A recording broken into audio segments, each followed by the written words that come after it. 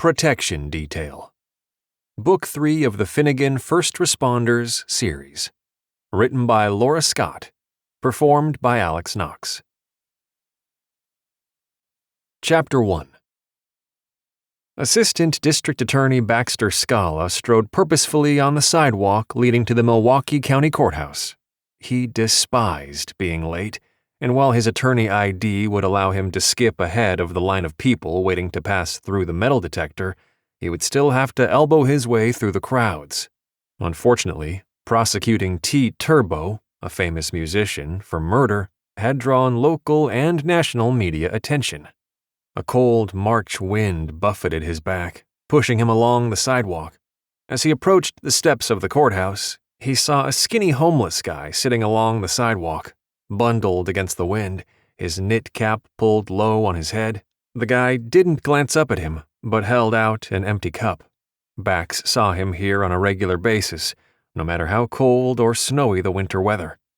He pulled a $5 bill from his pocket and stuffed it in the cup, then kept going. The guy didn't acknowledge his donation the way he usually did. Not that it mattered. Bax was due in court soon. The minute he approached the main doorway of the courthouse, several reporters recognized him. They rushed forward, sticking their microphones in his face. It was all he could do not to slap them away. ADA Scala, do you have any thoughts about the murder case against T. Turbo as you prepare for the pretrial hearing today? Yeah, where do you come up with these ridiculous questions? He worked hard to keep his expression neutral. No comment. ADA Scala, are you concerned about T. Turbo's claim that he has an alibi for the time frame of the murder? Oh, you mean his new groupie girlfriend who would lie through her teeth for him, despite the fact that he murdered his former girlfriend? No comment. Bax resolutely pushed through the crowd, avoiding eye contact as he headed inside the tan brick building. Holding up his ID, he made his way along the left side of the corridor, passing the dozens of people waiting in line. Some were jurors, others were witnesses, others were there because they had a civil or criminal hearing of their own. The pool of jury members he'd pick from during the process of voir dire wouldn't report in until the following morning, so he didn't have to worry about stumbling across a potential juror. The two Milwaukee County Sheriff deputies manning the metal detector nodded at him. One stepped forward to wave a handheld detection device over him before stepping back and allowing him to pass. He found it interesting. They never looked for a weapon inside his briefcase. Granted, if he was ever caught with one, he'd lose his job. Still, he couldn't help thinking that if someone was determined to wreak havoc inside the hallowed walls, it wouldn't be as difficult to get a weapon inside the courtroom via an attorney. Avoiding the crowded elevators, he headed for the stairs. The criminal courtrooms were located on the 4th floor of the 5-story building. He didn't mind the exercise, and he didn't like the idea of being stuck in an elevator with a cuffed criminal, or worse, potential jurors. Even a casual conversation with a juror could cause a mistrial.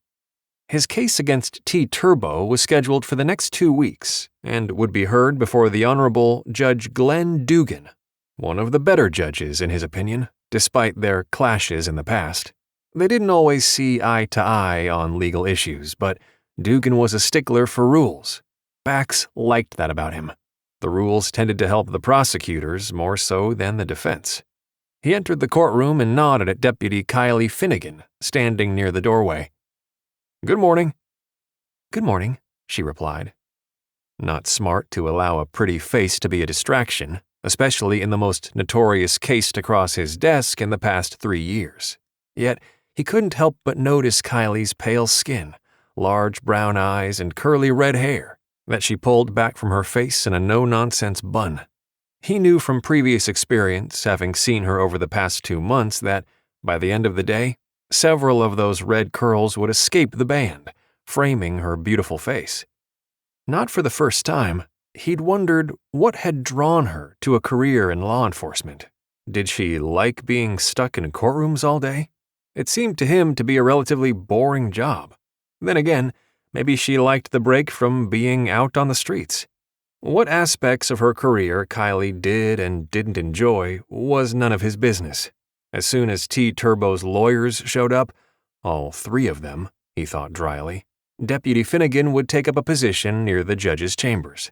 He set his briefcase on the glossy wooden desk and glanced at his watch, wondering where Jack Jones, his junior ADA, was.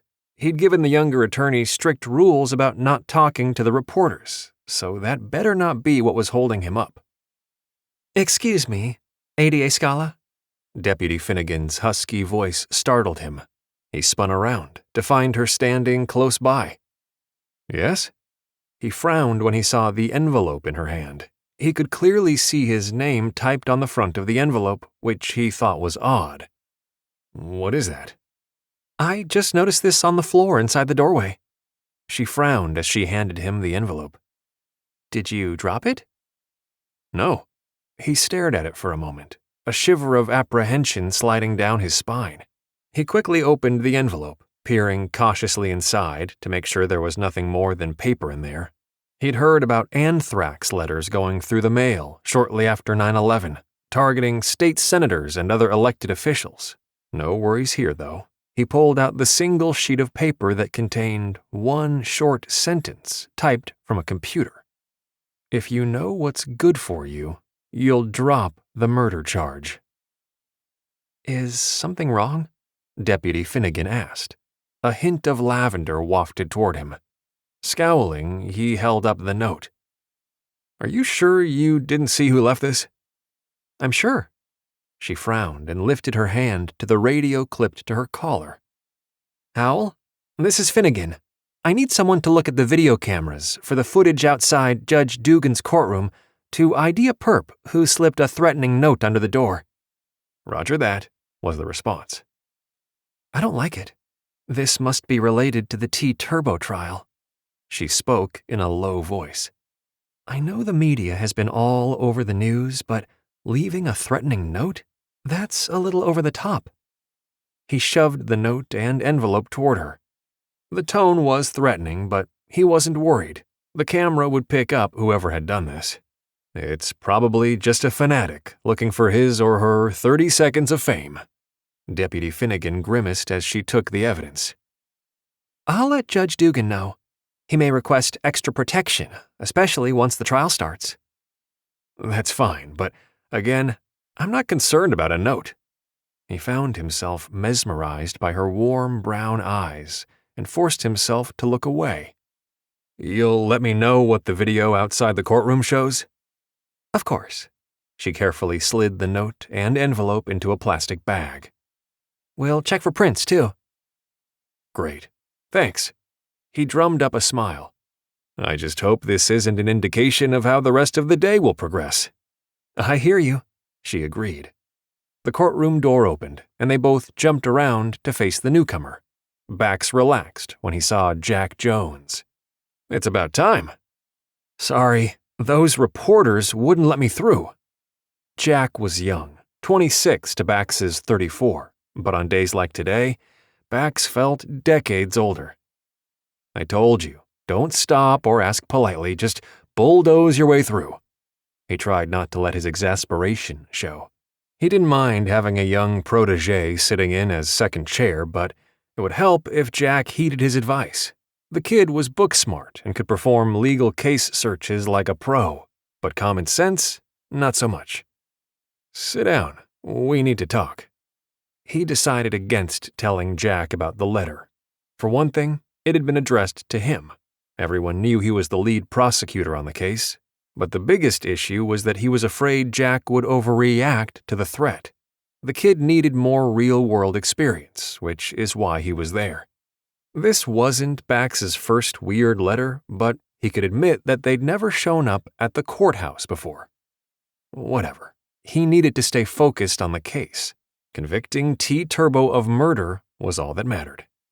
The rest of the morning passed quickly, as he and T-Turbo's team of high-priced lawyers worked through the long list of pre-trial motions. Judge Dugan granted some of Bax's motions, but dismissed others. Dugan did the same with Ward Gorski, the lead defense attorney's motions.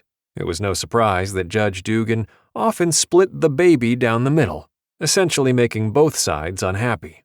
Another sign of a good and impartial judge, in his humble opinion.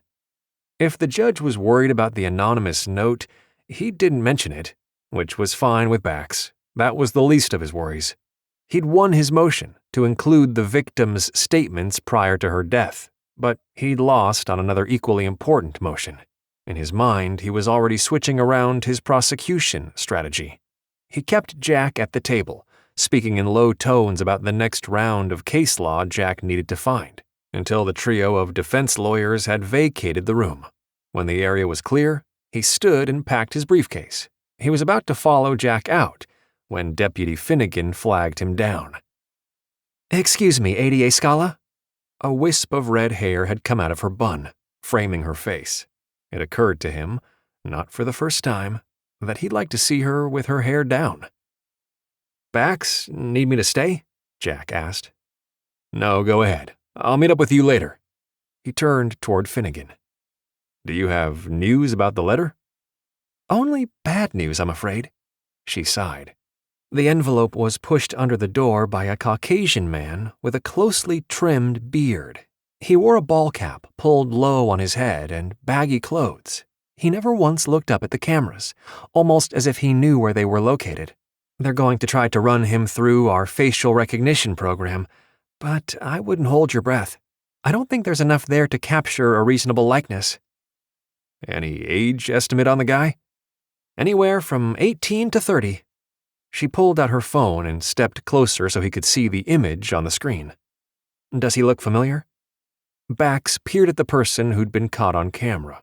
He looked similar to the homeless guy outside the courthouse, except that man's beard had reached all the way down to his chest, while the letter perp had a trimmed beard.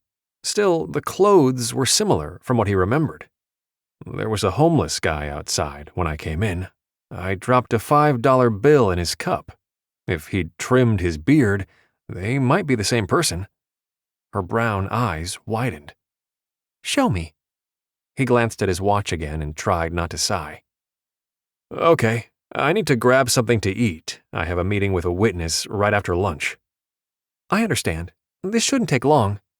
She fell into step beside him, using her radio once more to alert the other deputies that she was leaving her post for lunch. "I hope you don't mind stairs," he said, gesturing toward them. "Not at all." Her quick answer made him think she shared his aversion to closed-in elevator spaces. The stairwells were notoriously empty, which was nice. When they hit the ground level, though, they had to slow down to navigate through the crowds. The courthouse had a cafe that was always jammed at the noon hour, which is why he avoided it. Outside, he was thankful to realize the slew of reporters had thinned, or maybe they were out there but put off because of Deputy Finnegan's presence beside him. "This way," he said, heading down toward the sidewalk. Then he abruptly stopped and looked around.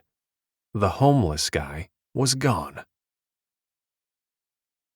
"He was right here." ADA Scala scowled and waved a hand. "I see him all the time. I usually give him a 5 or whatever I have on me." "I believe you." Kyleigh didn't doubt the lawyer's memory. He was smart and savvy. She'd watched him go after criminals in the past, and nothing seemed to get past him.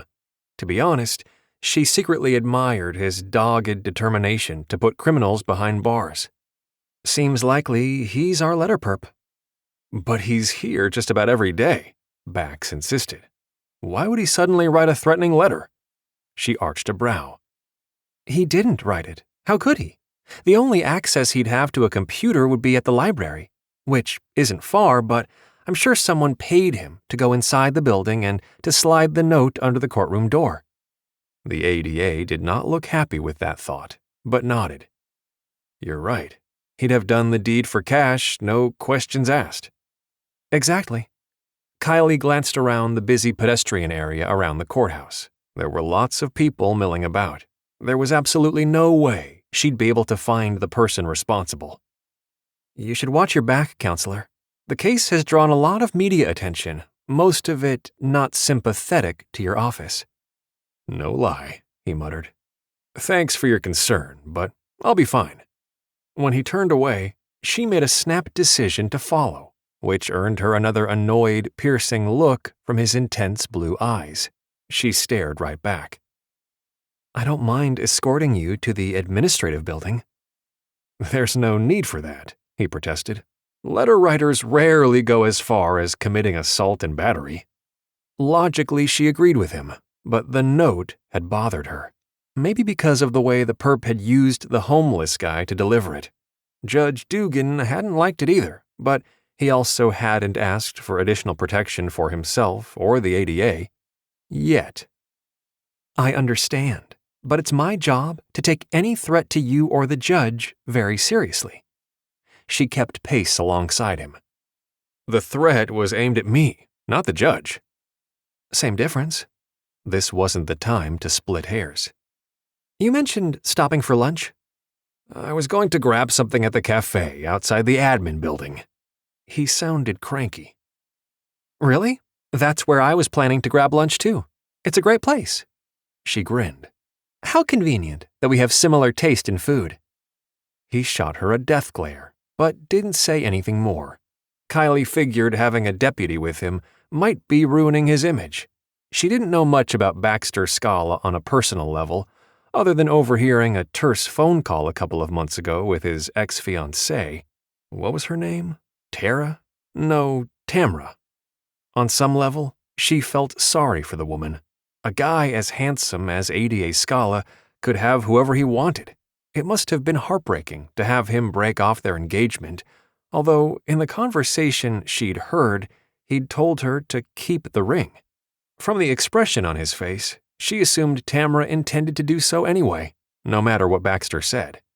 That made her think of her oldest brother Rye's upcoming wedding to Devon, and her second oldest brother Taryn's recent engagement to Joy. She had a total of 8 siblings, most of them younger. Rye and Taryn were the oldest. 10 years ago, they'd both moved back home to keep the Finnegan family together after their parents died. She'd pitched in to help too, as did the others.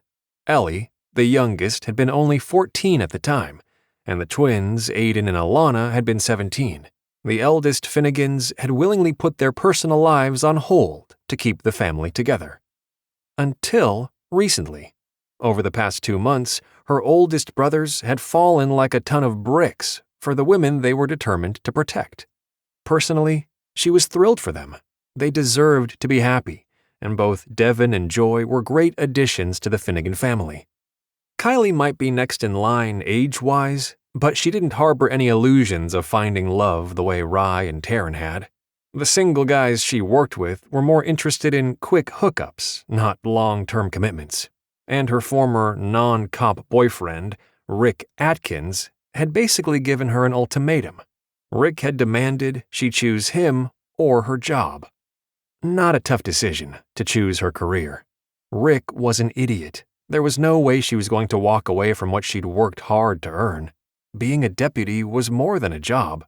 It was a call to service, a trait that had been ingrained in her and her siblings by their parents. Every Finnegan was involved in serving the public in some way. Well, except for Ellie, who was still training to become an EMT.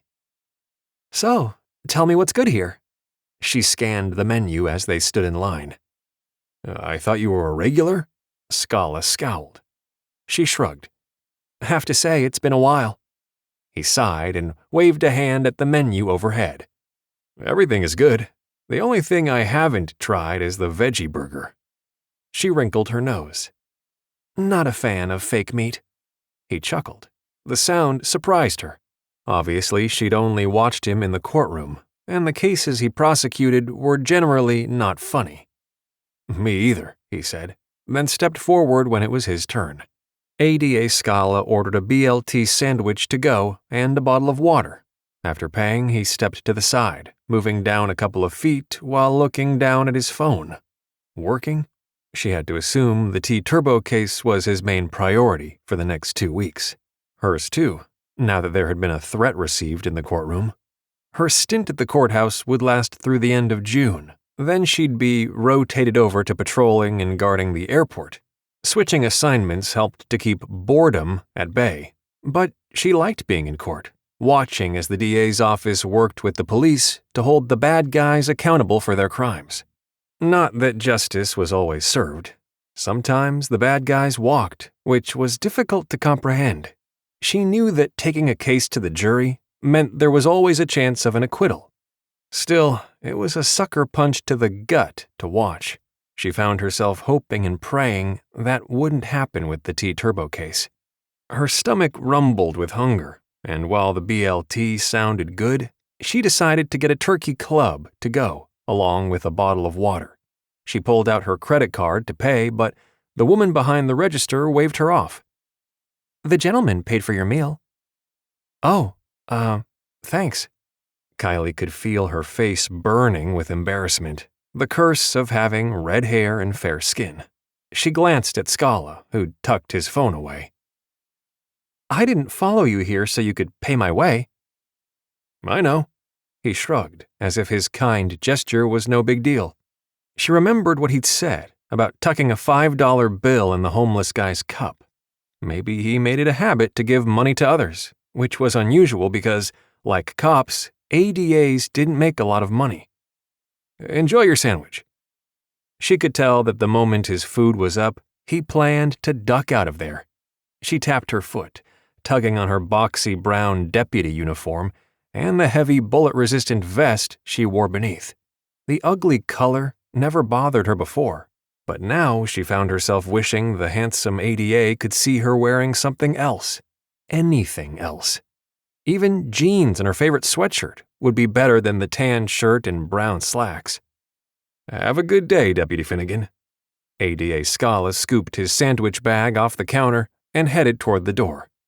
She wanted to call him back, asking him to wait for her, but sensed that would be akin to fighting a useless battle. Not that she was one to back down from a fight. Her gaze landed on the water bottle he'd inadvertently left behind. When her sandwich was ready, she grabbed her things and his water, then hurried after him. "ADA Scala!" She shouted his title, hoping to catch him before he headed into the building. "You forgot your water!" He spun to face her, just as the sharp retort of gunfire rang out. "Down!" She dropped the items she'd been carrying, pulled her weapon from her hip holster, and sprinted toward him. "Get down!" Another crack reverberated through the air as she threw herself over Scala's body, pinning him to the ground. Pedestrians on the street screamed and began to run in all different directions. Grabbing her radio, she barked. "Shots fired outside the administrative building. Deputy Finnegan on scene and requesting backup." "What are you doing? Get off me!" ADA Scala lifted himself up, dislodging her to the side. "Stay down!" She climbed up and over his back, doing her best to cover him. "Can't you see I'm trying to protect you?" She swept her gaze over the location where the gunfire originated. Whoever the perp was, it was gone now. Chapter 2. Never in his life had a woman thrown herself in the line of fire for him, and he was not happy Deputy Finnegan had done so now. He managed to dislodge her, despite her repeated attempts to cling to his back. It was frustrating to realize she would have sacrificed her life for him. He rolled out from beneath her and stood, ignoring his wobbly legs. Getting shot at was a first, and he didn't care to repeat the experience. Was this from the same person who'd sent the note? Or was there more than one person who hated him? Probably the latter. "Why didn't you stay down?" She glared at him. More red curly strands of hair had escaped her bun, and he had to clench his fingers into fists to prevent himself from touching them. "Why did you throw yourself in danger?" "That's my job. I'm a cop, remember? And I'm wearing a vest." Yes, she was. And while the uniform didn't do much for her, he'd found her incredibly attractive anyway, more so when she was angry. He drew in a deep breath to calm down. "I know, but it's not right for you to get hurt because of me." "Because of the perp," she corrected. Deputies from the courthouse sprinted over, ending their argument. She turned to face them. "2 gunshots came from the south. I don't think anyone was hit, but we'll need to get MPD involved to help canvass the area." The deputies spread out, making a circle around him as they searched the ground for evidence. As a prosecutor, he knew the law, but he'd never watched the process in person. He had to admit, being the victim gave him a new perspective. Deputy Finnegan turned back toward him.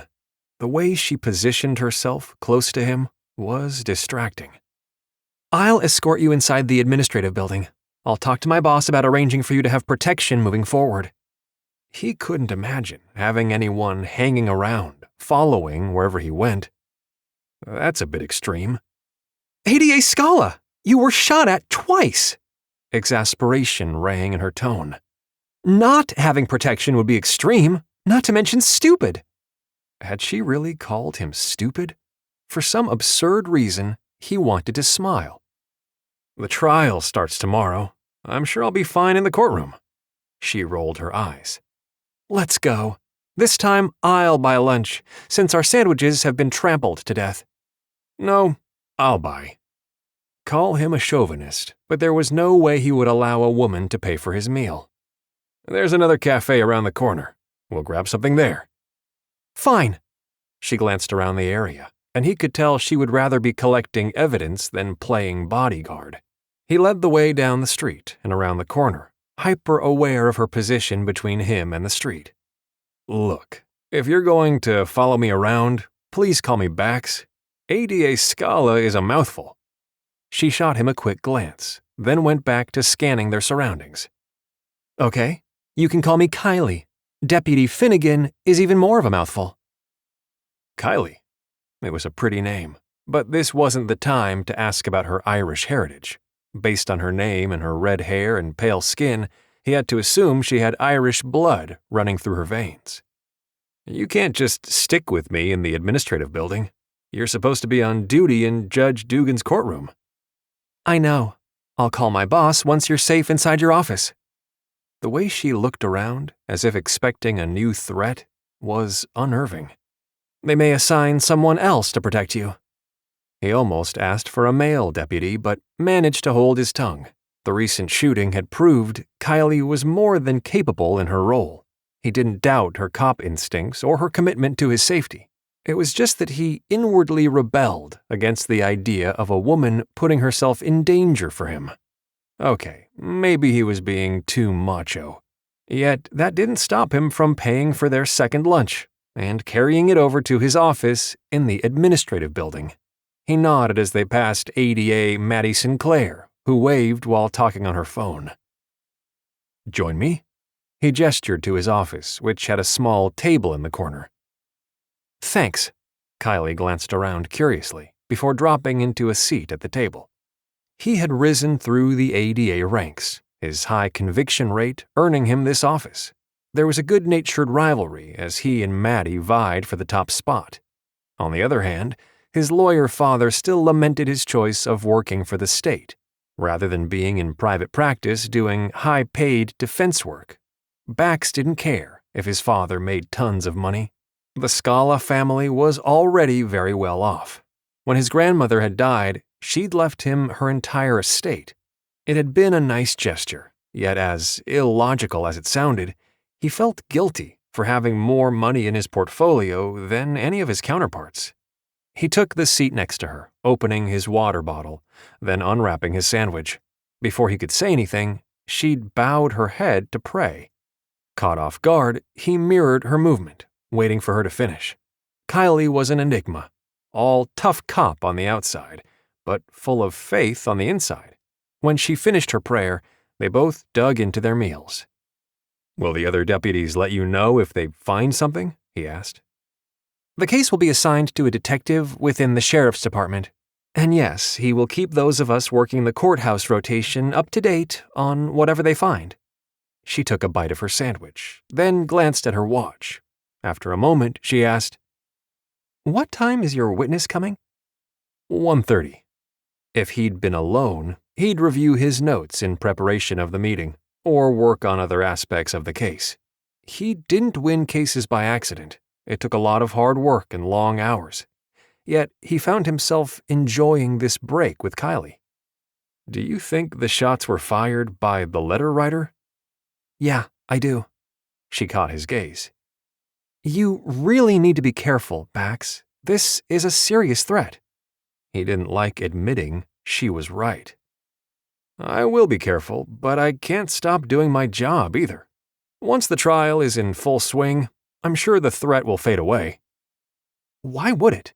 If this guy is working for T-Turbo, He's not going to just stroll off into the sunset. I'm sure his or her goal is to either get the case dismissed or, at the very least, force the judge to declare a mistrial. Maybe. But it's not like this case wouldn't go to another ADA if I was taken out of the picture.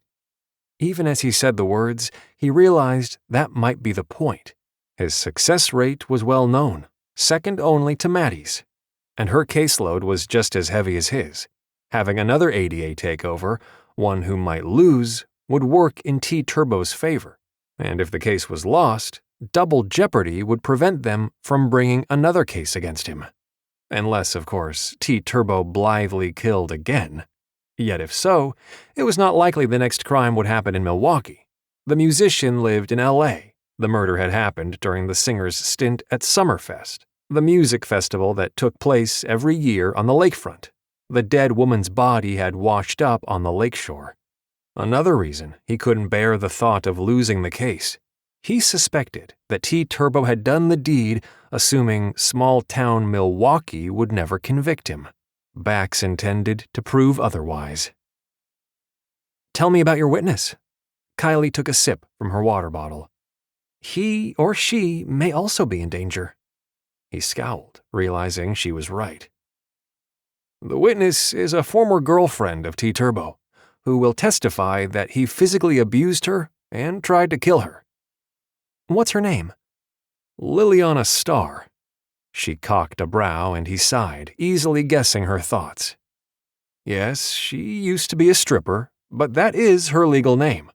I wish it wasn't, as it would have been easier to hide her identity if her real name was Sally Jones." She eyed him thoughtfully. "I'm sure the defense team knows about her. You're required to put her on the witness list, right?" "Yes." It was an irritating rule that made it so much harder to convince people to testify against criminals. The defense team was given the name and address of every single witness the prosecutor was planning to call to the stand. He'd had more than one witness suddenly decide against testifying because of terrible intimidation tactics from the defense. "You should know, I have a former cop watching Liliana to keep her safe, and I have her stashed in a hotel not far from here." "Smart move. Although you may want to go meet her at the hotel, rather than risking her coming here." Given the recent gunfire, he couldn't argue her point. "Okay, I'll call John Grayson, let him know to keep her there." "Good." She turned her attention back to her meal. The way she'd prayed before eating reminded him of his grandmother, Antonella Scala, who'd immigrated from Italy with her husband Leonardo when they were newly married at 20 and 22 years old, respectively. His grandfather had passed away 5 years before his grandmother, leaving her heartbroken. Yet she'd kept her faith during the subsequent years, attending church regularly. Even on her deathbed, Antonella, whom he affectionately called Nani, had reassured him that she wasn't afraid to die because she would be home with the Lord and her beloved Leonardo. His parents had not been a good example of what a marriage should look like.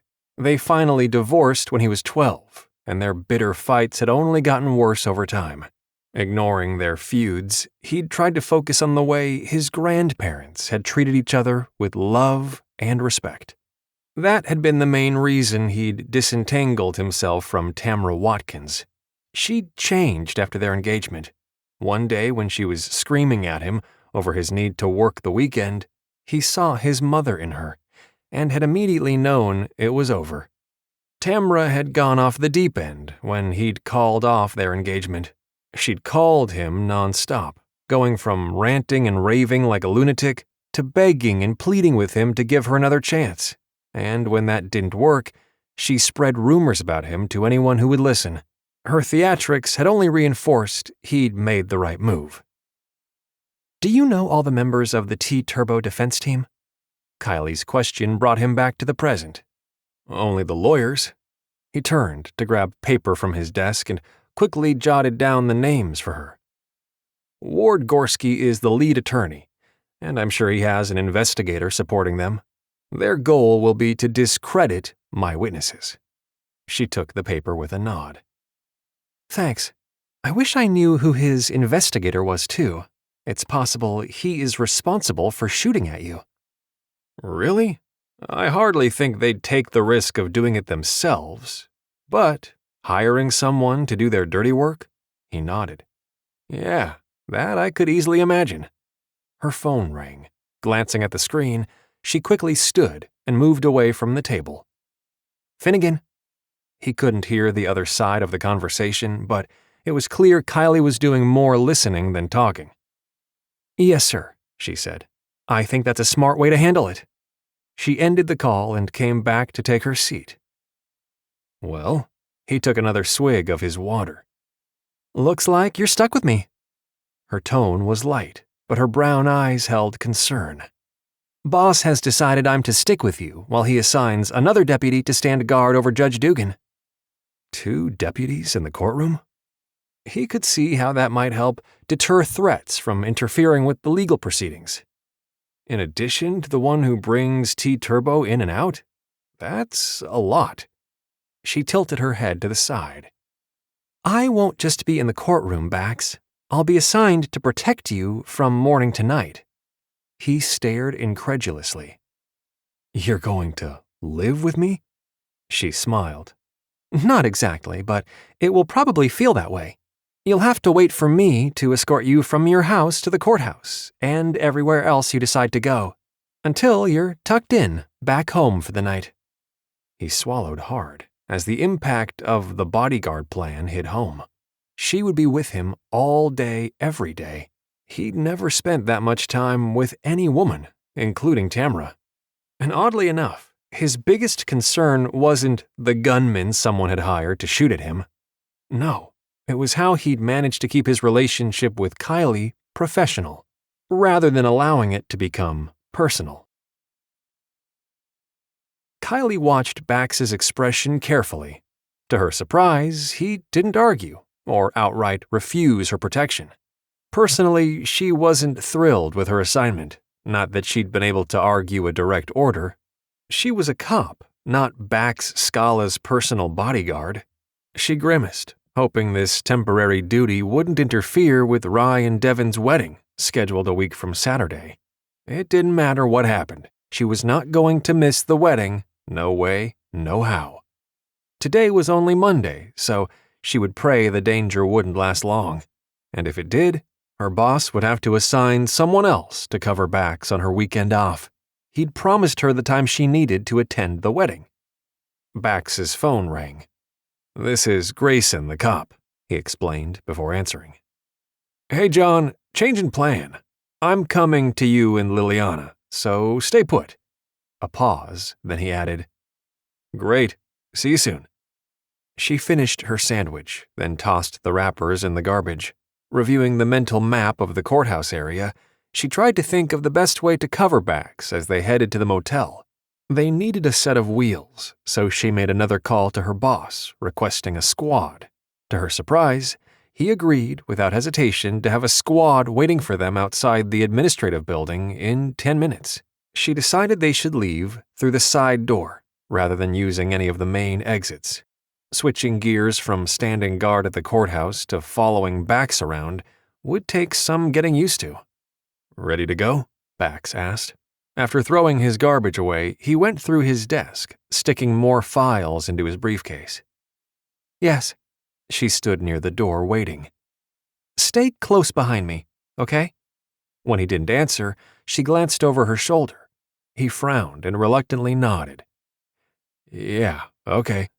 Apparently, this would be a difficult adjustment for him, too. It was clear from the way he'd responded earlier that, despite not being a cop, he would rather be the one doing the protecting. She'd been irked at his insistence on paying for their meals, twice, but knew each of her 6 brothers would have done the exact same thing. Men could be so annoying. She led the way out the side exit, then stood between Bax and the road as they walked around the corner to where the squad was waiting.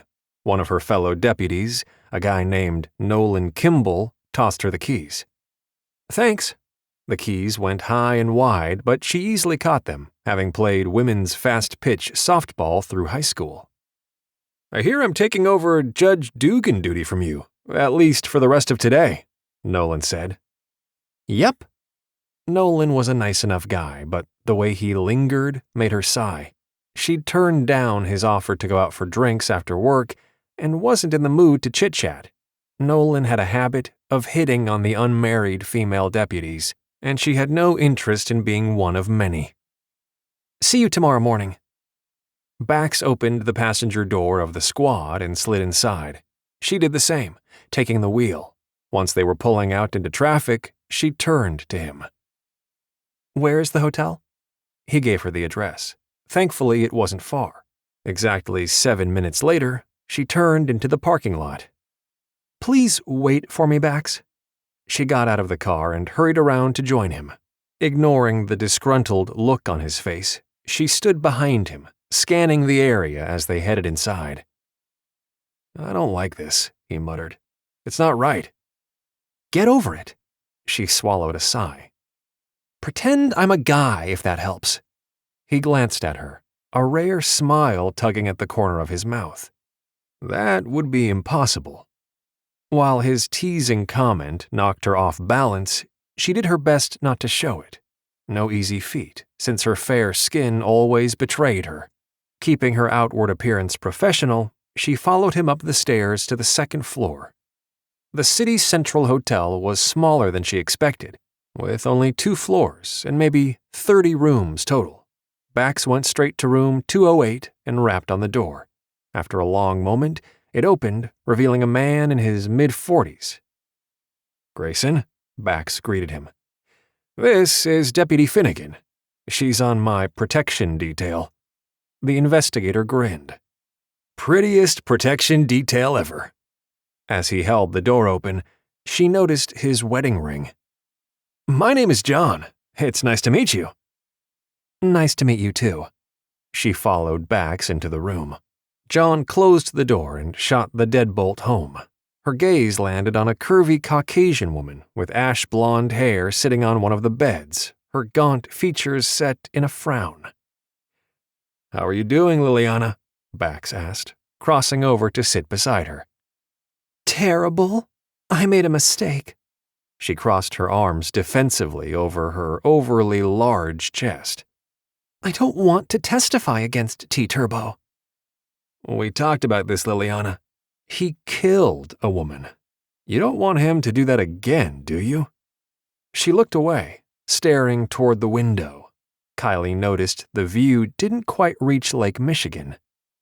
No, but he's gonna kill me. He won't. I have an agreement with the feds to relocate you to a new place. You said you wanted to live in Florida, remember? Bax's statement surprised her. She didn't think the feds would offer relocation services unless they were involved in a federal case. The first-degree murder charge against T-Turbo was a state case, not federal. With a heavy sigh, Liliana nodded. I do, but I'm afraid of T. Once T-Turbo is in jail, there won't be anything to worry about. Bax smiled gently. And you're the one who's going to help make sure he goes away for a very long time. After what seemed like an eternity, Liliana sighed. Okay, fine. I'll testify. Thank you.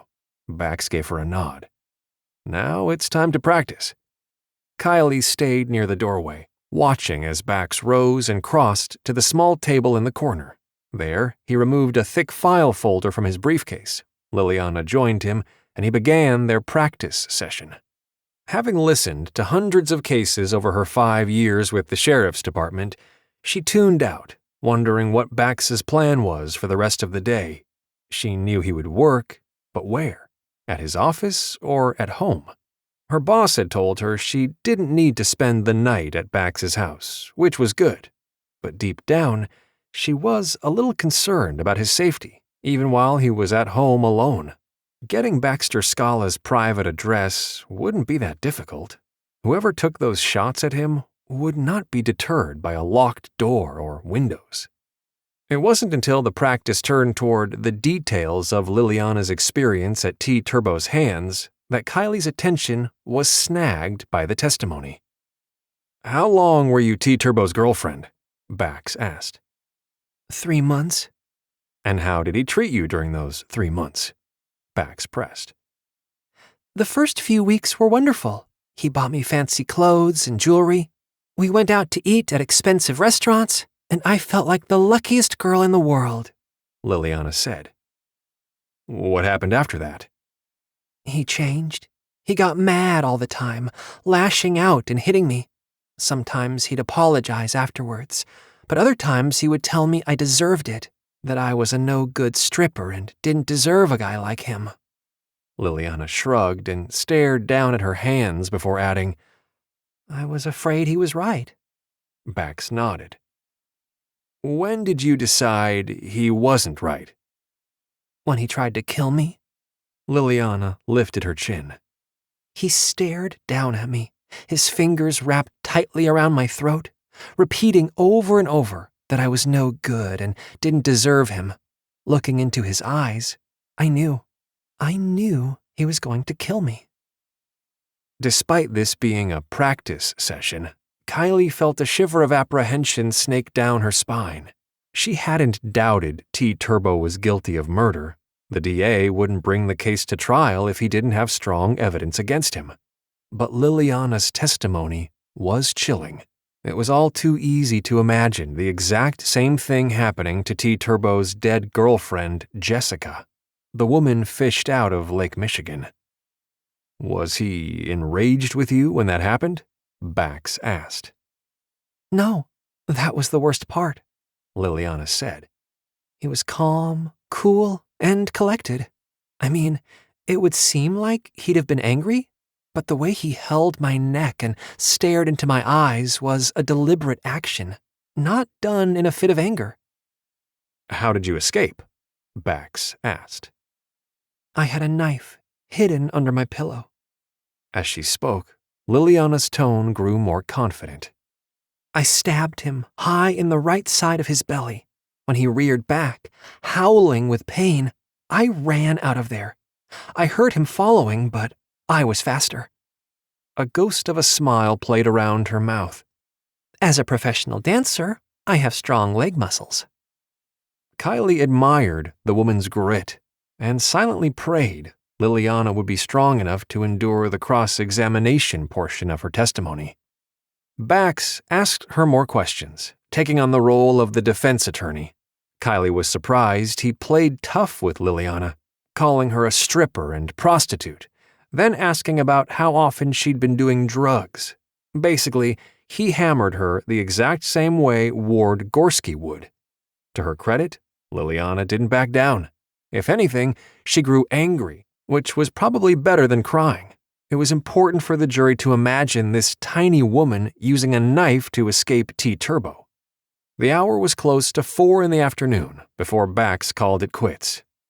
You were amazing, Liliana.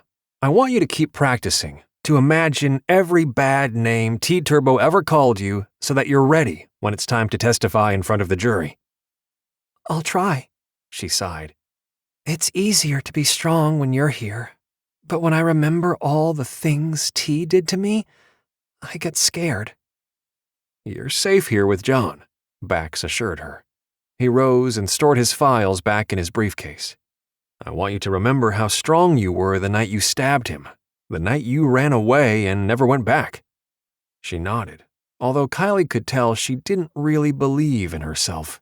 It was heartbreaking to realize what Liliana had gone through. Not just the months with T. Turbo, but even before. Her family had suffered their losses, but her life had been truly blessed by God, and she admired Bax for taking so much time to ensure that T. Turbo paid for his crimes. In that moment, she knew threatening notes and gunfire wouldn't stop him from putting a dangerous criminal behind bars, right where he belonged. Chapter 3. The practice session had gone better than Bax had expected. Liliana had held her own, and if she didn't let the sight of T. Turbo in court mess with her head, she'd do an amazing job of testifying against him. Kyleigh fell into step beside him as they walked down the hallway to the stairs. He glanced at her. What did you think? You were incredible. She held up really well under your cross-examination. Kylie's praise meant more to him than it should. If she can do that again in front of the jury, you'll win the case. A big if, he admitted. Witnesses could always crumble on the stand, which was why he didn't skimp on the prep the way some ADAs did. In his opinion, the way he prepped witnesses was one of the reasons he was so successful in winning cases. I just hope that seeing T-Turbo in the courtroom doesn't turn her into a deflated balloon. Maybe it will have the opposite effect, she shrugged. Could be that seeing him again will bring back the night he stared down into her eyes while strangling her to death. It may give her the courage she needs to push through it. I hope you're right about that. He waited for Kyleigh to precede him down the stairs. She's my key witness. At the main lobby door, Kyleigh held up a hand to stop him. I go first. You stay behind me until we reach the squad. He stifled a protest and nodded. She pushed the door open, looked around for a long moment before heading out into the chilly air. Kyleigh was hyper-alert as she crossed the parking lot toward the squad. Swallowing his pride, he stayed close behind and waited for her to open the passenger door for him. His father would eat this special treatment up, but Bax found it annoying and somewhat humiliating. Maybe if Kyleigh wasn't a woman, it wouldn't be so difficult for him to let her go first, protecting him with her slender frame. But she was, and it did bother him. Cop or no cop, it wasn't right. Once they were settled in the squad, she turned on the engine and faced him. Where to? Normally, he'd go back to working in the office, but knew she'd have to stay with him if he chose that option. We can head to my condo. I'll work the rest of the evening from home. Is that what you'd normally do? She backed out of the parking space. No, but it's the better option for you.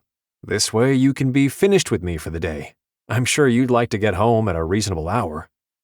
She frowned. That doesn't matter. You should do what will provide the best outcome in this trial. Whatever will help ensure a guilty verdict. He couldn't help but smile. Trust me, I plan to win this case. Working from home or the office won't make a difference. She shrugged. Okay, what's the address? He gave her the information. His condo was near the lakefront, providing a stunning view of Lake Michigan. It wasn't the most expensive place to live in the city. There were dozens of higher-priced properties, but it wasn't the cheapest either. For some ridiculous reason, he didn't want her to see where he lived. She would instantly know he didn't buy the place off his ADA salary. Looking back at his relationship with Tamra, he knew that the moment she saw his condo, she'd known he was rich. She'd become the woman he wanted, but it had all been an act, one she couldn't keep up indefinitely. Their last fight had been over her assumption that once they were married, he wouldn't keep working long hours in the DA's office. She'd lost it when he'd said he was working the weekend. He soon understood she'd expected him to go into corporate law, where she could attend wonderful dinner parties as his beautiful wife. When he'd bluntly told her that wasn't happening, she'd turned into a screaming lunatic. Good thing, too. Otherwise, he may have realized her true nature too late. He'd never make that mistake again. Are you sure you have everything you need? Kyleigh asked, breaking into his thoughts. Yes. Thankfully, he'd grabbed everything related to the T-Turbo case from his desk after their lunch. Although I should probably let my second chair ADA know that I won't be in the office. He may come looking for me. She hesitated, then nodded. That should be fine. He made the call to Jack. Hey, I'm going to work from home for the rest of the evening. You are?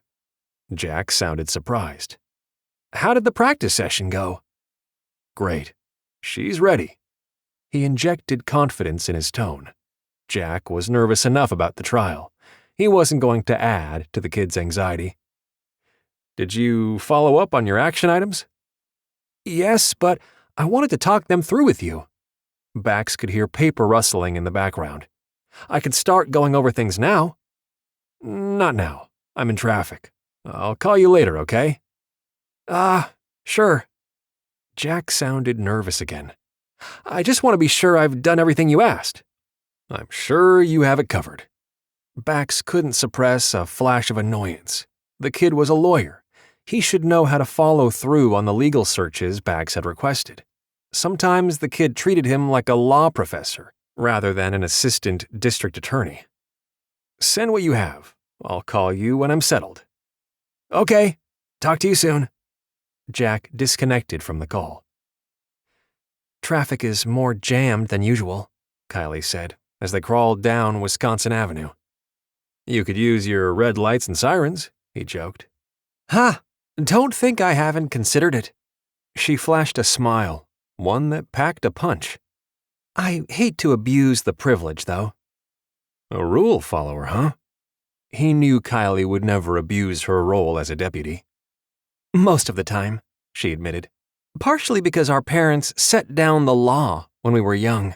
Considering there were 9 of us, there wasn't much choice. 9? He echoed, staring at her in amazement. Really? 9? Yep. She turned to smile at him. Why? How many siblings do you have? None. He had always been secretly glad his parents hadn't given birth to more children. Heaven knew they hadn't much liked having one kid. I'm sorry, but I cannot wrap my head around 8 siblings. You get used to it, she shrugged. I can't imagine not having them around, although I can admit that we lived in controlled chaos for a very long time. He thought about his neat and orderly life and nearly shuddered at the thought of what living with 8 siblings must have been like. He didn't like chaos, probably because that was how he'd lived during those years he'd bounced between his parents. Most parents argued over who would get custody over their children. His fought over who had to take him. I have 6 brothers and 2 sisters, Kyleigh said, breaking into his thoughts. You remind me of my oldest brother, Rye. He wasn't sure if that was a compliment or a criticism. Is he a cop like you? Yes, captain of the MPD tactical unit. We're all in careers that serve the public in one way or another. Impressive. He noticed more curls had slipped free of her bun. His fingers itched to touch the silken strands. Do you like working the courthouse?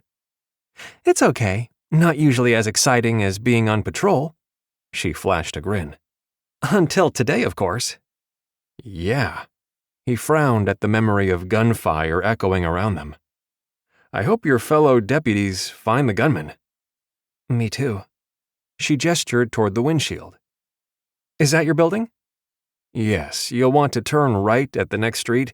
The entrance to the underground parking is located behind the building. Got it. She did as he suggested. When she pulled up to the garage door, he had to get out to enter a security code to gain access. Where is your car? She asked, as the garage door slowly rose. It's parked at the courthouse. Yikes, that will be costly to leave it there, she protested. You should have warned me. We could have had someone drive it here. It's fine. He didn't care about the parking fees. That was the least of his concerns. We'll figure out a way to get your car back here tomorrow, she said firmly, driving into the underground parking garage. He directed her to his usual parking spot. The garage door will open automatically when you leave. No code required to get out. Okay. She parked the squad, then pushed out of the car. He did the same without waiting for her. This way. He gestured toward the elevator. Let me guess, you're on the top floor, she teased. He flushed because she was right. Yeah. He pushed the elevator button, then frowned when she stepped in front of him so that anyone inside the elevator would see her first. Thankfully, the elevator was empty and didn't stop until they reached the 20th floor. He felt self-conscious as he used his key to unlock his condo door. Very nice. Kyleigh stepped inside and looked around with appreciation. Oh, what an amazing view of the lake. The sunrises are stunning, he admitted, following her to the floor-to-ceiling windows overlooking Lake Michigan. I can imagine. She gazed outside for another moment before turning away. While the windows are awesome, they are also dangerous. Anyone outside could shoot at your silhouette. I recommend you keep the blinds closed from now on." He wanted to scoff at her suggestion, but she continued walking through the condo, her gaze intent. "You also need to make sure you're working far away from the windows in case the shooter fires indiscriminately through them. Maybe move your temporary office into the kitchen area." "I'm not going to change my whole routine," he protested. She spun to face him, anger blazing from her eyes. "Yes, you are. It would be incredibly stupid for you to make yourself an easy target." "That's the second time you've called me stupid." He felt his own temper begin to simmer. The first time had been cute, but now he was annoyed. "I'm working from home, on the 20th floor of a secure building. I highly doubt I'm in danger way up here." "Don't underestimate the enemy," she shot back. "T-Turbo has more money than he knows what to do with. Why wouldn't he spend wads of it to eliminate you as a threat?" Bax stared at her for a long moment, then capitulated. "Okay, fine. I will take all of your precautions." He stalked over to press a button to electronically close the blinds. "Happy?" "Yes." Her anger faded as quickly as it had arisen. "Thank you." Her gaze held his for a long moment, and he had to fight the insane urge to kiss her. He forced himself to ask, "Anything else?" "No, that should be all for now." She took a step toward the door, then glanced over her shoulder. "What time should I be here in the morning?" "I normally report to the office at 7:30. "Okay, I'll be here at 7 o'clock then. Be safe, Bax." She didn't wait for a response as she left his condo. He followed her to the door, then watched as she stepped inside the elevator. "Good night, Kyleigh." "Good night."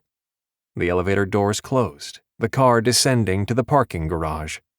He stepped back, closed the door, then shot the deadbolt home. One day of being close to Kyleigh, and she was already messing with his head. Not good. His only mission was to make sure T-Turbo paid for murdering his girlfriend Jessica Wilson in cold blood. He needed to double his efforts to ignore this thing he felt around Kyleigh. Something way easier said than done. Kyleigh blew out a long breath as the elevator took her down to the parking garage. She tugged at the collar of her ugly uniform and the bulky vest, as if that was the reason she was having difficulty breathing. Not a sizzling attraction to ADA Baxter Scala. She told herself to get over it. First and foremost, she needed to remain professional if she was to excel at protecting the man who would bring T-Turbo to justice. She could not allow her personal feelings to get in the way. Secondly, after seeing Bax's plush condo, she knew the guy was way out of her league. She had no idea where he'd gotten his money, but no ADA she knew made enough to live as he did. The guy was clearly not hurting for cash. Granted, he was also generous, giving money to homeless guys, but still, he lived in the penthouse with a corner view overlooking Lake Michigan. Her small one-bedroom condo would have fit into his living area, which was rather funny now that she thought about it. Whatever. She shook off the comparisons, knowing that was a useless endeavor. It didn't matter where he'd gotten his money. All that mattered was finding the threat against him. The security around Bax's building was better than most. Other than the span of windows, she couldn't think of any other way to keep him safe. Other than relocating him to a safe house.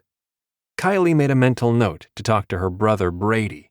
His FBI background might come in handy if the attacks against Bax continued, and he might have some additional ideas on what she could do to keep him safe. Striding through the parking structure, she scanned the area. It suddenly struck her that the place wasn't as secure as she'd originally thought. She stood off to the side and watched for a moment as the door opened with the arrival of a resident.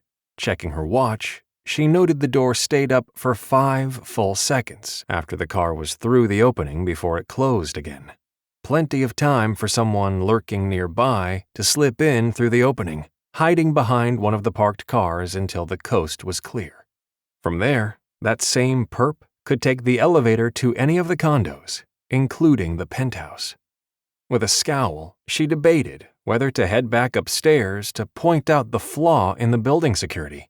She knew only too well that where there was a will to cause harm, there was generally a way to make it happen.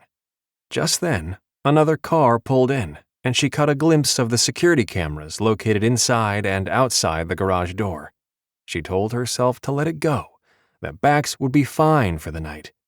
After sliding behind the wheel of her squad, she left the parking garage and headed back to the courthouse. She needed to return the squad and pick up her own vehicle. Bax might not be concerned with the parking fees, but she had no intention of leaving her SUV parked there overnight. The parking was ridiculously expensive as it was. By the time she was on her way home, her stomach was growling with hunger. Normally, she tried to avoid eating out every meal, but she didn't see that she had much choice. She needed to get some sleep before making the long drive back downtown early the following morning. She ordered a salad to go, always conscious of staying in shape, and carried it inside. She bowed her head and prayed for the Lord's blessing, smiling a little as she remembered how Bax had bowed his head too when she'd prayed before their noon meal. There was no way to know if he was a believer, but at least he'd respected her prayer. Something Rick had done at first, but then had expressed his exasperation over. That should have been her first clue, she silently admitted, digging into her meal. The way he'd told her to pray silently where no one would see when they were in public restaurants should have been enough to make her walk away. She'd only invited Rick to one family dinner, and he hadn't enjoyed the teasing from her siblings. That should have been her second clue. Teasing was her siblings' way of welcoming him to the family. Rick had taken offense, rather than rolling along with the joke. Never again, she silently promised. Her parents' faith had gotten her and her siblings through the most difficult times of their lives. Not just losing their parents 10 years ago and pulling together to keep the family intact, but even more recently, when her future sisters-in-law had both been in terrible danger. God's grace had saved them, and her brothers too. She silently prayed for God to continue watching over her, the rest of the deputies she worked with, and of course, Baxter Scala. When she'd finished eating, she stripped off her uniform, dropped the heavy bullet-resistant vest on the chair, and donned her sleep clothes. She quickly called Brady, but he didn't pick up. "Hey, it's Kai. No rush, but I have some questions about possible safe houses when you have time. I'm protecting an ADA, and we may need to relocate him." She disconnected from the call, then watched TV for a few hours before crawling into bed. When her alarm went off at 6 o'clock, she groaned. She liked working day shifts, but this was unusually early since her normal shift didn't start until 8. Still, she didn't linger, but hit the shower. Blow-drying her long, unruly hair always took more time than she liked, but it was easier to pull it back into a bun when it was dried with a round brush. Not that it ever stayed straight, she thought with a sigh, which was why her classmates had dubbed her Poodle Head.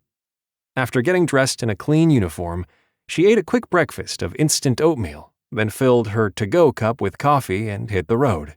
She wanted to be down at Bax's condo early enough to circle the place, making sure there was no one lingering nearby. Traffic was thankfully light, so she made decent time. As she approached Bax's condo, her phone rang. "Hi, Brady." She used her hands-free function to answer. "Did you get my message?" "Yeah, I did.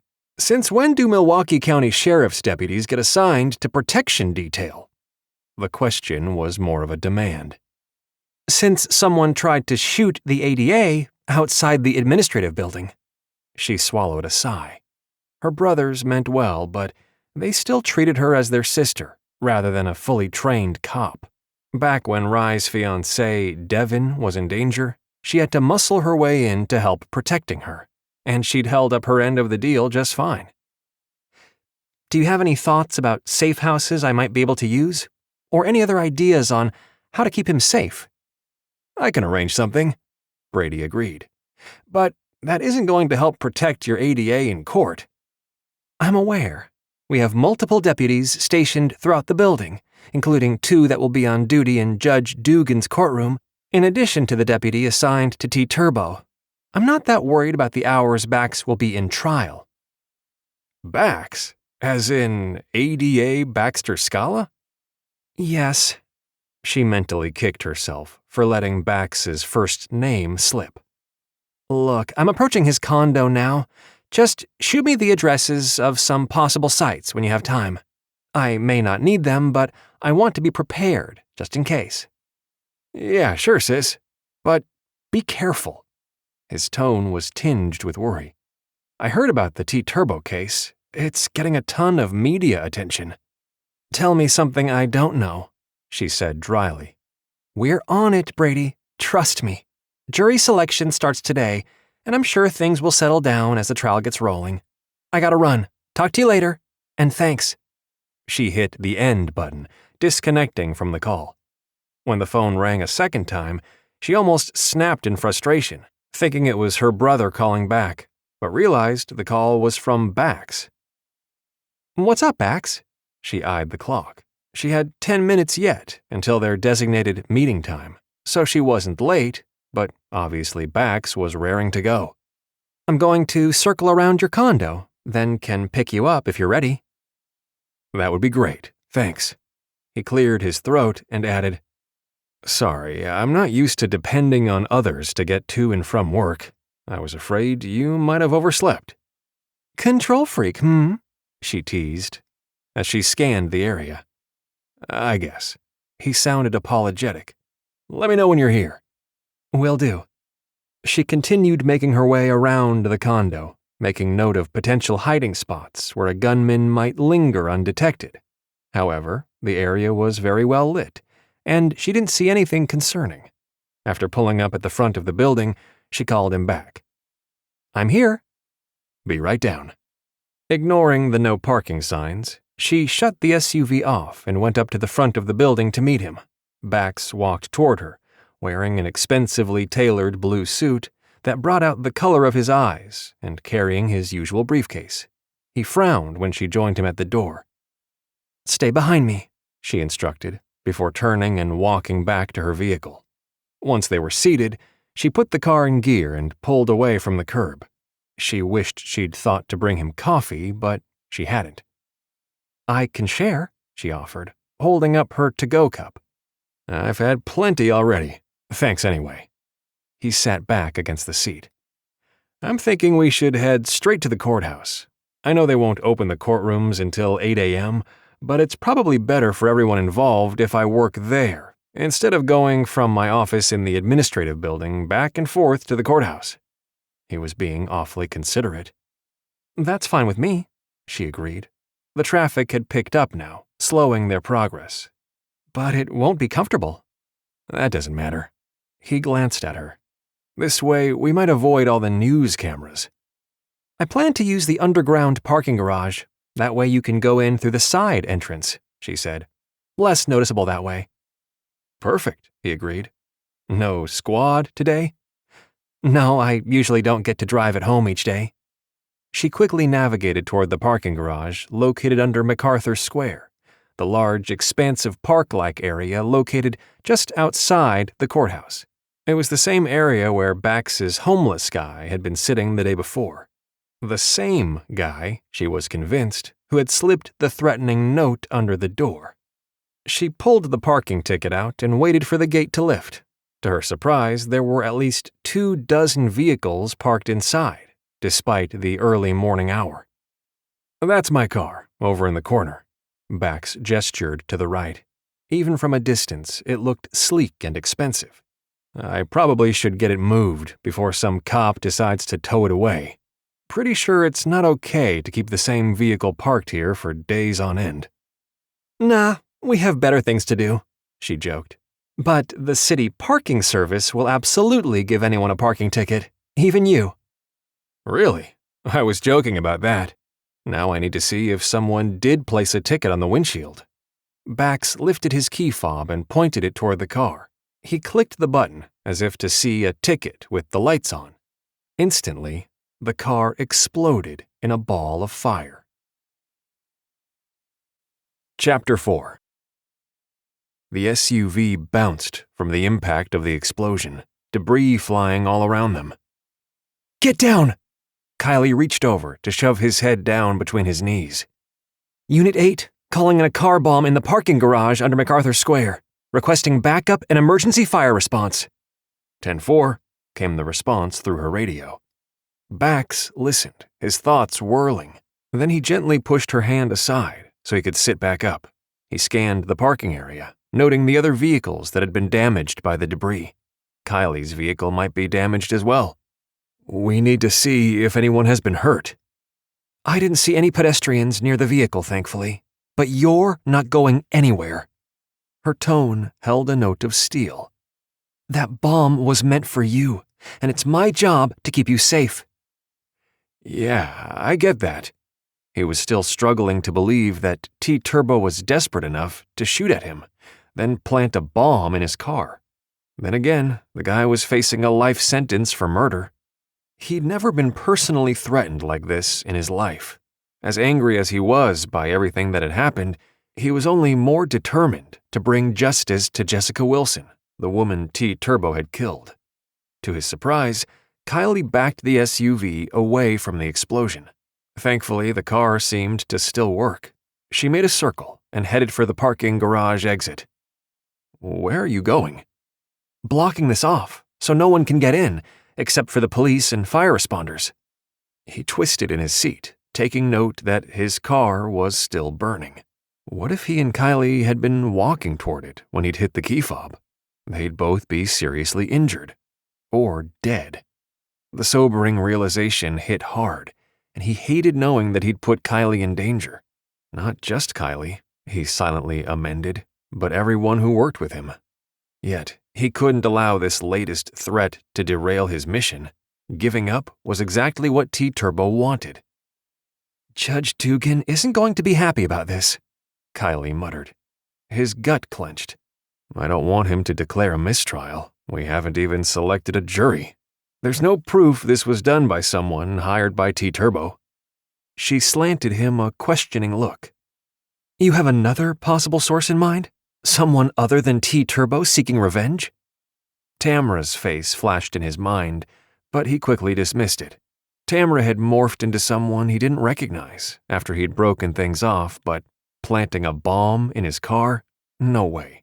Tamra wasn't the type to get her fingers dirty. No, I don't.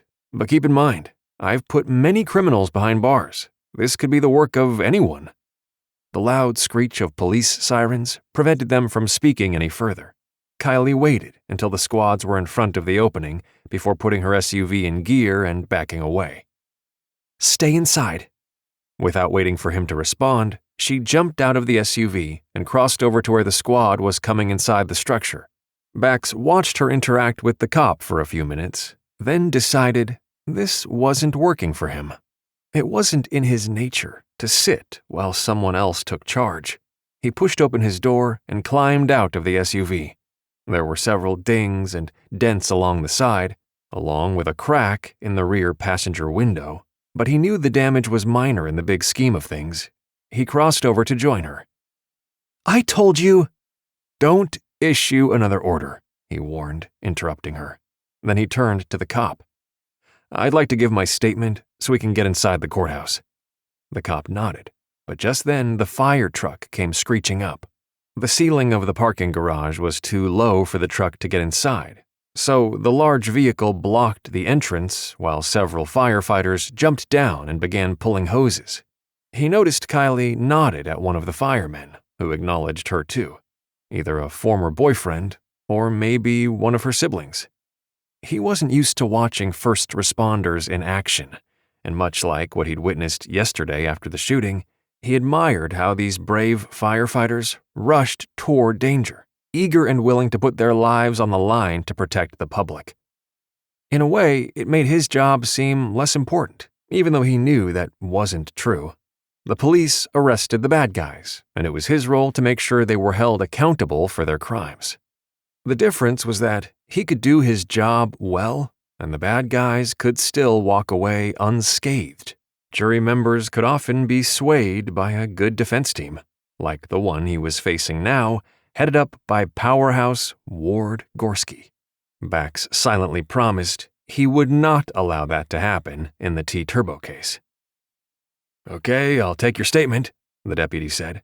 But Detective Russo will want to speak with you later. I'll be in court all day. When Kyleigh glared at him, he sighed and added, But I can speak with him at the noon break. I'll let Russo know.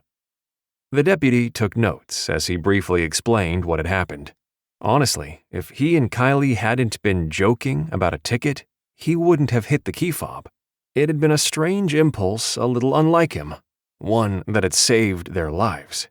His grandmother Antonella would say that was God's way of looking out for him. And right now, he couldn't disagree. Nani was right. He was blessed to be alive. Did you see anyone lurking nearby? The deputy asked. No, I honestly wasn't paying attention to the people in the area. He felt bad about that, since he knew Kyleigh had been hyper-aware of their surroundings. His mind had been on the upcoming trial prep he still needed to accomplish. The deputy turned toward Kyleigh. I don't have anything to add, she admitted. I did not see anyone, and I was actively looking for a threat. I'm just relieved there were no pedestrians nearby. The deputy nodded. Okay, I'll give Detective Russo your contact information and let him know you'll be in court today. You'll need to pull the security cameras to see who all came in and out of the parking garage in the past 24 hours, Kyleigh said. I know that will be a lot of people, but we need to start the process of finding our suspect. ADA Scala, parked his vehicle in here yesterday morning, so at least we know the most recent 24 hours is our time frame. And I believe it may have been planted yesterday afternoon after the shooting attempt outside the administrative building. Good point, the deputy agreed. We'll get right on that. The guy turned to Bax. You're free to head inside. Thanks. Bax offered his hand and the deputy took it. I appreciate everything you're doing here. The deputy glanced at Kyleigh in surprise, then shrugged. Of course, I appreciate that. We don't get many people expressing gratitude. They should, Bax said firmly. He glanced at Kyleigh. I really need to go. I have a lot of prep to do yet. I know. She gestured to her SUV. Give me a minute to park this off to the side. Walling, don't tow my car, okay? The deputy grinned. I'll make a note not to. Bax appreciated their attempt at humor despite the grim circumstances.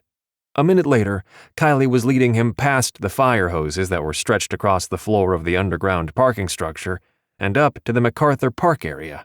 Going into the courthouse through the side door from the parking garage wasn't possible, thanks to the explosion. Out of habit, he put his hand in his pocket to pull out cash for the homeless guy, but as they continued up the sidewalk, there was no sign of him. Bax scowled, convinced the homeless guy had been given enough cash by whoever asked him to slide the threatening note under the door of Judge Dugan's courtroom that he didn't need to sit outside any longer. Or maybe the guy just moved to a new location. Stay close, Kyleigh warned, as the sidewalk became crowded with more people heading to the courthouse. Thanks to the police and the fire response to the car bomb, there were several TV news station vans in the area. Great, he thought with a groan. Just what he'd been hoping to avoid. On cue, a woman holding a microphone rushed toward him, her cameraman keeping pace alongside her. ADA Scala, is the fire in the parking garage related to your case against T-Turbo? Wow, it didn't take that long for that to leak to the press mongers. No comment, he said curtly, pushing forward. Keep back, ma'am, Kyleigh warned as she stayed at his side. Don't make me arrest you for assault and battery. There are rumors that you're under attack because of your unjust treatment of T-Turbo, the woman continued, without responding to Kyleigh's threat. Although he had to admit, the news anchor had backed off a bit. Do you feel your life is in danger, ADA Scala? Yeah, it clearly is, lady. No comment. He refused to meet the news anchor's gaze as he continued walking quickly up to the main entrance. Vultures, Kyleigh muttered as they entered the building, leaving the news cameras behind. No lie, he agreed. I'll vouch for him, Kyleigh said to the deputy on duty. The female deputy nodded in understanding and waved them through. I have to say, the express service is nice, he joked. Kyleigh arched a brow. Don't get used to it, counselor. The special treatment will end as soon as the trial is over. A surprising grin tugged at the corner of his mouth. The horrible scene in the parking garage faded away as he focused his attention on the upcoming voir dire he'd be performing in less than an hour. The critical selection of the 12 men and women who would ultimately decide T. Turbo's fate. They would either find him guilty of first-degree murder or let him walk away as a free man. Kyleigh knew Bax should be safe inside the courthouse, but she couldn't help raking her gaze over the numerous people milling about. They wouldn't be able to get a gun or a knife into the building, but that didn't mean a group of thugs couldn't try to attack Bax physically. At this point, she wouldn't put anything past T. Turbo's hired goons. Like yesterday, Bax avoided the elevators, heading straight toward the staircase. She didn't mind, although she was breathing heavier than she liked by the time they reached the 4th floor. A stern reminder she needed to make time to get back to the gym. The only consolation was that Bax was breathing hard too.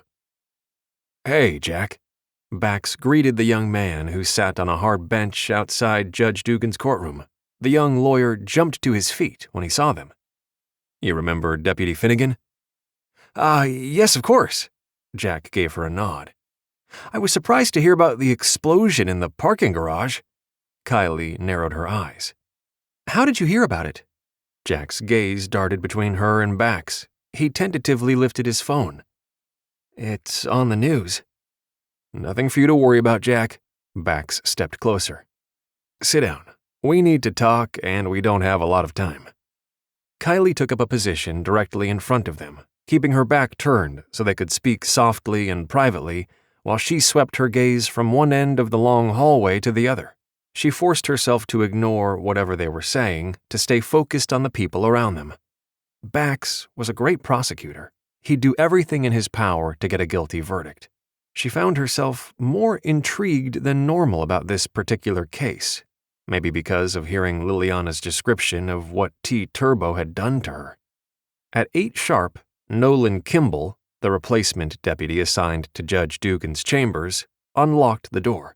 Bax and Jack stood and carried their briefcases inside. She followed, taking up a position near the prosecutor's table. From here on, her day would likely be boring as far as keeping Bax safe was concerned. It wasn't until Judge Dugan instructed the first panel of potential jurors to enter the chambers that she straightened from her post. These people were general members of the public, and as such, she watched each of their faces very carefully. While it was unlikely any of these men or women were responsible for the attacks against Bax, since they would have no way of knowing ahead of time which trial they may be assigned to participate in, she intended to remain vigilant. As far as she was concerned, everyone was a potential suspect. Bax took the lead in questioning each of the potential jurors, as she knew he would. The lead defense attorney, Ward Gorski, did the same. The voir dire process was normally tedious, but she found herself fascinated by the people and their responses today. Judge Dugan finally ordered a break for lunch at 12 noon, instructing everyone to be back at 1 o'clock sharp. Dugan ran a tight ship, which she'd appreciated when she was working his chambers. Bax and Jack remained seated, huddling together and speaking quietly, no doubt already deciding which jurors they would strike from the panel. Each side had the ability to strike 3 jurors, unless they could convince the judge to strike them for cause. Kyleigh watched the defense team leave the room too. T. Turbo was not allowed to go with him. The deputy assigned to take him back and forth to the holding cell stepped forward to take his arm. The mixed-race but pale-skinned musician shot a death glare at Bax and Jack before turning away. Interesting that he didn't bother to hide his animosity. The scathing look was lost on the 2 prosecutors, as they were too busy talking to notice. Yeah, she felt certain T. Turbo had hired someone to carry out these attacks against Bax. It was a big risk. If they were able to identify the link between the attacker and T. Turbo, he'd face more charges and likely risk being found guilty of murdering his girlfriend. Hard to believe his defense lawyers would risk being disbarred by helping him, but If they were using an investigator, she couldn't rule them out. How else had T. Turbo's sketchy associates known about Bax's everyday normal routine? Where he parked his car, and the route he took to get back and forth from the administrative building to the courthouse. As she thought about the way his car exploded, she knew there was no way he could return to his condo. She was about to call Brady again when her phone rang. The caller was Detective Russo. "Finnegan," she answered. "I need to talk to ADA Scala," Russo said. "I was told I needed to wait until lunchtime." The sarcastic tone in the detective's voice made her angry. "Yeah, because he's busy trying to put a murderer behind bars. Hang on." She turned to the table. "Bax, Detective Russo is on the line?" "Oh yeah, I almost forgot." Bax glanced at his assistant ADA. "Get something to eat. We'll get back to work shortly."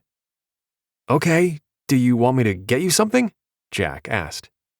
"Yes, I'll have the roast beef sandwich. Get whatever Deputy Finnegan wants too."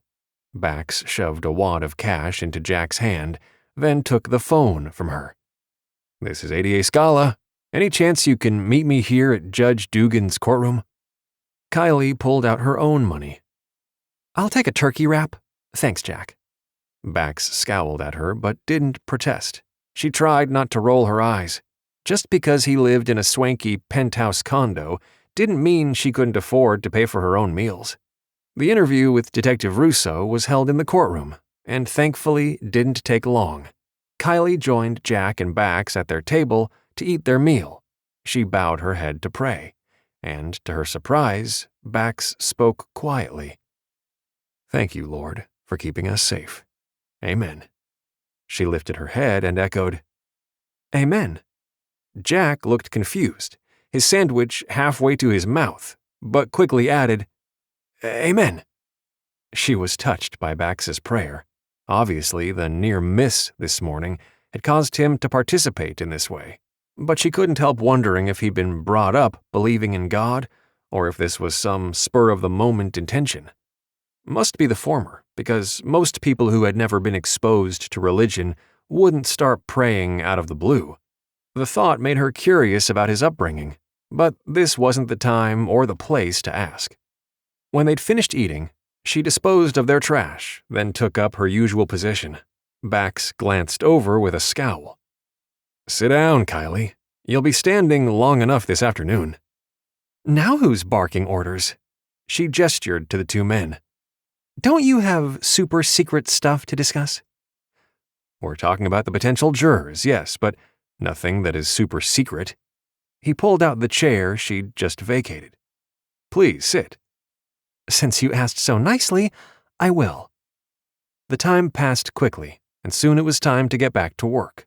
Kyleigh watched with interest as the two lawyers on opposite sides of the case went through and narrowed the jury pool. There was some discussion up at the bench about one young woman who had been caught staring longingly at T. Turbo, as if she had a secret crush on him. Of course, Ward Gorski quickly argued that she was not starstruck at all and should be allowed to serve, but Judge Dugan waved him off. As the two attorneys stepped back, the judge announced, "Juror number 21, you are excused." After what seemed like forever, they had 14 jurors. She knew there would only be 12 that would deliberate, but Judge Dugan liked to wait until the trial proceedings had ended before picking two names out of the hat to determine the alternates. This way, each one of them had to pay attention to the entire case. She knew that if a juror knew they were only an alternate, they didn't bother to keep track of important elements of the prosecution and defense strategies. "Court will resume first thing tomorrow morning at 9 sharp, Judge Dugan said. "Counselors, please be prepared to issue your opening statements." "All rise," the bailiff intoned. Everyone stood as Judge Dugan left the bench. Kyleigh gave Deputy Nolan Kimball a look indicating she wanted to speak with him. He nodded in understanding but stayed where he was. She knew he wouldn't cross over until the courtroom had been cleared. She watched T. Turbo as he spoke briefly to his defense team. Once the three lawyers left, He once again stared at Bax, only this time, the famous rapper flashed an eerie, satisfied smile. The expression on T-Turbo's face caused a chill to race down her spine. It was almost as if the musician had put another plan of attack into place and was anticipating an outcome that would swing his way. She instinctively moved closer to Bax and Jack, who were still seated at the table. Once the courtroom was clear, Nolan crossed over. "Judge Dugan wants an update on the car bomb." "I don't have one yet, but you can check with Detective Russo. He's got the lead." She wouldn't have minded getting an update of her own, but Russo hadn't been able to get through all the video footage from the parking garage yet. "We might want to increase protection on Dugan, though. If these guys fail to get to ADA Scala, they may switch tactics and go after the judge." "Boss has already cleared additional protection for Dugan," Nolan assured her. "The mayor has his undies in a wad over all of this. He wants this trial to be successful. Summerfest is the biggest revenue-producing tourism for the city of Milwaukee. Dead bodies washing ashore during the big gig isn't helping our image. There's been talk that women are afraid to attend the music festival this upcoming summer." "I'm glad to see the mayor has his priorities straight," she said with a hint of sarcasm. "Hey, money talks," Nolan shrugged. "And I'm sure he doesn't want anyone else to be killed either." She nodded, knowing he was right. "Okay, keep me posted on how the judge is doing." "Will do." Nolan flashed what he probably thought was a flirtatious smile. "Maybe once this is over, we can meet for drinks?" "Sorry, I don't date fellow cops." It was the easy answer, rather than blurting out she wasn't interested. She turned away, flushing a bit as she realized Bax was watching the interaction between her and Nolan with interest. "Ready to go?" "Yes." Bax stood and tapped the paperwork on the table in front of Jack. "You did good work here. Thanks." "What time tomorrow?" Jack asked as he stuffed the paperwork into his briefcase. "Same as today. No sense in going to the office." Bax glanced at her. "Maybe we can get special dispensation to open the room early?" "Absolutely." She was totally on board with whatever kept him safe. Nolan followed them to the door so he could lock it once they were gone. She went first, scanning the hallway for possible threats before turning to let the attorneys come through. "We need to discuss where you're staying tonight." She glanced at Bax as they headed for the stairs. "The assailant knew your car, which means he knows where you live. Staying the night at your place isn't an option." He frowned. "We'll be safe enough if you stay with me." "What?" She was so surprised, she nearly took a tumble down the stairs. "No, Bax, that's not going to work. I can't prevent a firebomb or any other gunfire from coming through your condo windows." "Look, I get it, but I need access to my suits, shirts, and toiletries." He waved a hand. "We can discuss this further after I meet with John Grayson and Liliana again." She suppressed a sigh. "Fine, but I'll need to see if I can get access to another squad to use." He stopped on the third-floor landing. I arranged for a car to be delivered. I knew yours was damaged and might be kept as evidence, and that we'd need something to use." She had no idea how he'd managed to arrange for a car to be delivered. Obviously, he had unlimited resources to go with his penthouse condo. "Fine. Let's go." She continued heading down the stairs. The car was a black BMW SUV that looked as if it cost more than her condo. When he slid behind the wheel, she reluctantly took the passenger seat. His phone was instantly paired with the console, and as he pulled away from the courthouse, he said, "Call Grayson." "Calling Grayson," the voice responded. She clipped her seatbelt in place and tried to relax. "Bax, where are you?" John's voice sounded panicked. "Leaving the courthouse, why?" Bax asked. "Someone just took a shot at the hotel window, narrowly missing Liliana. We've been found." Kyleigh reached for her radio. "Shots fired at the City Central Hotel off Wisconsin Ave. Unit 8 en route, requesting backup." As she spoke, Bax hit the gas, darting around the vehicle in front of them. She shared his fear. First, they needed to keep Liliana Starr safe, and then they needed to convince her to testify against the man who'd just made a second attempt to kill her. Chapter 5. How had T. Turbo found his witness? The question reverberated through his mind. Bax drove as quickly as possible, ignoring the honking horns of irritated drivers as he cut through the city traffic, grateful the City Central Hotel wasn't far from the courthouse. Wrenching the steering wheel into a sharp turn, he pulled up directly in front of the main entrance. "Wait!" Kyleigh protested, but he didn't listen. No time. He leapt from the car and rushed inside. He could hear Kyleigh coming up behind him.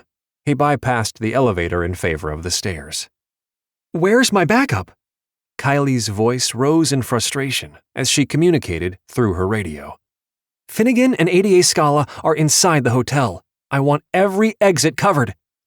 10-4 was the static response.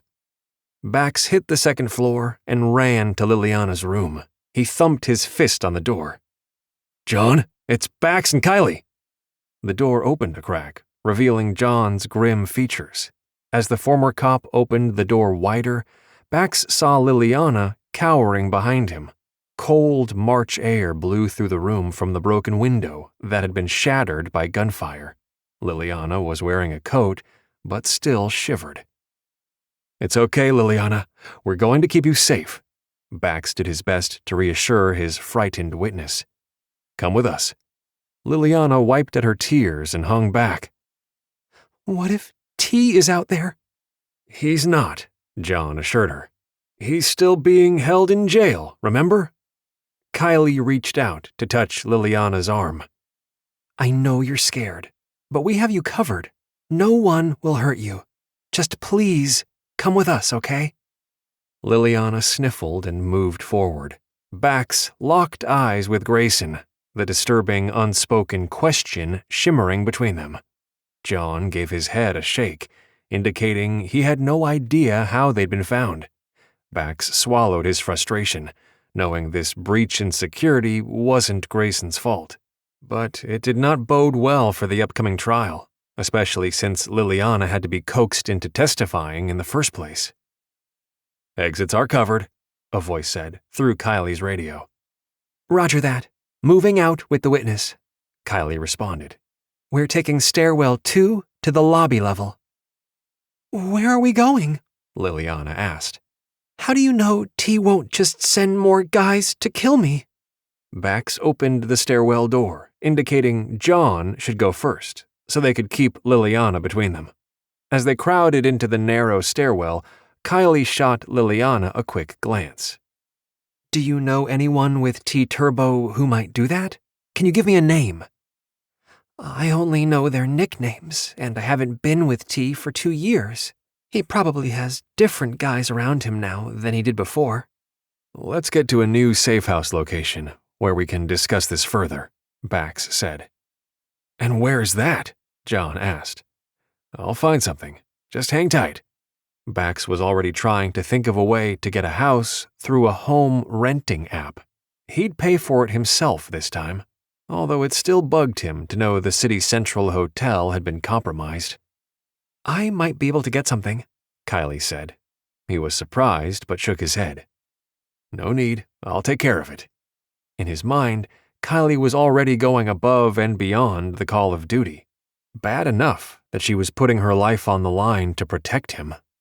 When they reached the lobby level, John stood in the doorway for a moment, checking their surroundings before moving through. Liliana followed him, with Bax right behind her. Kyleigh was last, but then moved up to the front. "I know you just arranged for this vehicle, but I'm thinking we'll want to switch it up again in case the shooter has eyes on the hotel." Bax understood her concern, but frowned. "The shot hit the room from the back, not the front, and it will take a good 15 minutes to have another car delivered." "I could borrow a squad, but they're easily identifiable too." She sighed, then said, "Okay, we'll use your SUV for now. Even if they saw the car, it's not likely they're able to track the plate number. Sounds good to me. Bax moved toward the main entrance, but Kyleigh stepped in front of him. Me first. Then you and Liliana. John, you cover their backs. Got it, John agreed. Bax bit his tongue to avoid an argument. Kyleigh stepped through the doorway, had a quick conversation with a deputy standing nearby. Then she opened the back door of the rental SUV. He would have preferred to drive, but knew his time would be better spent arranging a safe house. He covered Liliana as she got into the back seat, followed by John. Kyleigh shot him an exasperated look when he went around to get in the front passenger seat. You're clear to go, the deputy standing guard at the front door said. But we'll need statements from the hotel room occupants at some point. I'll arrange that once we're settled. Kyleigh slid behind the wheel, then added, Thanks for the response. You got it. The deputy stepped back. Bax went to work on his phone, searching for a place they could grab at the last minute. Head west, he told Kyleigh without looking up from the screen. I'll let you know when I have a firm destination. Okay. She had to drive over the edge of the curb to get out of the parking lot that was surrounded by squads. It took him almost 10 minutes to find a place that allowed him to get access ASAP for an additional fee. He agreed to the payment without blinking an eye and was rewarded with a quick response indicating what the entry code was for the home. Okay, we're heading to Timberland Falls, he said. There's a large house off Timber Street that we can use. It has 4 bedrooms and 3 bathrooms. Kyleigh glanced at him in surprise. I take it you're going to stay too? Yeah. He didn't like it, but sticking close to Liliana would be for the best. I'll still need stuff from my condo, though. That can be arranged, Kyleigh assured him. I can have one of my siblings help with getting your things. As a man who cherished his privacy, he hated the idea of a stranger, even one of Kylie's 8 siblings, going through his condo. I'd rather you and I go there once we have Liliana and John settled at the new safe house. She frowned but nodded. Fine, but that will take time away from your prep. Don't you have to give an opening statement tomorrow? Yes, but it's mostly finished. He wasn't one to wait until the last minute to get things done. I'll work on it in the car. Bax, don't forget we'll need groceries too, John said. At least enough to get us through the next 24 hours. He suppressed a sigh. I know. We'll have groceries delivered by the closest store. The trip to Timberland Falls didn't take as long as he feared.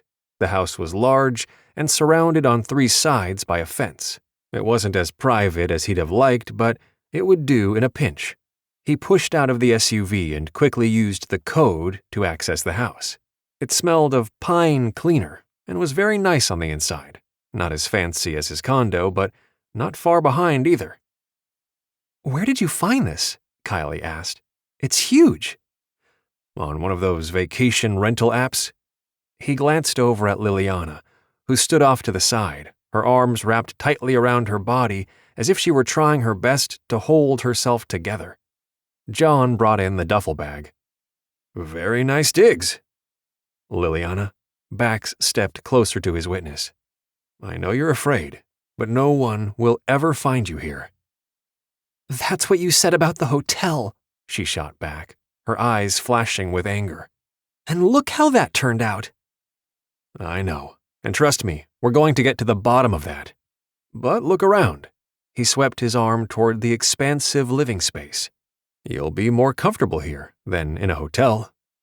She barely glanced at the open concept surroundings.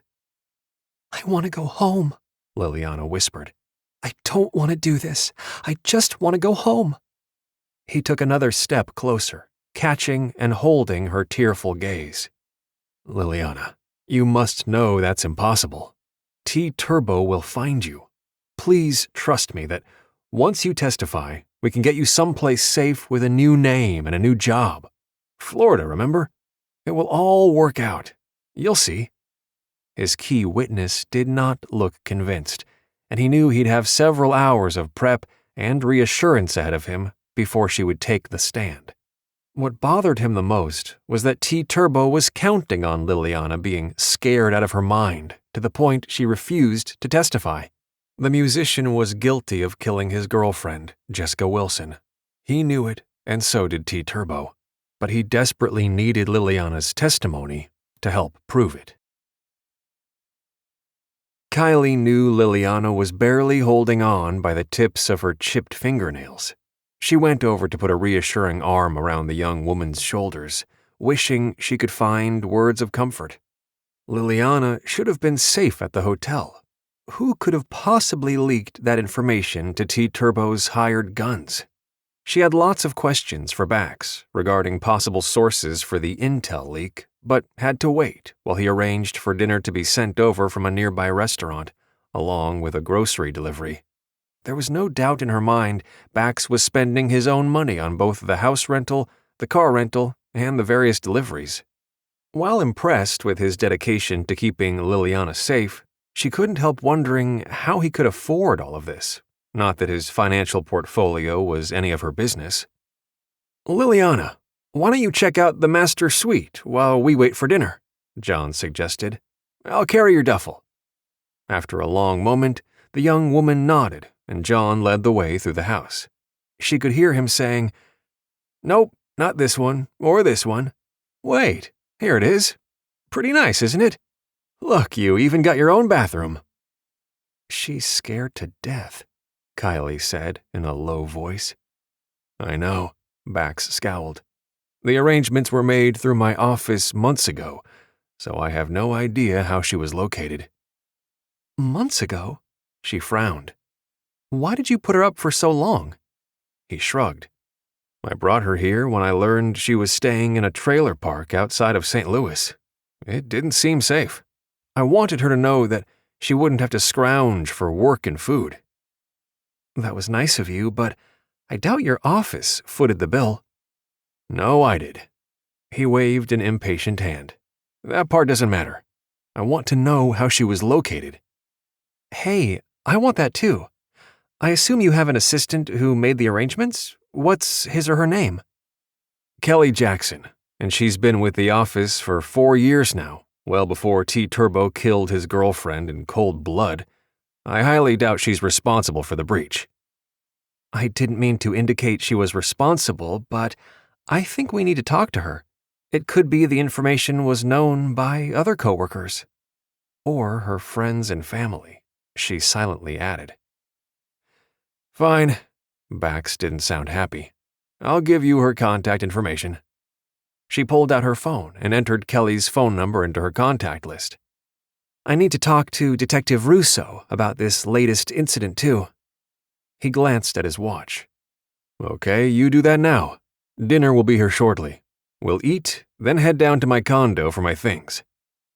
His comments came out like orders from a drill sergeant, but she let it go.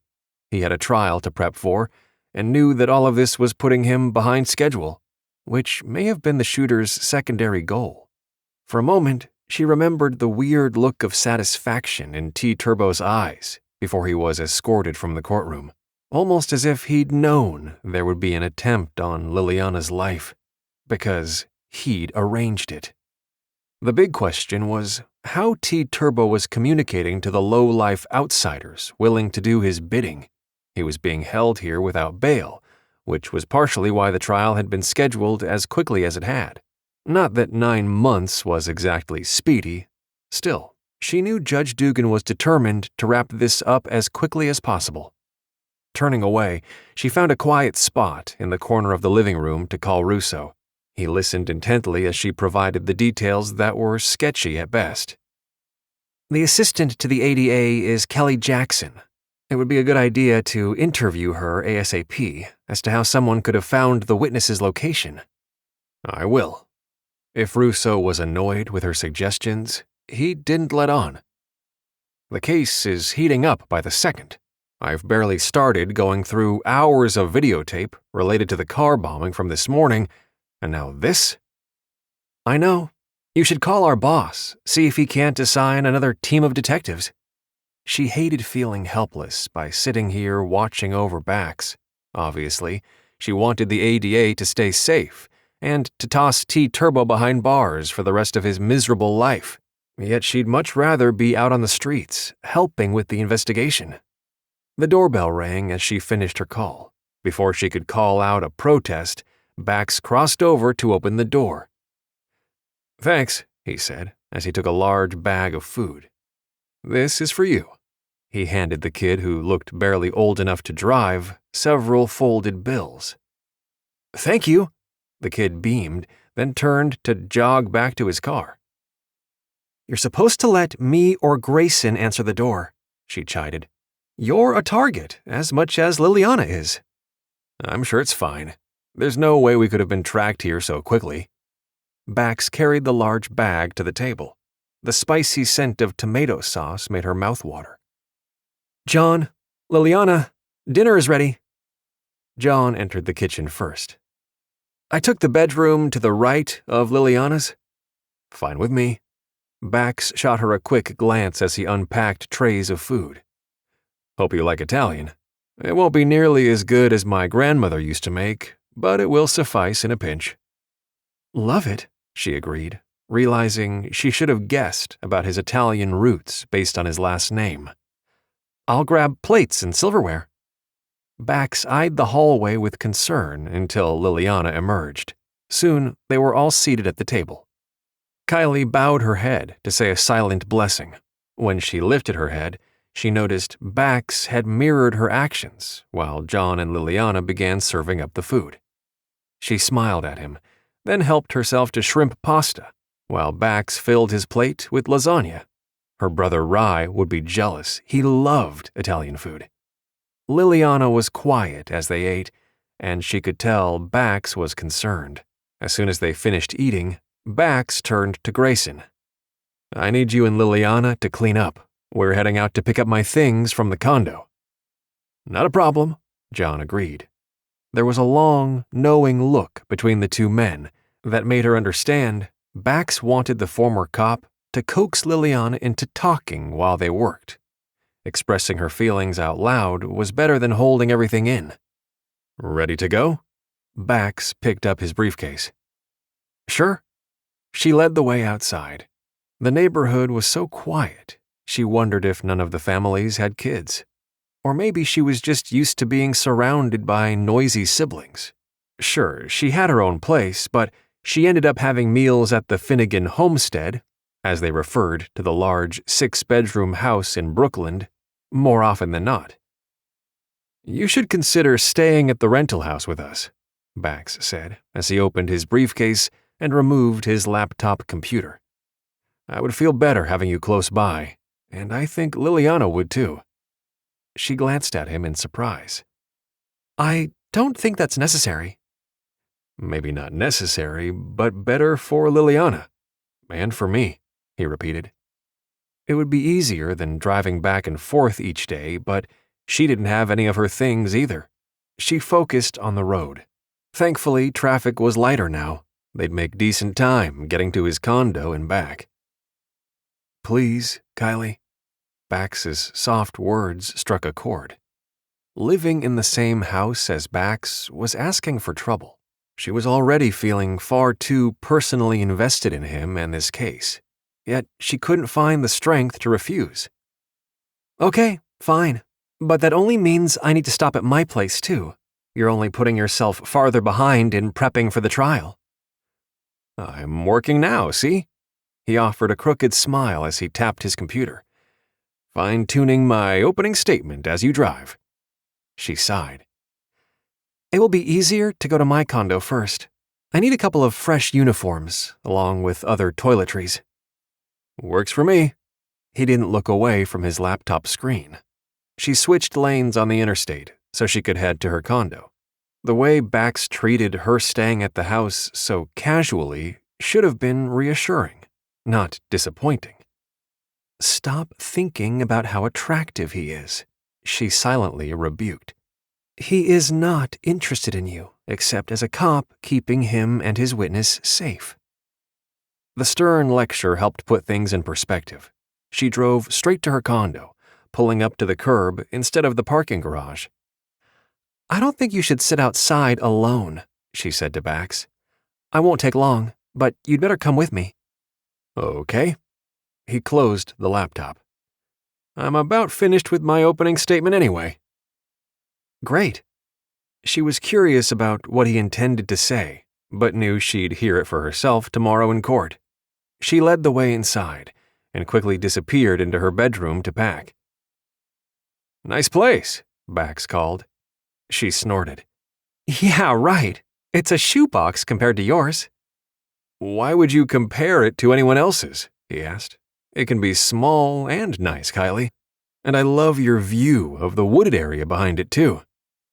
It was tempting to compare the small patch of woods unfavorably to his view of Lake Michigan, but she let it go with a simple, thanks. 5 minutes later, she was ready to go. She'd changed into comfy jeans, a navy blue sweater and casual shoes, but also brought a rolling suitcase packed with 2 clean uniforms and the heavy vest, along with her toiletries. She let her hair down, too. Bax took the suitcase from her hand with a smile. Wow, you look amazing. Flustered, she glanced down at herself, then realized maybe it was her hair being down that had caught his attention. Thanks. She had to assume it wasn't that she looked so great, but that her uniform made her look that bad. The vest certainly hid her curves. Whatever. She led the way outside, waiting as Bax stored her suitcase in the back. Less than a minute later, they were back on the road. She thought about whether they should replace the SUV, then thought it could wait until morning. He worked while she drove, his brow furrowed with concentration. After a long moment of silence, she asked, "What are you going to do if Liliana doesn't testify?" Bax sighed and pinched the bridge of his nose. I really need her to win this case. If she refuses to testify, T-Turbo will walk. We only have circumstantial evidence at this point, primarily a witness who saw T-Turbo and his girlfriend arguing, and of course the way she disappeared 2 hours later, only to wash up on the shore of Lake Michigan the following morning. No DNA? We do have T-Turbo's DNA found under a couple of Jessica Wilson's fingernails, but we know he'll claim that was from consensual makeup sex, not from being strangled. Her body being in the water for 12 hours also made it impossible to get any fingerprints off her throat. She understood his dilemma. If the jury heard about how T-Turbo had assaulted Liliana the exact same way that Jessica had been killed, they would be more likely to find him guilty. Without Liliana's testimony, she swallowed hard. We need her to testify. Yeah, we do. She drove the rest of the way to his condo in silence, her mind already trying to come up with a way to help convince Liliana to take the stand. What's the code? She lowered the window and glanced at Bax. He rattled off the numbers and she entered them in. As she drove into the garage, she kept an eye on the garage door closing behind them, making sure no one slipped in. She parked the rental vehicle in a different spot than they used yesterday and followed him to the elevator. It didn't take long for the doors to slide open.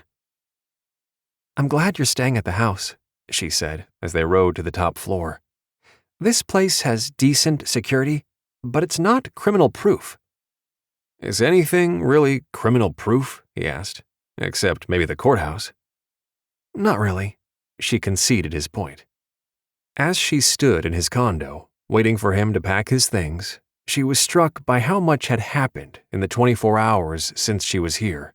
Between the car bombing and the gunfire at the City Central Hotel, she knew it was the right decision to move out of here for a while. Coming here even briefly was a risk, but she hoped they'd be in and out before anyone realized they were there. Bax stepped out of his room, carrying a suitcase and a large garment bag. He shrugged at her surprise. I figured I should pack suits, shirts, and ties for the next 3 days. Of course. She turned toward the door. Just remember to stay behind me. Okay. He was being awfully agreeable. There was no one else living on his floor, so the elevator was empty when they stepped inside. She hit the button for the parking garage and waited for them to go down the 20 floors to get there.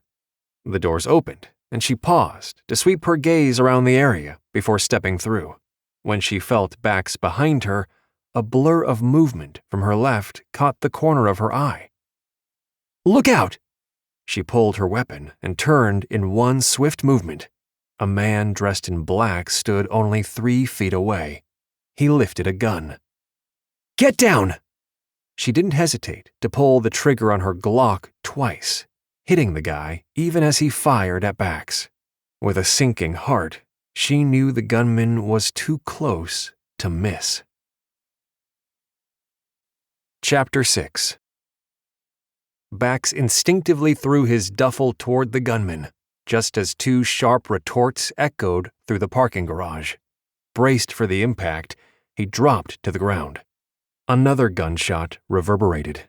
His heart was pounding so loudly he couldn't be sure what was happening. "He's down! Repeat, gunman is down!" Kylie's voice sounded far away. Then she knelt beside him. "Bax, are you hit?" The ringing in his ears faded. "I don't think so." He didn't feel any pain whatsoever. Pushing himself upright, he turned to look toward the gunman. The assailant was lying on his back, his arms outstretched, the gun lying inches from his fingers. He tore his gaze from the weapon and scrambled to his feet. "How did he miss you?" Kylie's expression was grim. "I was so worried he wouldn't miss from such a close range." "The duffel." Bax stood, then picked it up.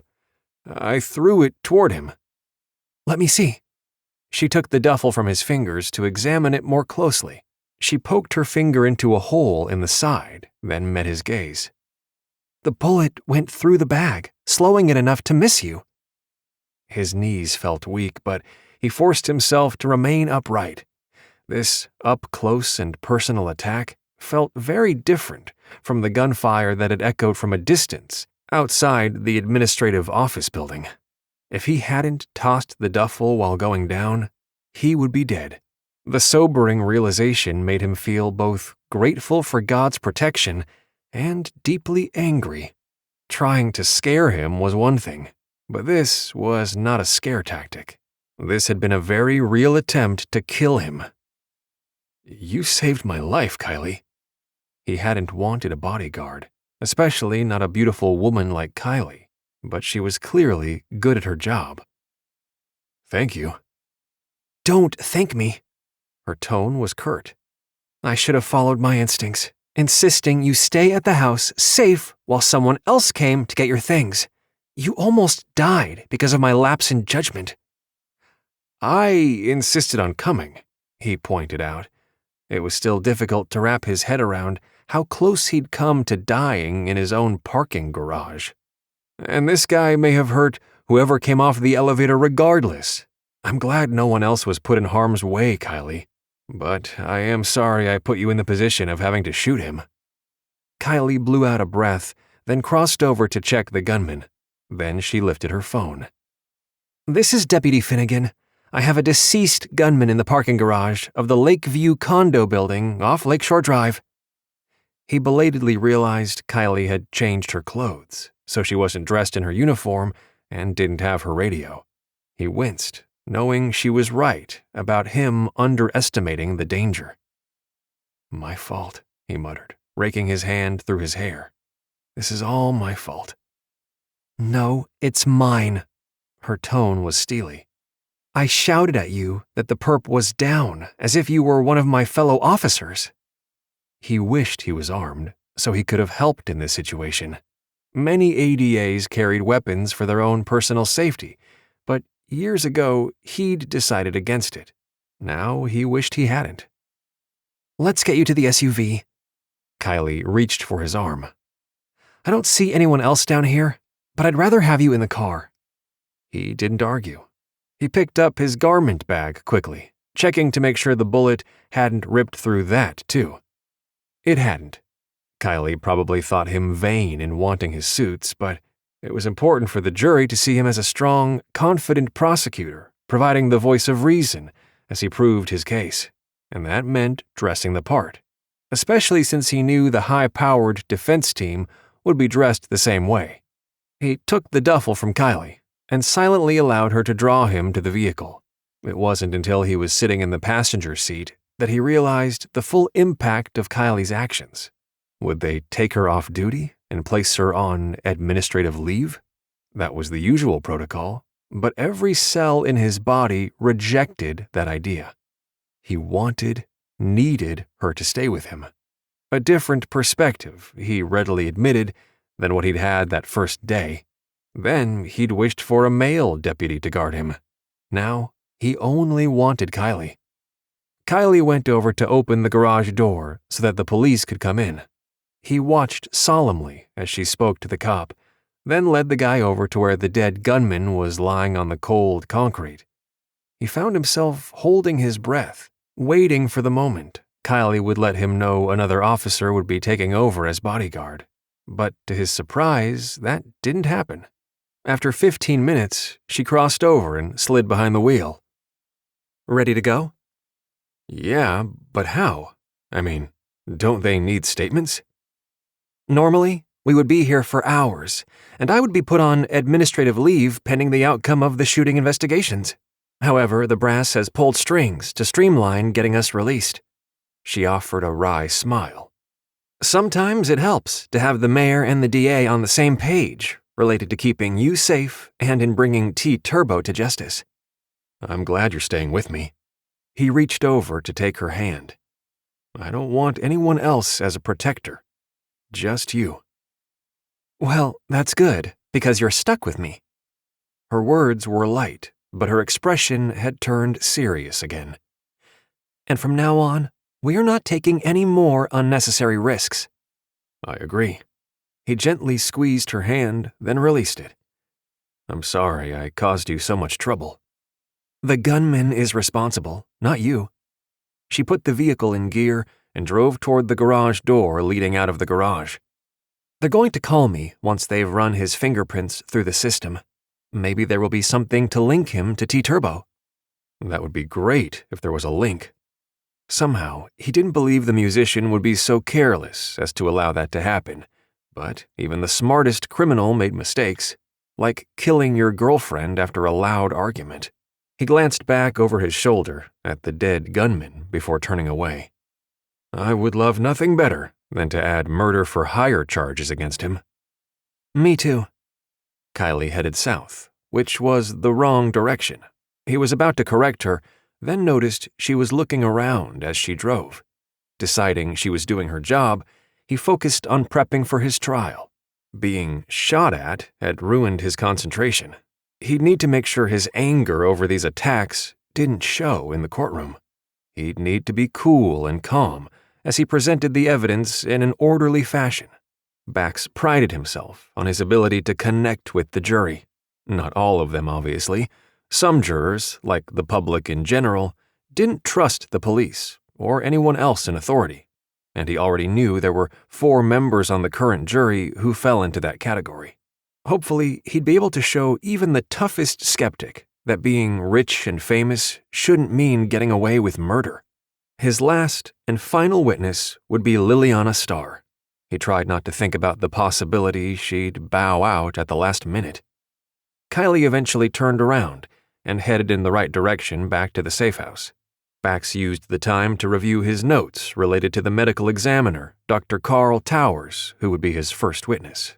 He wasn't sure if they'd get through all of Towers' testimony on the first day, but wanted to be as prepared as possible.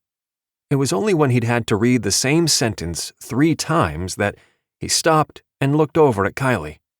The shooting had shaken him more than he'd realized.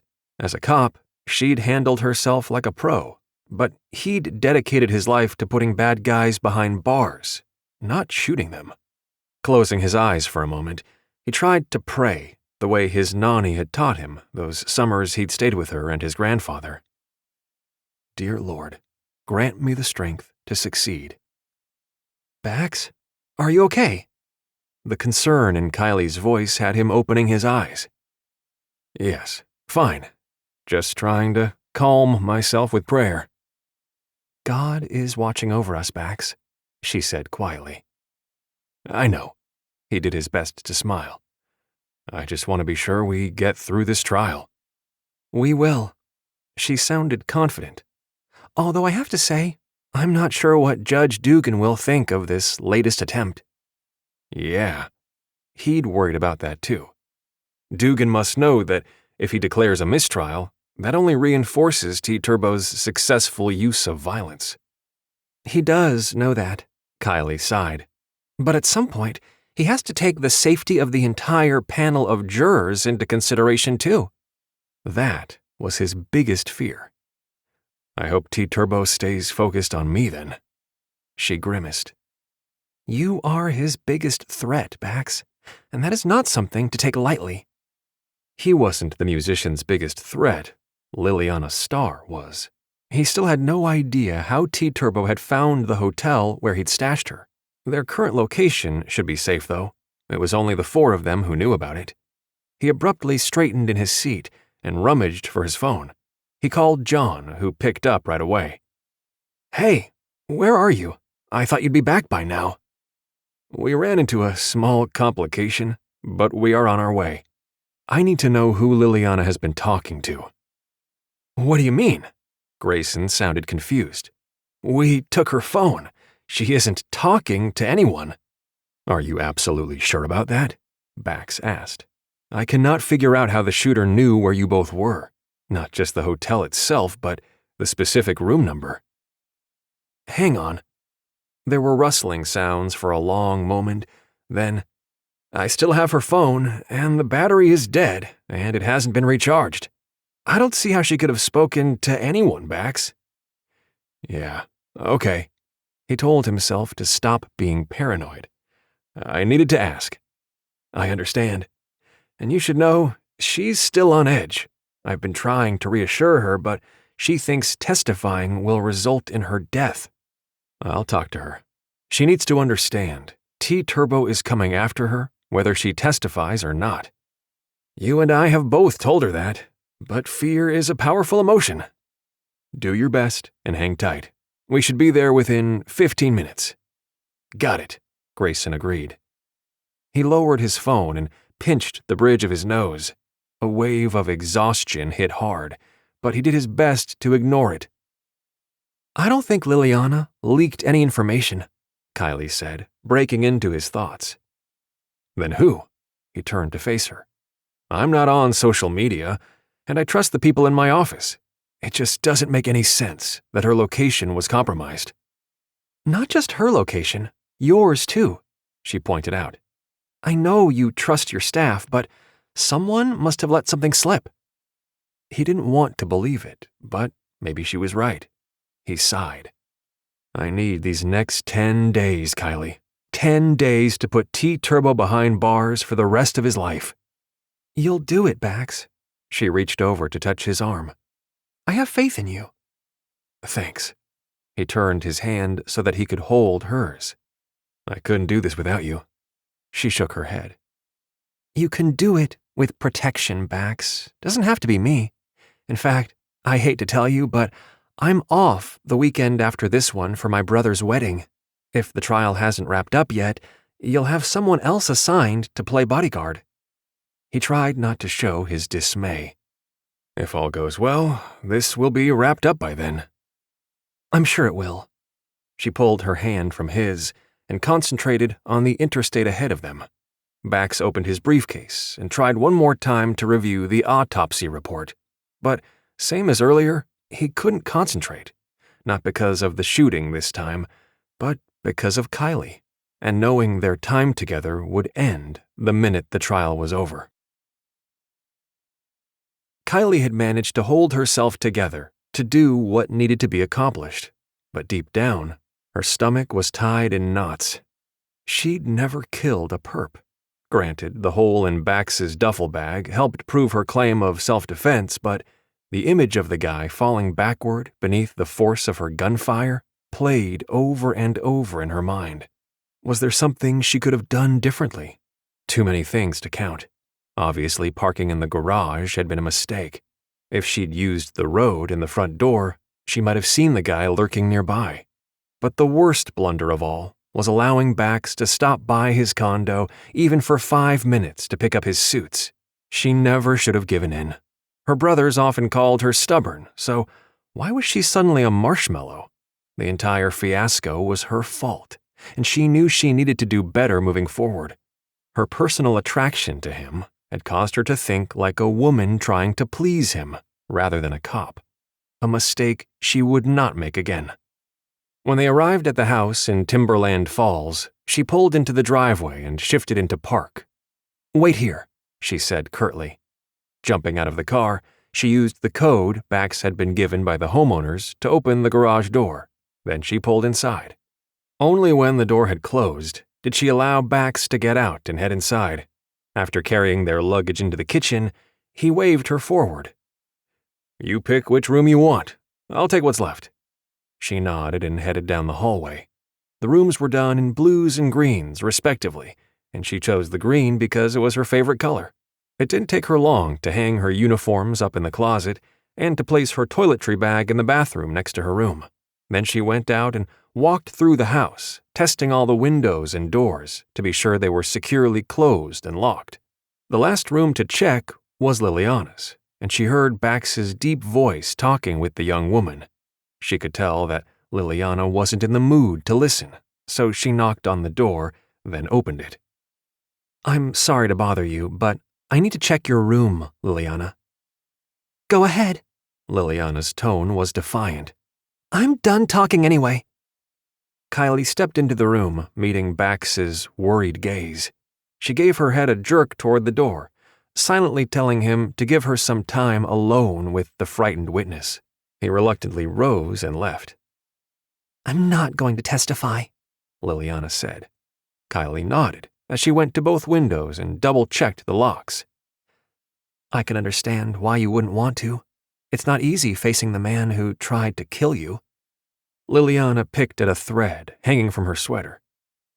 "T-Turbo already found me once," she muttered. "Yes, he did." Kyleigh sat on the edge of the bed next to Liliana.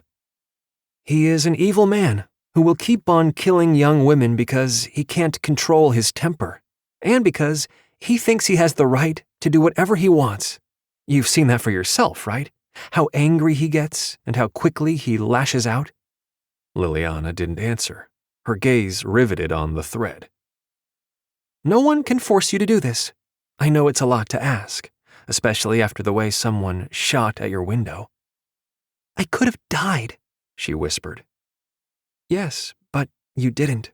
Just like the night you were brave enough to take the knife and stick it into T-Turbo so you could escape. That took an incredible amount of courage." Kyleigh lifted the girl's chin so she would meet her gaze. "You did that. You stabbed him. You made him pay, didn't you?" "Yes," she nodded. "I did. Because you're brave and strong." Kyleigh searched the girl's wide eyes.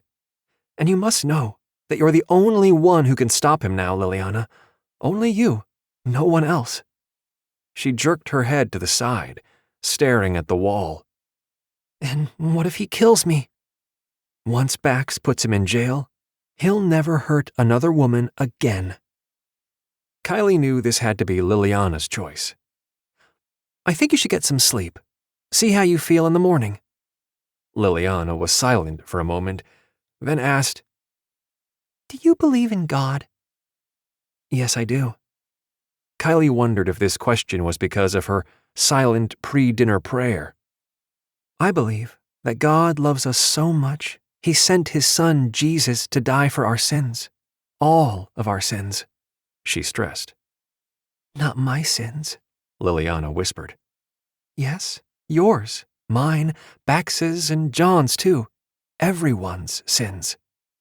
She hugged Liliana's thin shoulders. "And I think God may have been guiding you to this moment, Liliana, the moment where you can face the man who tried to silence you forever. This moment you can make him pay for his crimes, not just trying to kill you, but killing Jessica too." "He won't stop," Liliana said. "No, he won't, because he thinks he's above the law." Liliana sighed and leaned against her. I wish he would go away. He will, if you help Bax put him in jail. She hugged her. Don't make a decision now, but think about it, and think about how God has given you the strength to come this far. Liliana nodded, then pulled away and walked to the bathroom. I need a tissue. Kyleigh stood and headed for the door. You're safe with us, Liliana. Sleep well. Good night, Liliana responded. In the hallway, she sucked in a harsh breath when she saw Bax lurking there. She closed Liliana's door, then gestured for him to follow her to the kitchen. I take it you were listening? She asked. Yes, you were wonderful with her, Kyleigh. Thanks. He dropped into the closest chair. I didn't try to convince her just because of you, Bax. She took the chair across the table from him. I did it because I think it's the best thing for Liliana herself. She needs to face T-Turbo. She needs to look him in the eye and tell the jury what he did. I want her to believe in herself, that she's a strong and resourceful woman who didn't deserve to be strangled by a man who claimed to care about her. No, she did not deserve that, any more than Jessica deserved to die by his hands. Bax slowly shook his head. You soothed her fears better than I did. She spread her hands. It's only because I'm a woman too. I was never in a situation like the one she faced, but I have been with men who seemed to think that paying for a meal meant I owed them a romp in the sack. He lifted his head, his blue eyes going ice cold. Who did that? I'll have him arrested on assault charges. You can't arrest him for calling me a tease, Bax. Besides, that's not what's important here. Reassuring Liliana that she's doing the right thing is. That is true, but I don't like hearing some guy try to force his way into your bed. He didn't. I have a gun, remember? Despite her earlier lecture about staying professional, she reached across and patted his arm. It's sweet of you to be concerned about something that happened months ago, but you can rest assured I can stick up for myself. Besides, I have 6 brothers. Trust me, if they had known, they'd have tried to pummel him too. He frowned. Why didn't you tell them? Because I'm a cop who can handle myself. She waved a hand. Enough about me. My past isn't part of the equation. This is about Liliana, finding the strength and the courage to testify. He held her gaze for a long moment, then nodded. Yes, I can only hope and pray she will. We'll have to leave it in God's hands. She was about to push to her feet when her phone rang. Glancing at the screen, she almost winced when she saw Rye's name. She stood and turned away to answer it. Hey, Rye. I'm fine. What happened? You were involved in a shooting and didn't call me? She could hear the hurt in his voice. I should have, but I was focused on getting ADA Scala to safety. But I'm fine, really. She honestly hadn't had time to worry about herself or the man she'd taken down. I promise, everything is fine. I don't like this, Kai. A deputy shouldn't be in charge of keeping an ADA safe. That's not exactly your area of expertise. Her earlier compassion for her brother evaporated like smoke. Look, Rye, I know you don't think much of my skills as a cop. And yes, I had to shoot a man today, something I've never done before. But I will continue to do my job. Here's a thought. If you can't say something nice, why don't you shut up? I think you're a great cop, her brother protested.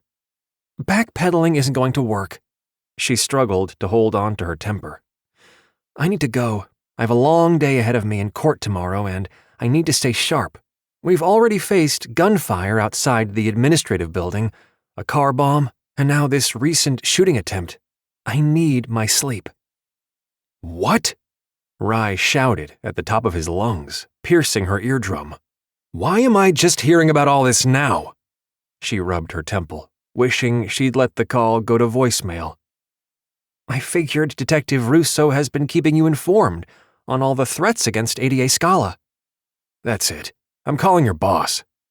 No! It was her turn to shout. Did I interfere when you went off on your own to protect Devon? Did I threaten to call your assistant chief? No, I did not. She'd kill him if he followed through on his threat. Leave me alone, Rye. I'm fine. Her brother didn't answer for a long moment. Okay, I won't interfere. But Kyleigh, I need to hear you're okay personally from now on. No more hearing through the grapevine that my sister shot a perp. I will do my best to keep you updated. Her red-hot temper faded as quickly as it ignited. Take care, Rye. I will see you at your wedding. Give your bride-to-be a hug from me. You better, or I'll come looking for you. Bye, sis. He disconnected from the call. She blew out a breath, then spun when she felt someone behind her. Bax stood there, his expression grim. That was your brother? Yes. She slipped the phone in her pocket. That was just sibling squabbling, nothing for you to worry about. You shot a man for the first time tonight. She nodded, her voice thick with emotion as the realization hit hard. She'd put up a brave front for her brother, but the knowledge still haunted her. Yes. Kyleigh. He stepped closer and lightly wrapped his arms around her. I'm so sorry. I'll be fine. Ignoring the tiny voice in the back of her mind that told her to pull away, she moved into his arms and held on tight. Chapter 7. Bax held Kyleigh close, reveling in their embrace. There was no denying this was exactly where he'd wanted her. Not that he'd interacted with her on a daily basis before now. His cases were scattered amongst all the judges, not just Dugan, where Kyleigh was normally on duty. However, he'd always thought her attractive, and the more he'd gotten to know her, the more he'd come to admire her. These past couple of days of being with her from morning to night had only reinforced his initial attraction. Kyleigh was an enigma, a mixture of tough deputy and warm, soft woman. She was beautiful, whether she wore the unflattering deputy uniform or the soft sweater and comfy jeans. He adored the way her red, curly hair framed her face and brushed her shoulders. When she pulled away, he had to work hard to hide his disappointment. Are you sure you're okay? I will be. She tipped her chin to look up at him, and it was all he could do not to kiss her. I need to stay vigilant, Bax, and so do you. We cannot let T-Turbo get away with his intimidation tactics. I couldn't agree more. He knew it was his fault. She'd been forced to take a man's life tonight. If he could go back and change it, he would. But that wasn't possible. I feel terrible about what happened, Kyleigh. I promise I won't put you in that position again. You didn't do that. I did. She shook her head. I agreed to go against my better wishes, but from now on, we're going to stick to the safety plan. Understand? I do. He hesitated, then added, Thank you for everything you've done for me. I am not taking your protection lightly. Her smile didn't quite reach her brown eyes. You're welcome, but it is my job. Then she frowned and turned to Pace. I think we need to dig into how T-Turbo's goons found your address and the hotel where Liliana was staying. He was confused by her comment. Isn't that what Detective Russo is doing?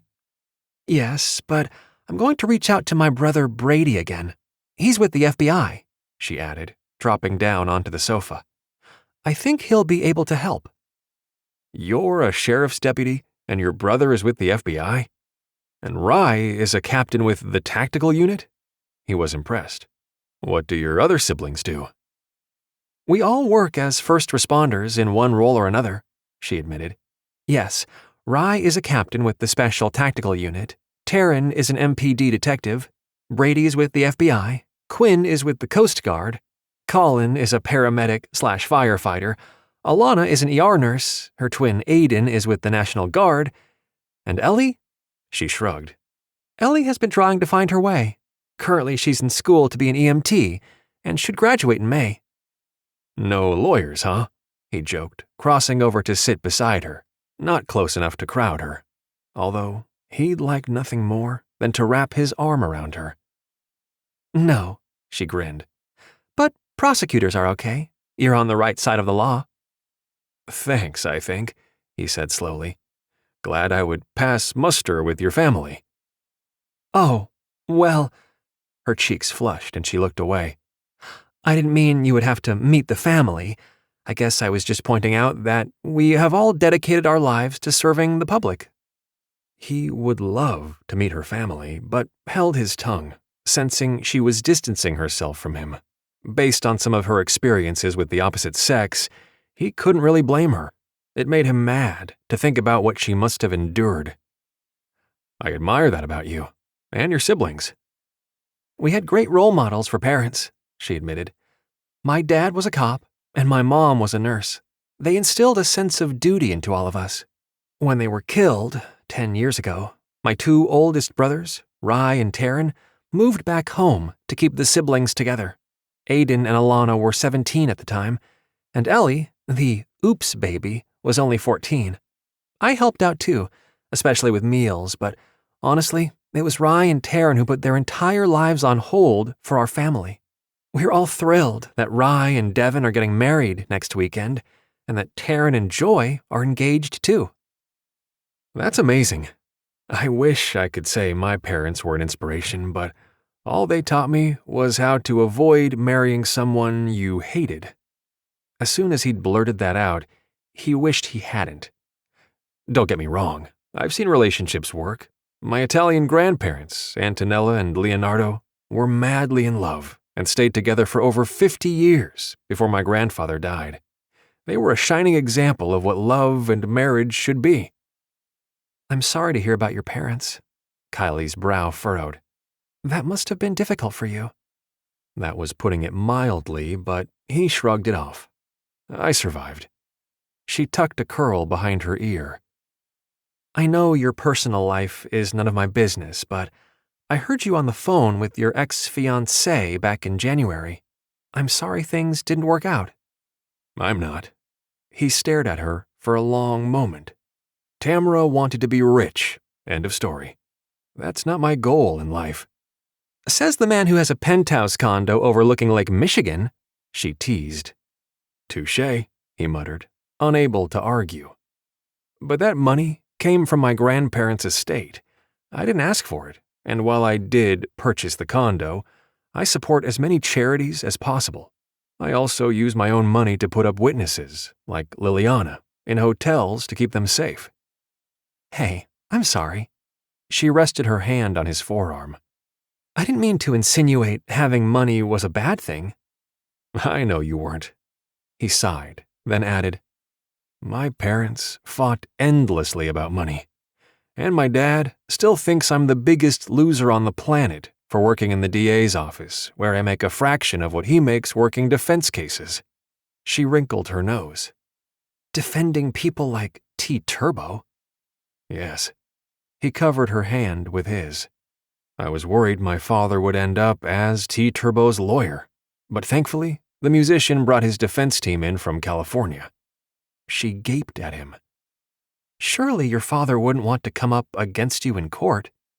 Oh, yes. He wanted to do just that very badly. Trust me, he tried to woo T-Turbo into choosing his law firm, way back when he was arrested. The truth was bitter on his tongue. My dad would have relished the chance to beat me in court. That's horrible. Kyleigh shook her head. I can't even imagine any family member doing such a thing. That's because your family is honorable. He wished he hadn't brought the conversation to his personal life. He stood. It's late. I should get some sleep. I want to be up early to prep. Of course. She rose too. Good night, Bax. Good night, Kyleigh. He held her gaze for a long moment, wishing once again that he could kiss her. I admire your work too, she said quietly as he stepped away. He swung around in surprise to face her. I think you're an incredible person, Bax. Don't let anyone convince you otherwise. Thanks. Her kindness was almost his undoing. He stepped closer and bent to kiss her cheek. That's the nicest thing anyone has ever said to me. Oh, Bax, She sighed, then rose on her tiptoes to kiss his mouth. The brush of her lips on his was so brief, he wondered if he'd imagined it. Get some sleep. I want you to knock the jury's socks off in the morning. He smiled and turned away, feeling 10 pounds lighter than before. Kyleigh Finnegan was the amazing one. He'd never met anyone like her, and as he headed into his room to undress, he made a silent promise that once this case was over, he'd convince her to go out with him. What was wrong with her?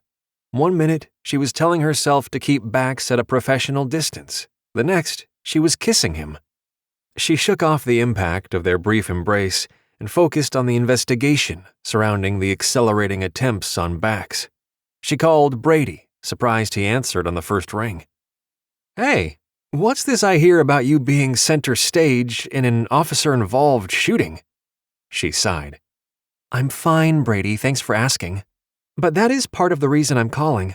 The guy I took down was in the parking garage of Bax's condo, and another gunman, maybe him, I'm not sure, also found the location of where Bax had his key witness stashed. There's a leak somewhere, either in the DA's office or somewhere with access to sensitive information, and I need your help tracking it down. "Whoa, back up, sis," Brady said. "Last I heard, you were looking for a potential safe house. What's changed?" She took several minutes outlining the attacks against Bax, ending with the one where she'd killed the gunman. "Don't bother to tell me it was a mistake to take Bax to the condo. I'm well aware of how badly I messed up. It won't happen again." "And you're sure your current location is safe?" Brady asked, thankfully not rubbing her nose in her lack of good judgment. Bax handled the arrangement personally. No one from his office or within the sheriff's department has any idea where we are. "And he's not on social media, correct?" Brady clarified. Correct. Said he puts bad guys in jail for a living, and it would be stupid to have any of his personal information online. "Unfortunately, personal information is still easy to obtain," her brother pointed out. "You know as well as I do that anyone can look to see who purchased what property." Yeah, that part I can understand. But what about the breach at the City Central Hotel? How did that information get out?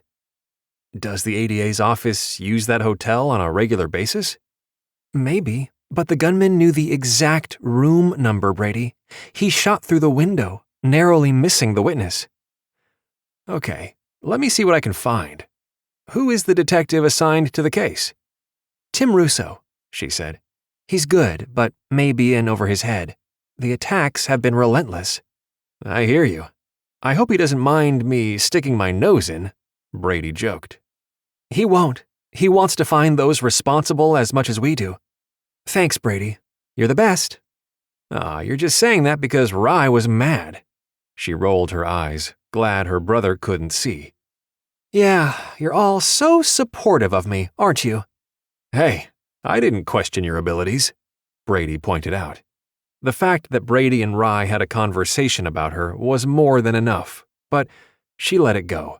Deep down, she knew her brothers truly cared about her. Call me if you find anything.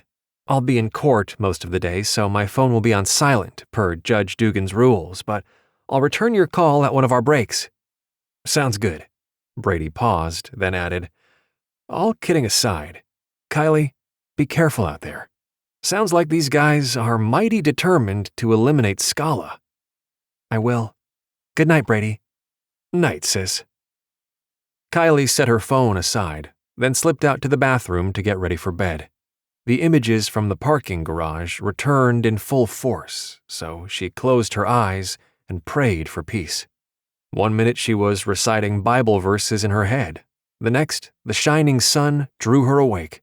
She bolted upright, worried she'd overslept, then remembered her room faced the east. The sun was just barely over the horizon, but the angle was such that it came right across her face. She listened intently, but didn't hear anyone else moving around. 15 minutes later, she was showered, dressed in her uniform, and twisting her hair back into a bun. When she headed into the kitchen, she was surprised to see Bax sitting at the table, in front of his computer, a full cup of coffee in hand. "You've been up for a while." "Since 5, he grimaced. "I've had my allotment of coffee for the entire week this morning." Chuckling, she crossed over to the half-full pot to pour herself some. "You don't want to be shaky in front of the jury." "I'll be fine." Dressed in a sharp charcoal gray suit, with a crisp white shirt and muted burgundy tie, he exuded confidence. Last night, he'd shown his vulnerable side when talking about the life he'd had with his parents. Now, he was back in full ADA form. The way he scribbled notes on his pad made her wonder if he was changing his opening argument yet again. Despite his claim that he'd had it finished for a while, she sensed it was important for him to get it right. She sipped her coffee, eyeing him over the rim. "What time do you want to leave?"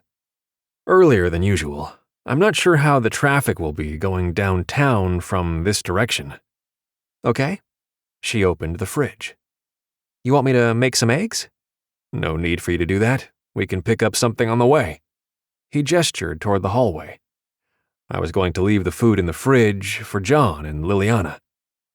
"There's enough food in there to feed everyone for days," she said dryly. "But that's fine if you'd rather grab something along the way."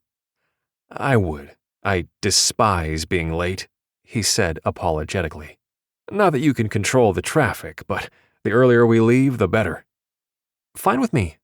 She pushed away from the counter and joined him at the table. "You'll be great, Bax." He chuckled. "Thanks, but I think you might be slightly biased." "True," she grinned. "I can't deny I'm rooting for you. I really want T-Turbo to pay for his crimes." "He will." Bax's expression hardened. "I look forward to facing off with his defense team today." She knew Bax carried the burden of proof in seeking justice for Jessica Wilson's murder. All the defense needed was to create reasonable doubt. It was sobering to realize just one jury holdout would be enough to set T-Turbo free.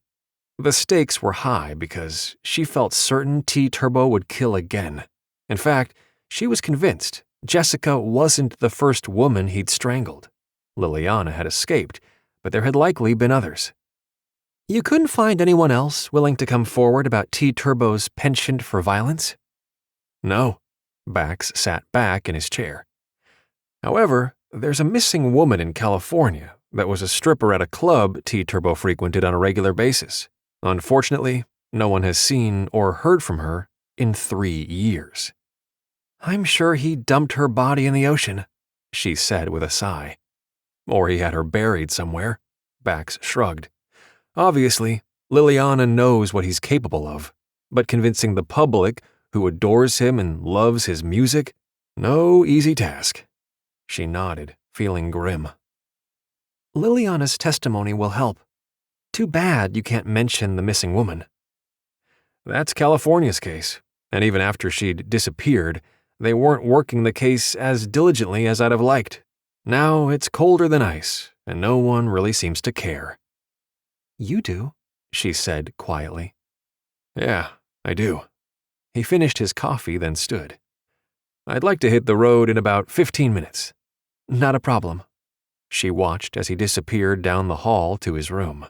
After finishing her coffee, she rinsed both cups, then found paper and pen to scribble a quick note to John and Liliana. "Stay strong and safe today. God is watching over you. We'll be back at dinner time. Kyleigh and Bax."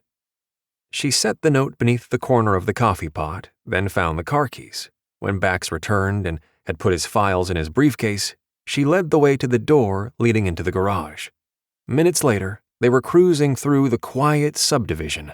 She glanced at Bax, who had opened his briefcase on his lap again, obviously intending to work. Rather than disturb him, she turned her attention to the road. "I thought there would be more people up and about this morning," he said, as if reading her mind. "Yeah, but we are early," she pointed out. "I bet we'll get to the courthouse faster than you realized. The traffic doesn't seem bad at all." He nodded. "That works for me. I know I'm probably annoying, but it's important that I have some time to talk with Jack. Besides, Dugan expects court to start on time. a trait I can appreciate. You're not annoying, she assured him. I'd rather be early too. He flashed a smile, then turned his attention to his paperwork. As Kyleigh drove, she kept a keen eye on the rearview mirror. Not that she suspected anyone might be following them from Timberland Falls, but out of habit. From this point forward, her goal was to expect the unexpected. Several cars came up fast, moving over into the left lane to whiz past her, doing at least 15 miles per hour over the posted speed limit. She shook her head, wondering where the state patrol cops were this morning. They could have given out 3 tickets by now if they'd staked out this section of the highway. Lights blinked on and off along the left side of the road, and she instinctively slowed, anticipating a possible car crash. Sure enough, one of the jokers who had zoomed past her had clipped another car, and both vehicles were stalled in the left lane, causing traffic to slow exponentially. Idiot, she muttered under her breath while reaching for her radio. This is Deputy Finnegan, reporting a crash on Highway 45. Roger that, came the response. Hey, aren't you outside your jurisdiction? Negative, I'm still in Milwaukee County. It was a bit of a stretch, as she wasn't technically on patrol duty. She gave the dispatcher the closest exit, then disconnected from the radio transmission. The closer they came to the zoo interchange, the more congested the traffic. At some points, she was barely moving at all. This is why I'm glad we left early, Bax said. I know. She waved a hand at the dashboard clock. We still have plenty of time. Is the MacArthur Park structure going to be open this morning, or will it stay shut down because of the car bomb? Bax asked. Should we find another spot to park? It was a good question. Detective Russo mentioned viewing videotape, but not whether they'd gotten Bax's car towed from the structure. It might be better to go somewhere else, if only to switch things up a bit. She shot him a glance. Someone knew your car was parked there, because that's where you always park. Just like you usually go to that same cafe for lunch, right? We need to alter your routine. I agree, although I still don't understand how anyone from T-Turbo's fandom knows that level of detail about my schedule. They've had plenty of time to watch you over the past few weeks. She nosed the SUV between 2 cars so she could take the next exit. By the way, Brady was wondering if you always use the City Central Hotel to house your witnesses. Yes, some of the other ADAs use it too, but putting Liliana up there is only the second time I've used the place in the past 3 years. T-Turbo couldn't possibly know about the time I used it 3 years ago. You have a point. It was the breach at the hotel that bothered her the most. Brady is going to investigate a bit more. Maybe he'll learn something helpful. Finnegan's to the rescue, huh? Yep. She flashed a smile. I can't deny we lean on each other for help as needed. One of the perks of having so many of my siblings in law enforcement. When they're not being annoying, that is. I'm blessed to have you assigned to protect me, Kyleigh. He reached over to squeeze her hand before turning his attention back to his paperwork. She knew better than to let his words mess with her head.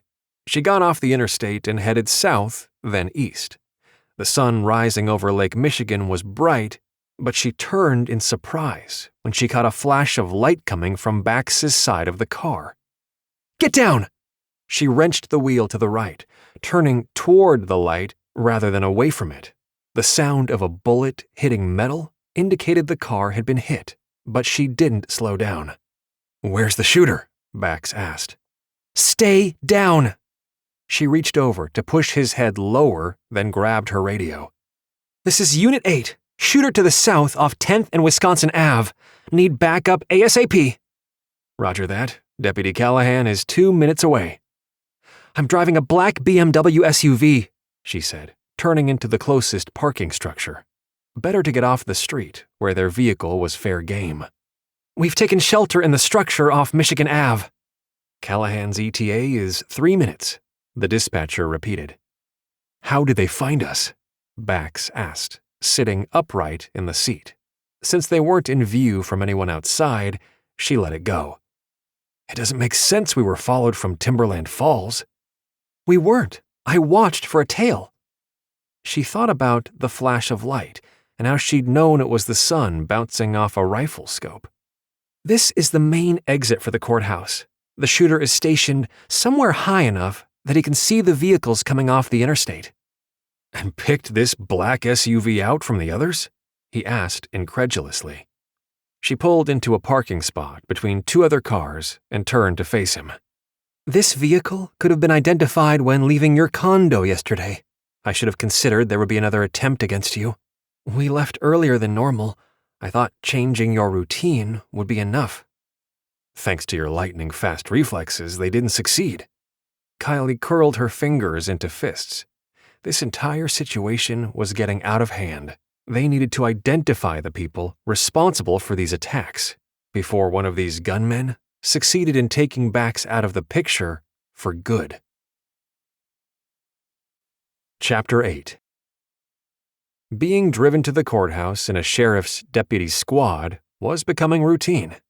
Deputy Mike Callahan was roughly his age, maybe a year or two younger, and he greeted Kyleigh with a grim smile. "Hey, cousin." She'd flashed a reluctant smile. Hey, Back. I know I don't need to tell you, but this entire area needs to be cut off and searched for the shooter. Being done, Callahan agreed. Bax didn't interrupt, but the fact that the gunfire had stopped as quickly as it had started made him think the guy was long gone. In the meantime, they'd gone ahead to the courthouse. The car damage was minimal. There was a long gouge across the roof of the vehicle, 1 inch lower, and he knew the bullet may have struck him in the head through his passenger side window. That's not the point. A shooter stationed within a mile of the courthouse is a problem. She sighed and pushed out of the squad as Mike Callahan pulled up to the front of the building. Thanks, Mike. I'll be in shortly, he responded, glancing at them in the rearview mirror. I'm on duty in Dugan's courtroom today. Nolan has the next few days off. Okay, thanks for the ride, Kyleigh said. Bax followed Kyleigh into the courthouse. One nice thing about being here this early, there were no news reporters hanging around looking for a soundbite. We'll need to wait here for a deputy to come on duty. Kyleigh peered out through the courtroom doors.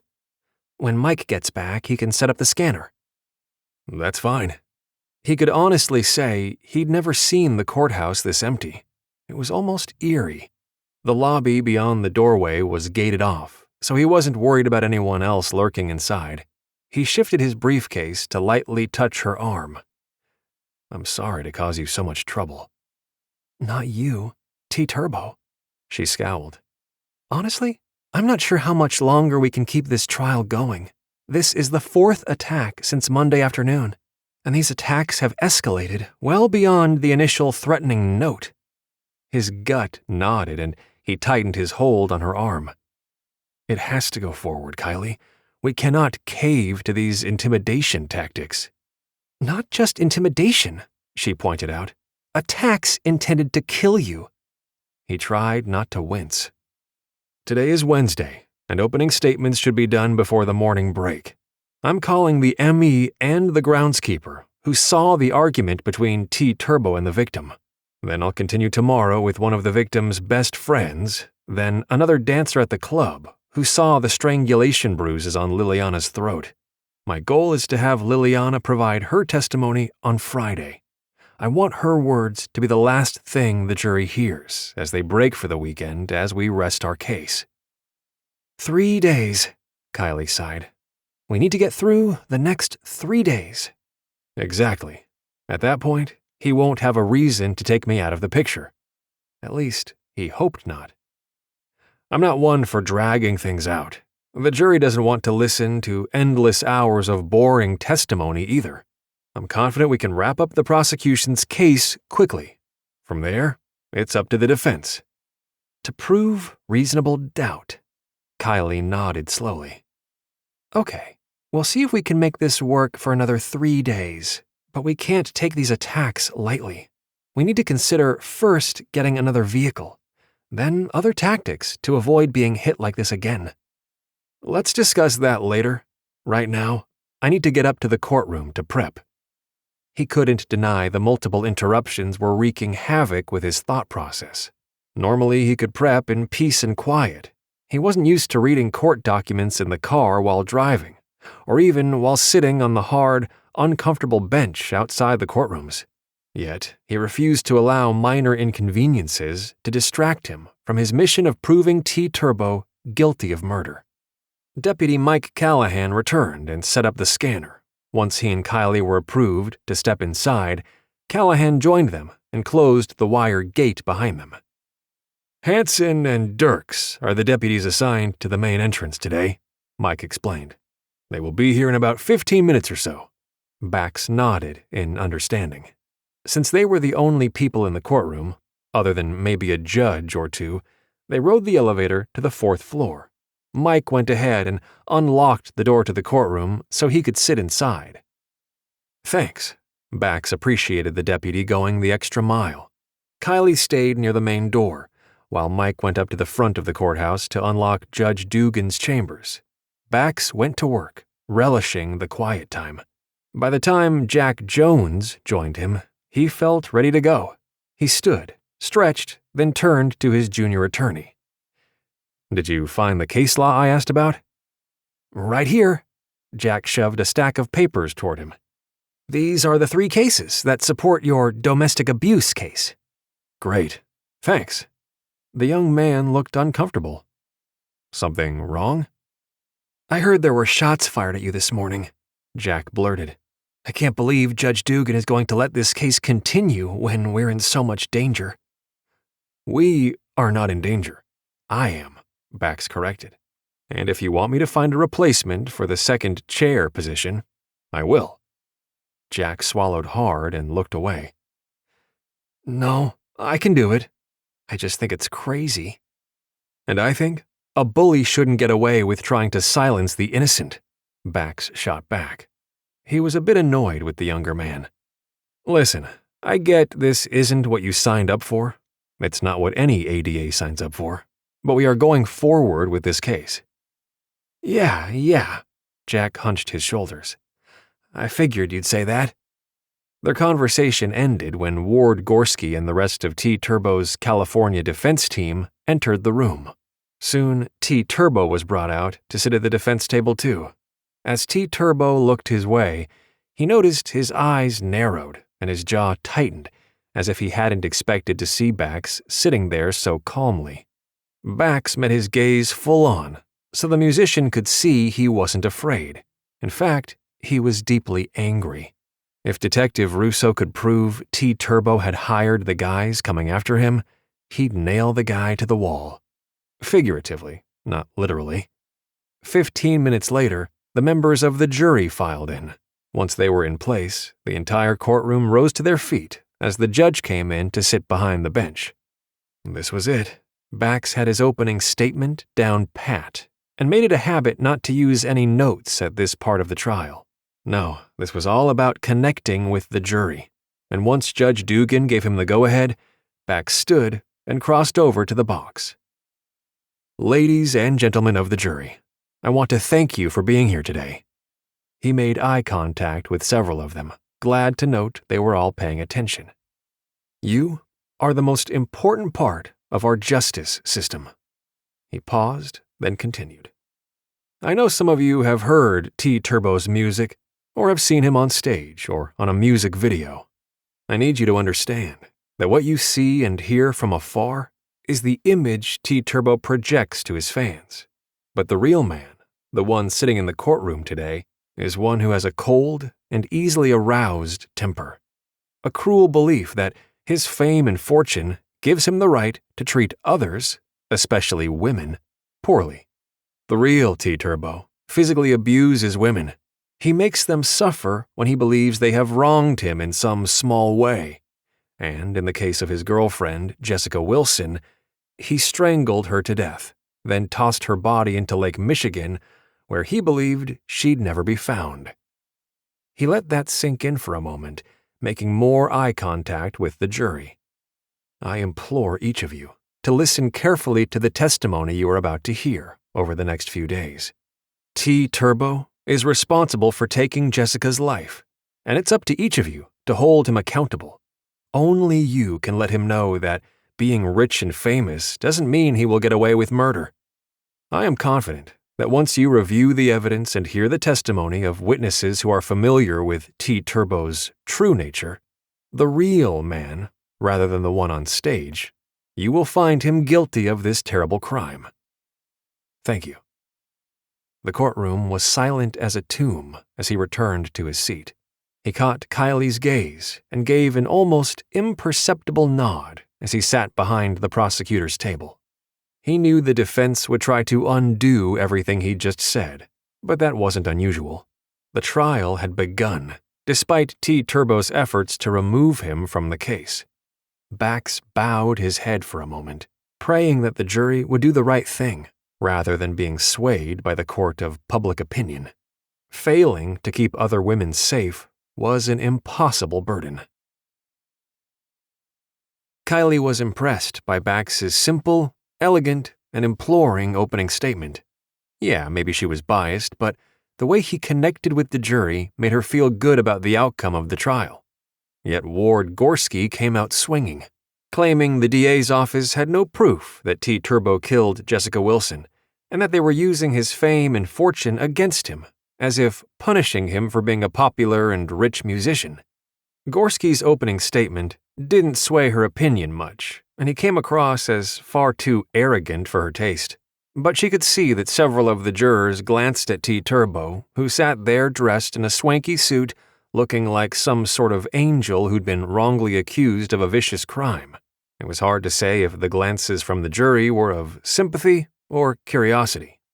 T. Turbo's defense team also spent a lot of time in front of the jury, dragging out their statement, as if each minute they took up meant they'd get a bonus.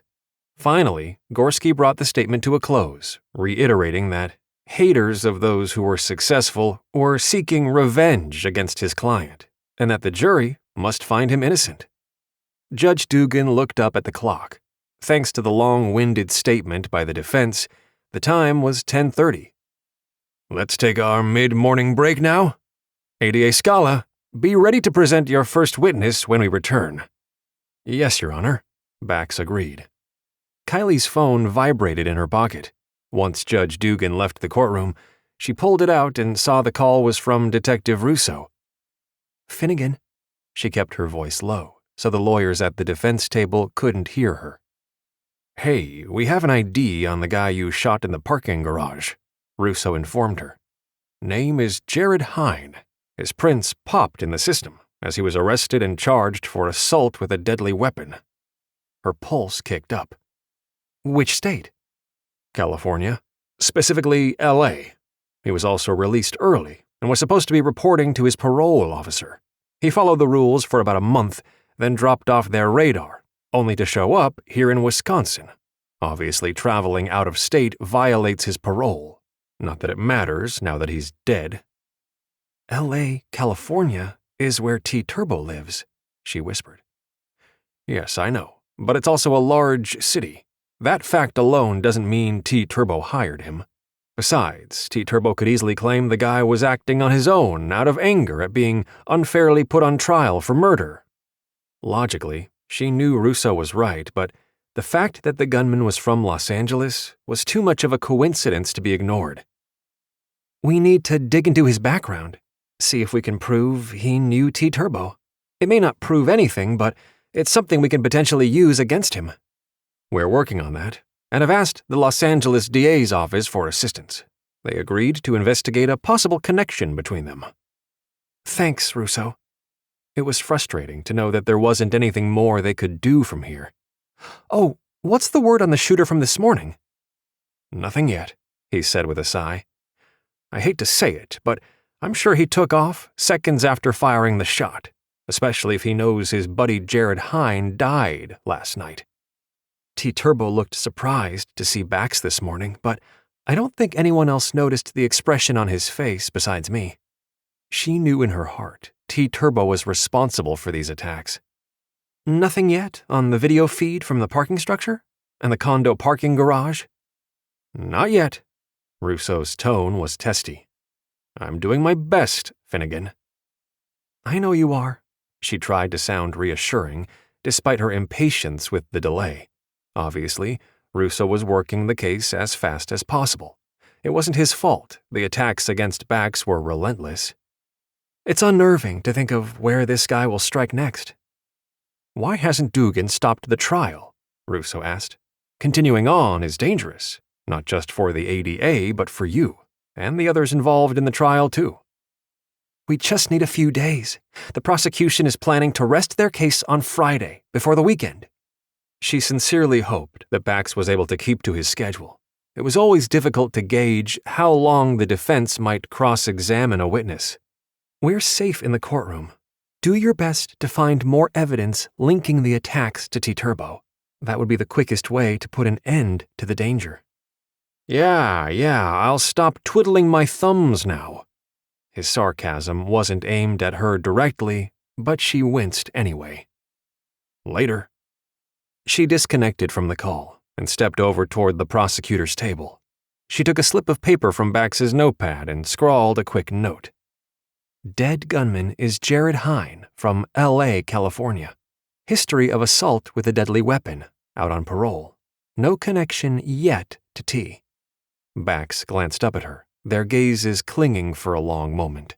She could tell he had questions, yet understood she was telling him everything she knew. Finally, he nodded and tucked the note into his briefcase. Without saying anything more, no doubt, just as worried as she was that something might be overheard by the defense, he went back to reviewing his notes. The trial resumed after the 15-minute break, which ended up being closer to 20 once the jury filed in and they rose for the judge to return to the bench. Bax called the Milwaukee County Chief Medical Examiner to the stand as his first witness. He spent several minutes going through Dr. Carl Towers' background and expertise. Unfortunately, Milwaukee had its fair share of criminal activity, the homicide rate going up at an alarming rate each year. Dr. Towers had performed an impressive number of autopsies over the course of his career and had personally handled the autopsy of Jessica Wilson. Kyleigh knew the request for the chief to perform the task himself had likely come directly from the DA's office. Bax did his best to keep his questions succinct and to the point. When finished, he turned to return to his table. Your witness. In contrast, Wade Gorski made a big deal out of every question, doing his best to argue everything Bax had discussed. At times, the California lawyer was so theatrical, it was all she could do not to roll her eyes and laugh out loud. Judge Dugan did not tolerate interruptions, and when someone in the galley snickered, the judge scowled and reached for his gavel. Silence in the courtroom! Kyleigh scanned the people crowded into the long rows set up behind the gate. She recognized several news anchors who were there without cameras, as they were not allowed. There were plenty of faces she didn't know, though, and one guy in particular, sitting directly behind the defense table, caught her eye. Other than being dressed in black, he looked average, not overly muscle-bound or sporting tattoos like T-Turbo's. However, one of the two lawyers supporting Gorski turned to look at him. They whispered together briefly, before the lawyer turned back to listen to Gorski's next question. She wondered if the guy in black was hired by the defense team as an investigator. It wasn't an uncommon practice to hire a private investigator to assist in trial prep. Did his duties include shooting at Bax, too? Or hiring someone to shoot at him? Turning sideways, she drew her phone from her pocket, hiding it from Judge Dugan's line of sight, and took several pictures of the guy. It was a long shot, but it couldn't hurt to scan his photo into the database to see if his name popped. Maybe she could get Russo to send the photo to California to do the same thing. After what seemed like forever, Gorski finished his cross-examination and resumed his seat. He wore a smug smile on his face, as if he'd scored points. One look at the jury made her think they were not impressed. We will recess for lunch, Judge Dugan instructed. Please return promptly at 1:15. Jack, I need you to run down and grab us lunch. Bax handed the guy 2 20s. Sandwiches, for you, me, and Kyleigh. Okay. The younger attorney didn't look thrilled to be delegated the task, but he stood and left the courtroom. Please sit down. Bax pulled out Jack's chair. I hate that you have to stand through all of this. I'm used to it. She sat, then leaned forward to speak quietly. You're doing great. He shrugged. Thanks, but it's the jury's opinion that matters the most. They don't like Gorski, she whispered. Bax grinned. I know. The brief kiss they'd shared shimmered between them. To break the moment, she pulled out her phone. Know this guy? No, should I?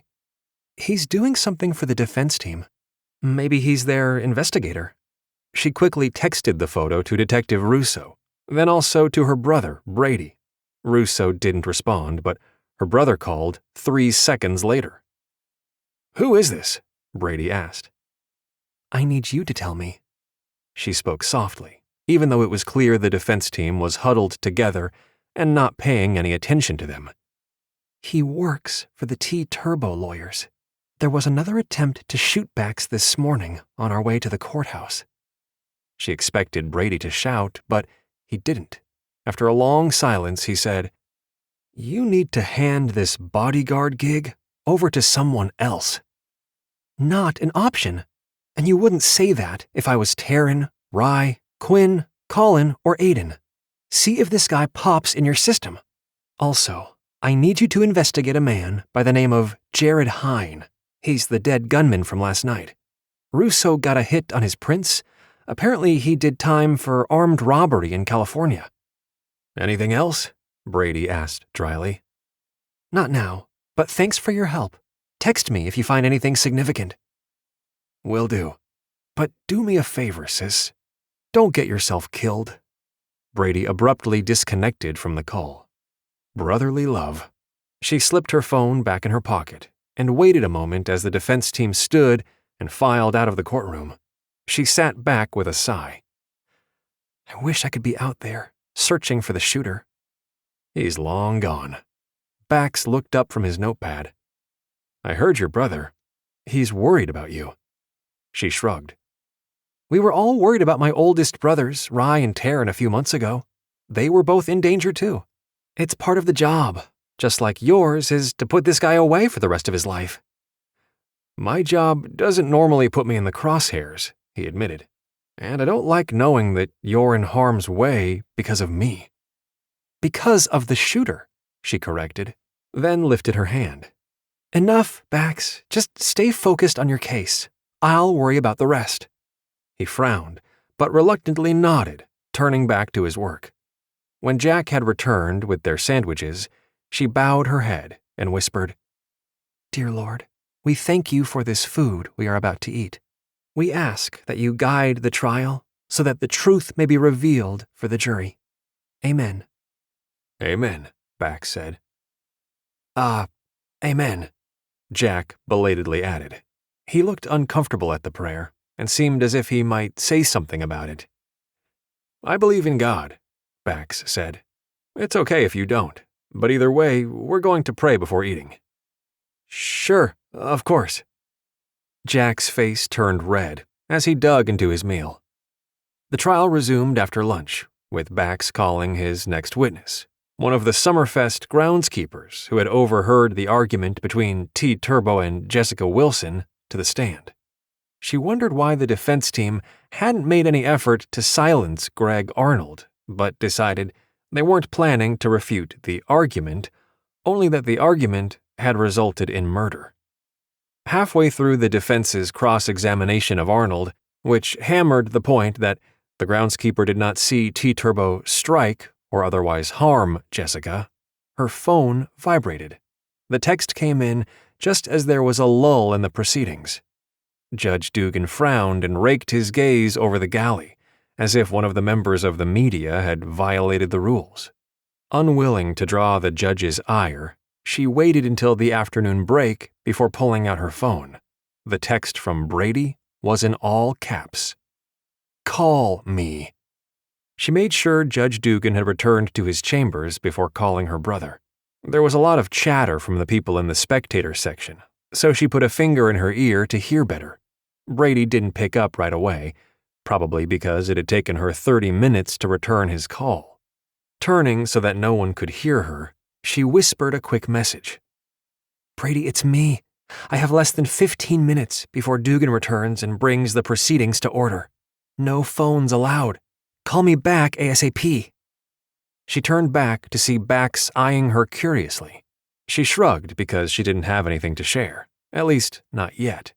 Someone at the defense table laughed loudly, drawing her attention and that of those people still sitting behind the rail. Ward Gorski seemed to think he was the best thing since sliced bread. Although as she watched the group, it was clear T. Turbo wasn't smiling. He stared out at the vacant judge's bench, as if doing his best to hold his emotions in check. It made sense, as he had the most to lose. Gorski and his lawyer pals would walk away to find another client. T. Turbo was the one who would spend the rest of his life in jail if he was found guilty of murder. She wondered if T. Turbo planned to testify in his own defense. She had only seen that happen once or twice, and it was rarely to the benefit of the defendant. As far as T. Turbo was concerned, she doubted his lawyers would want to risk the famous musician taking the stand in case he lost his temper. Her phone vibrated again, and she quickly reached for it. Hey, sorry about the delay. Did you find something? Yeah, I did. Jared Hine did a short stint in an LA County lockup, which I know you're aware of. But did you realize there were drug charges filed against T. Turbo a week later? She frowned. No, but what does that matter? He was housed in the same jail as Hine, Brady informed her. Their charges were for different offenses, but they were both in the same place at the same time just a few months before T. Turbo's gig at Summerfest. A chill ran down her spine. This was the connection she needed. Meeting in jail was very different than claiming Hine was a fan who was upset at his arrest. It was good news, but was it enough to prove T. Turbo had hired Jared Hine to kill Bax? Chapter 9. Bax glanced up when Kyleigh tugged on his arm. Her urgent expression had him quickly coming to stand beside her. Give me a minute, Brady. She covered her phone and asked, Did you know about T. Turbo's drug charges back in LA? Yes, but Dugan denied my motion to bring that prior charge up to the jury. Defense argued it was prejudicial and was not pertinent to the current charges I filed against him. It was one of the motions he'd lost, along with his motion to mention the missing dancer. He didn't like losing motions, but he was relieved his motion to have Liliana Starr testify against T. Turbo was upheld. She nodded, then continued to speak in low tones to her brother. Okay, Bax is aware of the drug charge, but knowing T. Turbo was in jail at the same time as the gunman is new intel. Thanks, Brady. You're the best. Bax frowned, trying to follow her one-sided conversation. Did she really just say that T. Turbo and the gunman were in jail at the same time? He's sure about that? Yes. Kyleigh slipped her phone in her pocket and leaned closer. Brady said they were in the same jail all weekend. Now the gunman is here in Milwaukee trying to shoot you? That is no coincidence. We need to take this to Judge Dugan. Hold on, Kyleigh. His thoughts whirled. I don't think this is the right time. Why not? She stared at him in frustration. Don't you think this is enough to convince Dugan to allow his previous record to be brought in front of the jury? No, because it's still not relevant. He hesitated, trying to find the right way to explain. We don't have proof T. Turbo is the one directing these attacks. Besides, I don't want to waste time on motions. I want to make sure that I can rest the state's case on Friday afternoon with Liliana's testimony.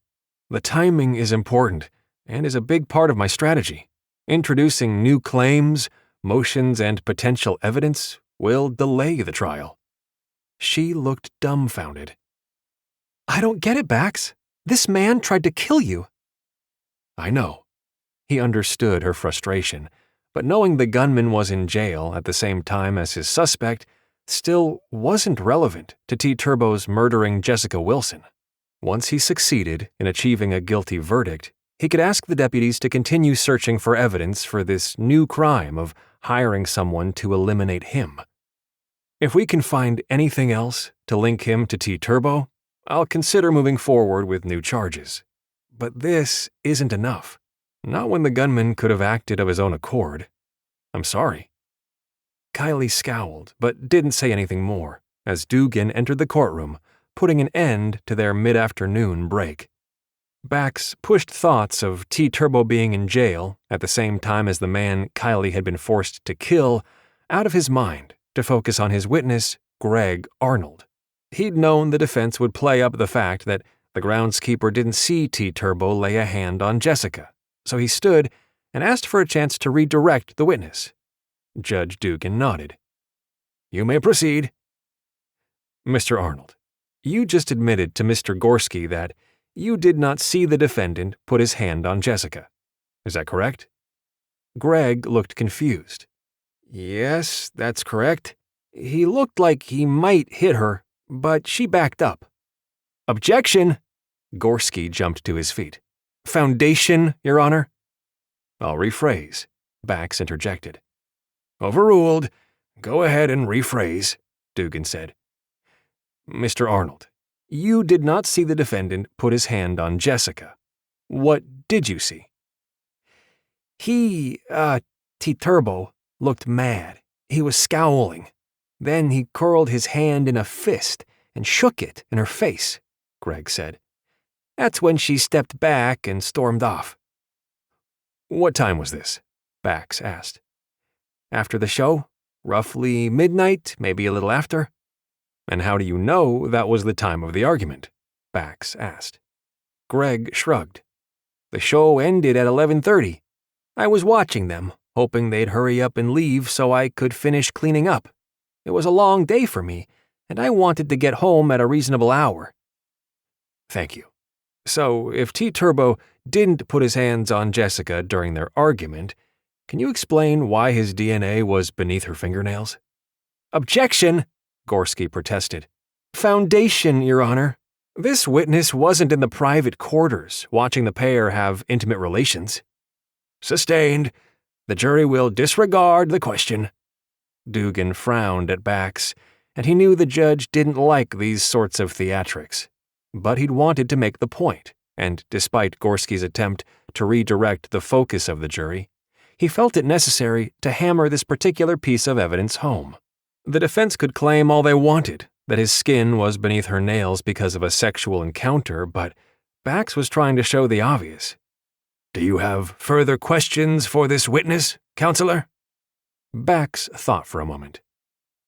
Mr. Arnold, where did the defendant go when Jessica left to end the argument? He followed her off the stage, Greg said. Did you see them get into a vehicle or leave the grounds on foot? Bax pressed. No. So they could have stayed down at the lakefront together, Bax pressed. Yeah, they could have, Greg said. Thank you. I have no additional questions for this witness. Bax returned to the table. Gorski shot to his feet. One more question, Mr. Arnold. Did you see my client hurt Jessica in any way? Objection. Asked and answered, Your Honor, Bax said. Sustained. You've made your point, Mr. Gorski. Dugan turned to address Greg Arnold. You may step down, Mr. Arnold. Thanks. Greg stood and left the witness stand. Bax knew the defense attorney's approach throughout the proceedings was to put in the last word at every opportunity. He leaned toward Jack and asked in a low voice, We'll call Laurel Jenkins, Jessica's friend, next. I have her waiting in the hallway, Jack said. Bax rose to his feet. Your Honor, the prosecution would like to call Laurel Jenkins to the stand. Judge Dugan glanced at the clock, then at the lawyers. I'm inclined to hold off new witnesses until tomorrow. It's 10 minutes past 4 o'clock. That's not enough time to get very far into a witness's testimony. We will reconvene tomorrow morning at 9 o'clock sharp. He pounded his gavel. Court is dismissed. Bax noticed the defense counsel wasn't happy with the early dismissal, mainly because the day had ended on a good note for the prosecution. Despite Gorski's efforts to the contrary, Bax felt good about how the day had gone, and he liked the idea of starting again tomorrow with the victim's closest friend, who would be allowed to describe the conversations they'd had with Jessica about how much she feared T. Turbo's temper. While he fully expected Gorski to try to discredit their testimony, he believed the jury would listen carefully to the witnesses' words, especially the way Laurel had encouraged Jessica to break things off with T. Turbo. Thankfully, the trial was proceeding as he'd planned. One glance at Kyleigh's grim face, though, made him realize she was still angry with him. He didn't like knowing she was upset, especially when there was nothing he could do to change it. Jack had gone out to let Laurel know she wouldn't be testifying until the morning. Bax tried to ignore Kyleigh's anger to review the case law searches Jack had done for him. When Jack returned, he glanced up and smiled. "This is good work, Jack. Thanks."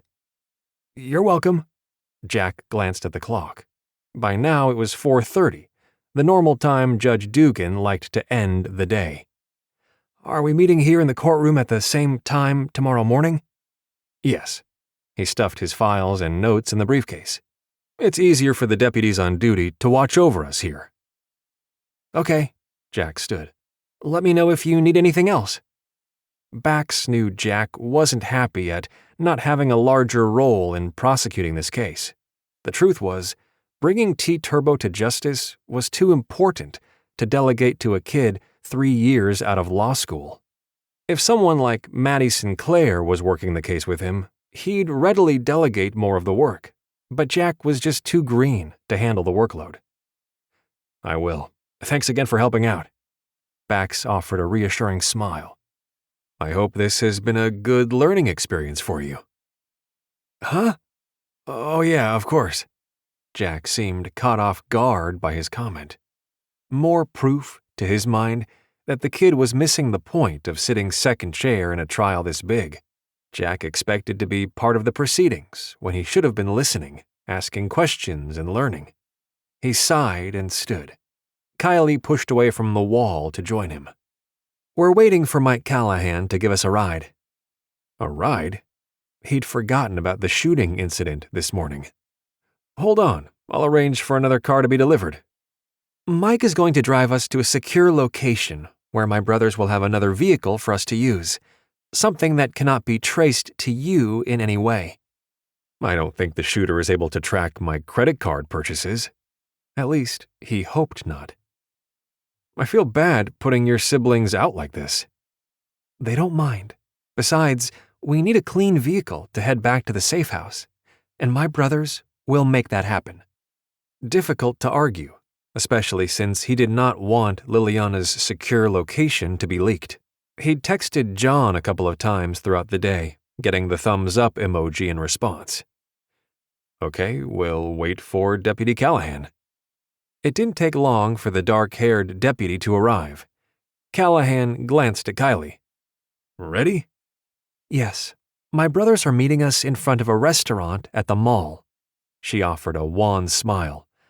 "I think they chose the location so they could get dinner." "Good idea. I'll order something to go, too," Bax offered. She nodded. "That's fine, thanks."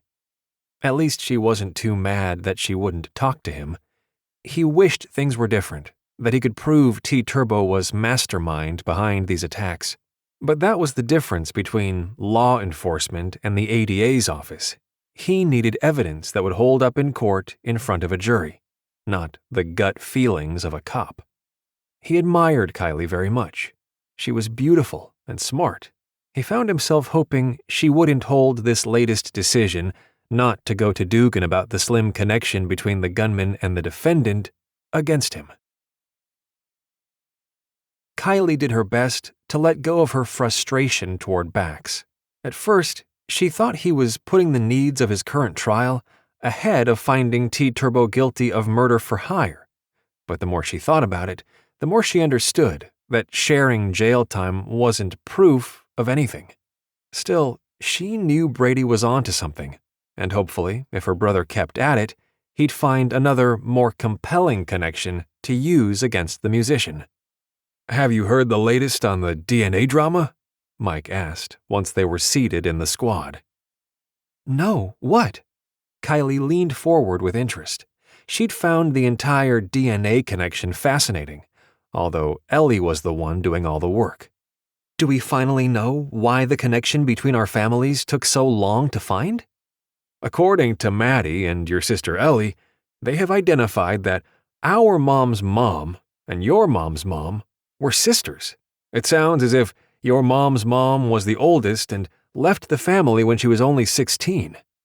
16? Kyleigh echoed. So young. "Well, we don't think that's when she got married, but no one is quite sure what happened," Mike shrugged. "It wasn't unheard of to get married at 16 back then, but she also may have just set out to make her own way in the world." Interesting.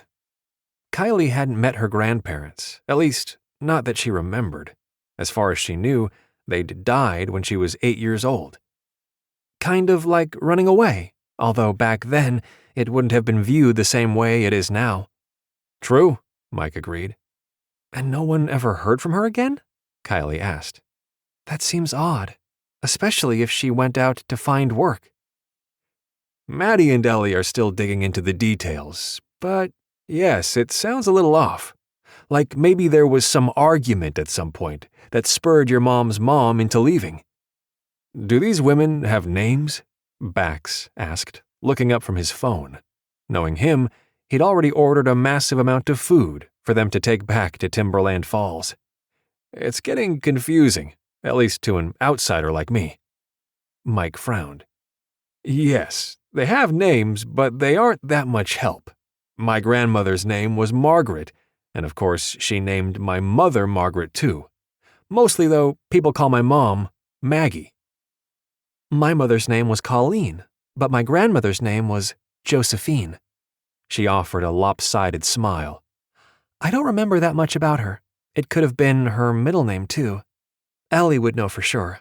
She's the one filling in the names of our family tree." "Maddie might know," Mike said. "From what I hear, she's been working with Ellie on both family trees." "Okay, so Margaret and Josephine were sisters, and Josephine, who was the oldest sibling, left home when she was 16, Kyleigh summarized. "That's more than we knew a few weeks ago." "I know it's not much, but every few weeks they seem to uncover some new clue," Mike said. "The biggest thing is that Josephine leaving somewhat explains why my grandmother didn't know much about her."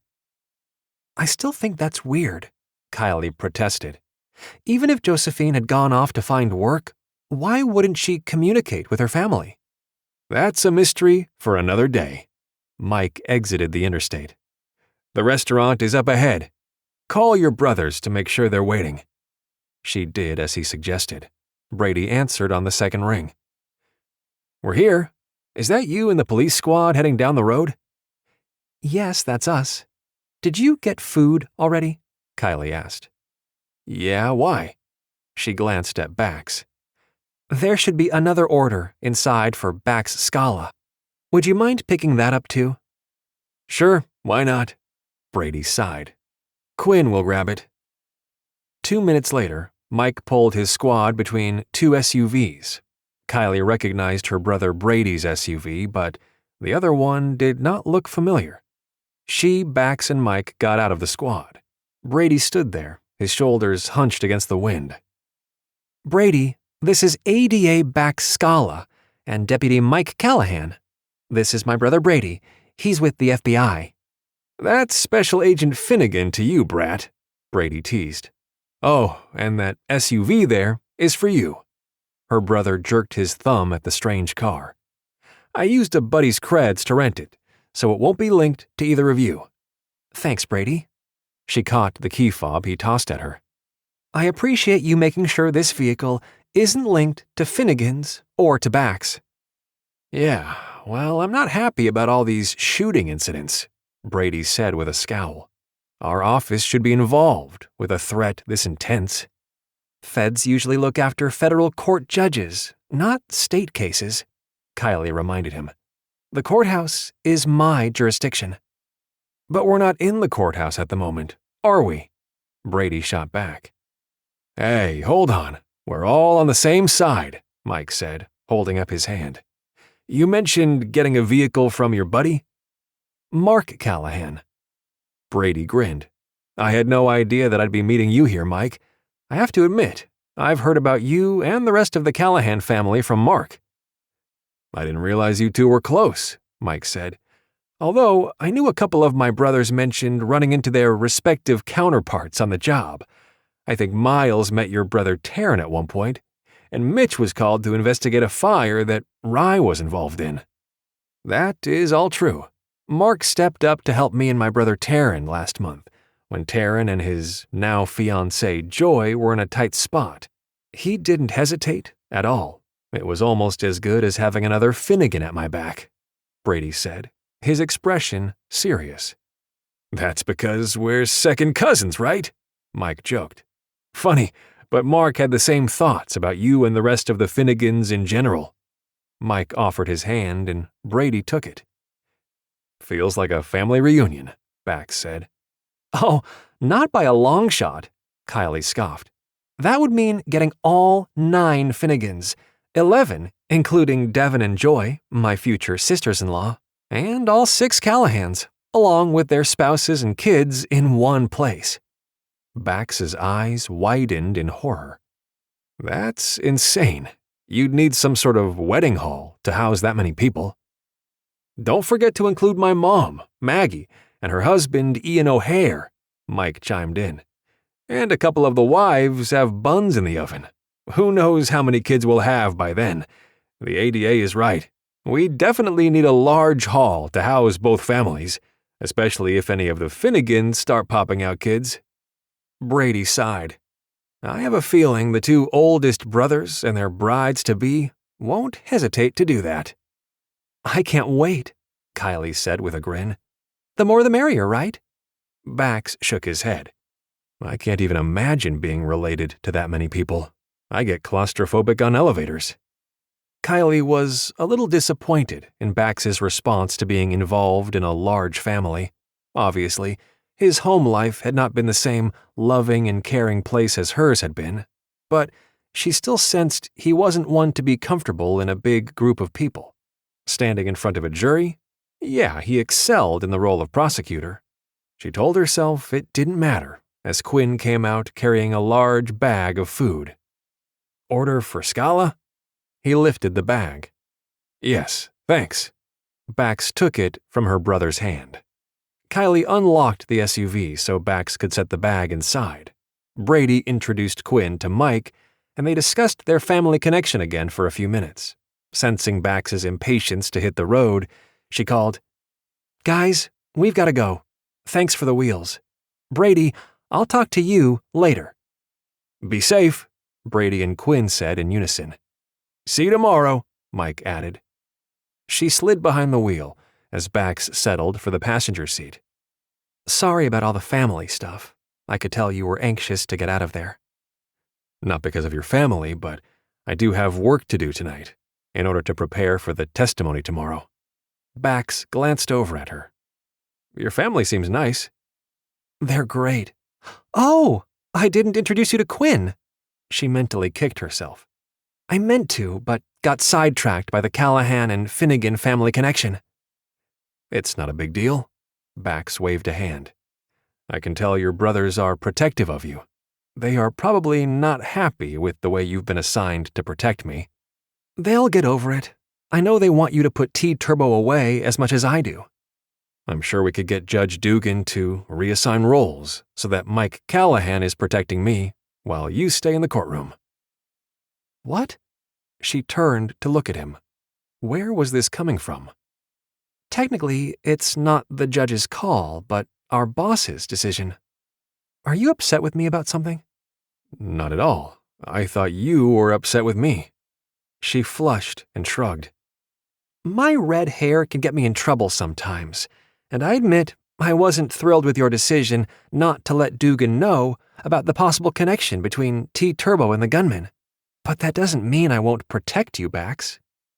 "You've been doing a great job in protecting me," he assured her. "I'm not saying this well, but I don't like you being in danger too, Kyleigh, and I can tell your brothers want you off protection duty too." She sighed. "My brothers tried to convince me to be a nurse, the way Alana is. They're not against women in law enforcement by any stretch of the imagination, but they would rather only the men in the family put their lives on the line each day, and not the women." "I can see why they think that way," Bax said. "They love you and care about you." "Yes, they do, but I didn't want to be a nurse. I wanted to be a cop. And I can be in as much, if not more, danger by pulling over a driver on the interstate. Threats to police are everywhere, Bax." "But courthouse duty isn't generally dangerous," he protested. "Really? What's to prevent someone from coming up and shooting at people standing in line? Look at the explosion in the parking garage. Anyone could stand in there at the height of the day and start shooting at random." "That's not the same as what we've been facing these past few days, and you know it." There was a hard edge to his tone. "Do you think I want to face your brothers if something happens to you?" "They would never blame you, Bax. Only the perp who pulled the trigger." She didn't understand what had gotten into him. Had meeting her brothers been that intimidating? Her brothers had been a pain when she was younger and dating, always trying to flex their muscles in front of her rare boyfriends. Most of the guys at her school had not wanted to go out with a girl with the nickname of Poodlehead. But they weren't that way anymore. At least, not as far as she knew. "Bax, I'm not sure why this is a problem, but I have no intention of trading places with anyone, okay?" There was a long moment of silence as she continued heading to Timberland Falls. "I wish you would reconsider," Bax finally said in a low voice. "I won't." She set her jaw. "You'll just have to deal with it."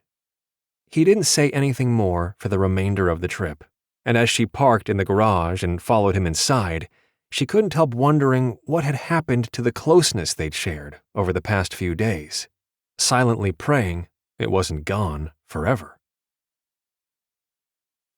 Chapter 10. Bax was relieved to find John and Liliana talking in the living room when he and Kyleigh arrived. As he set the bag of food on the table, he gauged the vibe in the other room. He didn't notice any undue stress between them, and sensed Liliana was as frightened as she'd been the evening before. Maybe because all had been quiet in Timberland Falls, at least according to John's text messages throughout the day. He prayed that meant Liliana would be ready and willing to go on Friday. "Dinner's ready," he called, pulling out the large tins of food he'd picked up at the restaurant, where he'd met Kylie's brothers.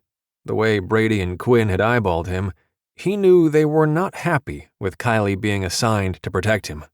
He understood and shared their concerns. But there wasn't much he could do about changing it either, other than to keep pushing forward with the trial. He felt certain that once he'd finished putting his witnesses on the stand, the attacks against him would stop. Honestly, he was surprised they'd kept coming this long. From Ward Gorski's theatrics in the courtroom, it seemed the high-powered defense attorney was extremely confident of the outcome of the trial. Granted, Bax hadn't put his key witness on the stand yet, but all it took was one juror to hold out on the key concept of reasonable doubt. One juror. He swallowed hard and tried to relax. His nerves were on edge, more so than usual in a case like this. He'd had to bite back his impatience at the family chatter between Deputy Callahan, Kyleigh, Brady, and Quinn. As Kyleigh had driven them out to Timberland Falls, he'd also suffered a flash of guilt. Her family, both the Finnegans and the Callahans, had gone above and beyond for him. They were in a clean, untraceable ride, thanks to them. He had to admit, he admired how they'd pulled together. For Kyleigh, he knew, more so than for him. After he finished setting out the food, he rolled his shoulders to ease the tension. He'd find a way to make it up to Kyleigh and her extended family once the trial was over. Then caught himself, realizing he sounded a bit like his father. "I'm sorry, Kyleigh." He turned as she entered the kitchen wearing her casual clothes rather than the uniform. "I loved meeting your family, especially hearing about the connection between the Callahans and the Finnegans. I guess these attacks during the trial are getting to me more than I realized." "Oh, it's okay." She flushed, her beautiful porcelain skin growing an adorable pink. I know we can be overwhelming. It wasn't that at all, he hastened to reassure her. I normally have more downtime to review my notes before and after court. In this case, his voice trailed off as John Grayson and Liliana came in from the other room. Hey, I hope you're hungry. We are. This all looks great, John said with appreciation. Thanks. Hey, it's no problem. He waited for Kyleigh to sit, then took the seat beside her. I'd like to say grace. Kyleigh smiled and bowed her head. Beneath the table, he reached for her hand, pleased when she curled her fingers around his. Dear Lord, we thank you for this food we are about to eat, he said. We also ask that you continue to provide safety and strength to those of us who are seeking to bring a cold-blooded murderer to justice. Amen. Amen. Kyleigh, John, and even Liliana joined in. How did it go today? Liliana asked. I thought it went well, he said.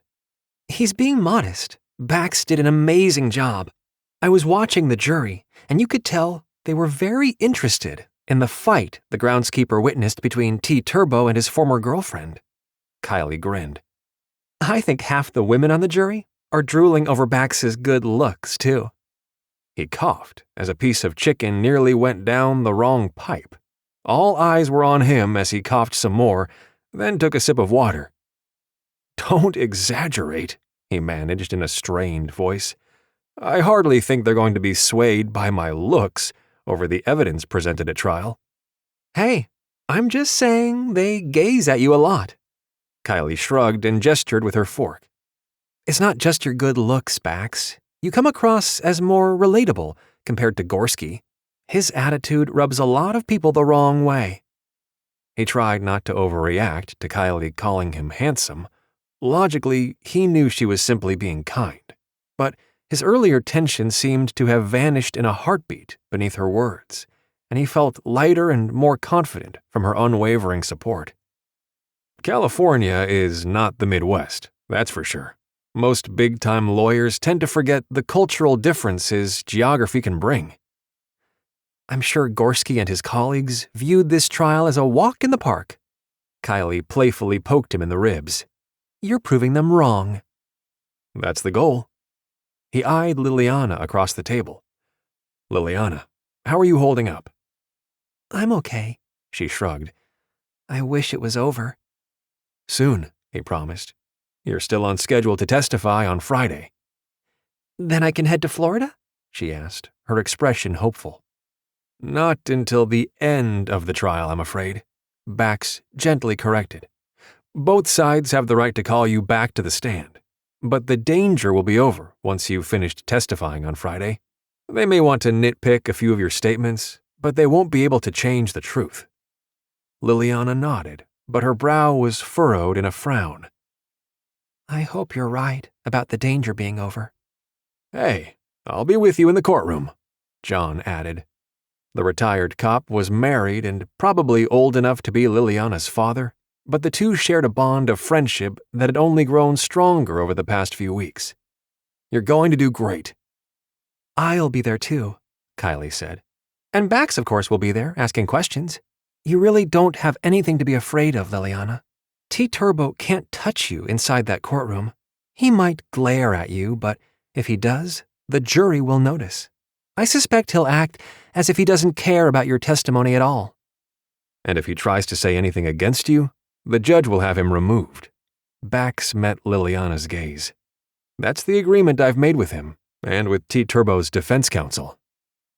Okay, Liliana sighed. I believe you. I just wish my turn to testify was tomorrow, not Friday. Friday will be here before you know it, Bax reminded her. Stay tough. You were brave enough to escape T-Turbo before. You're strong enough to face him now.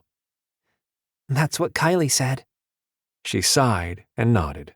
The rest of the meal passed without any further comments about the trial.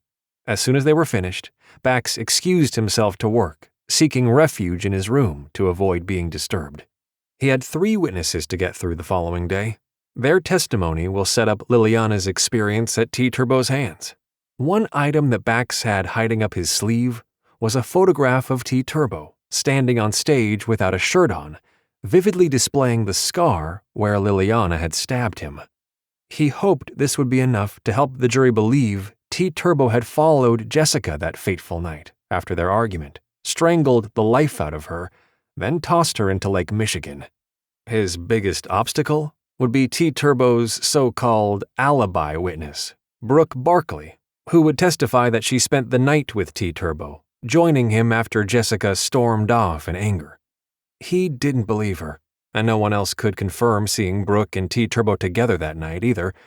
But again, all the defense needed was reasonable doubt.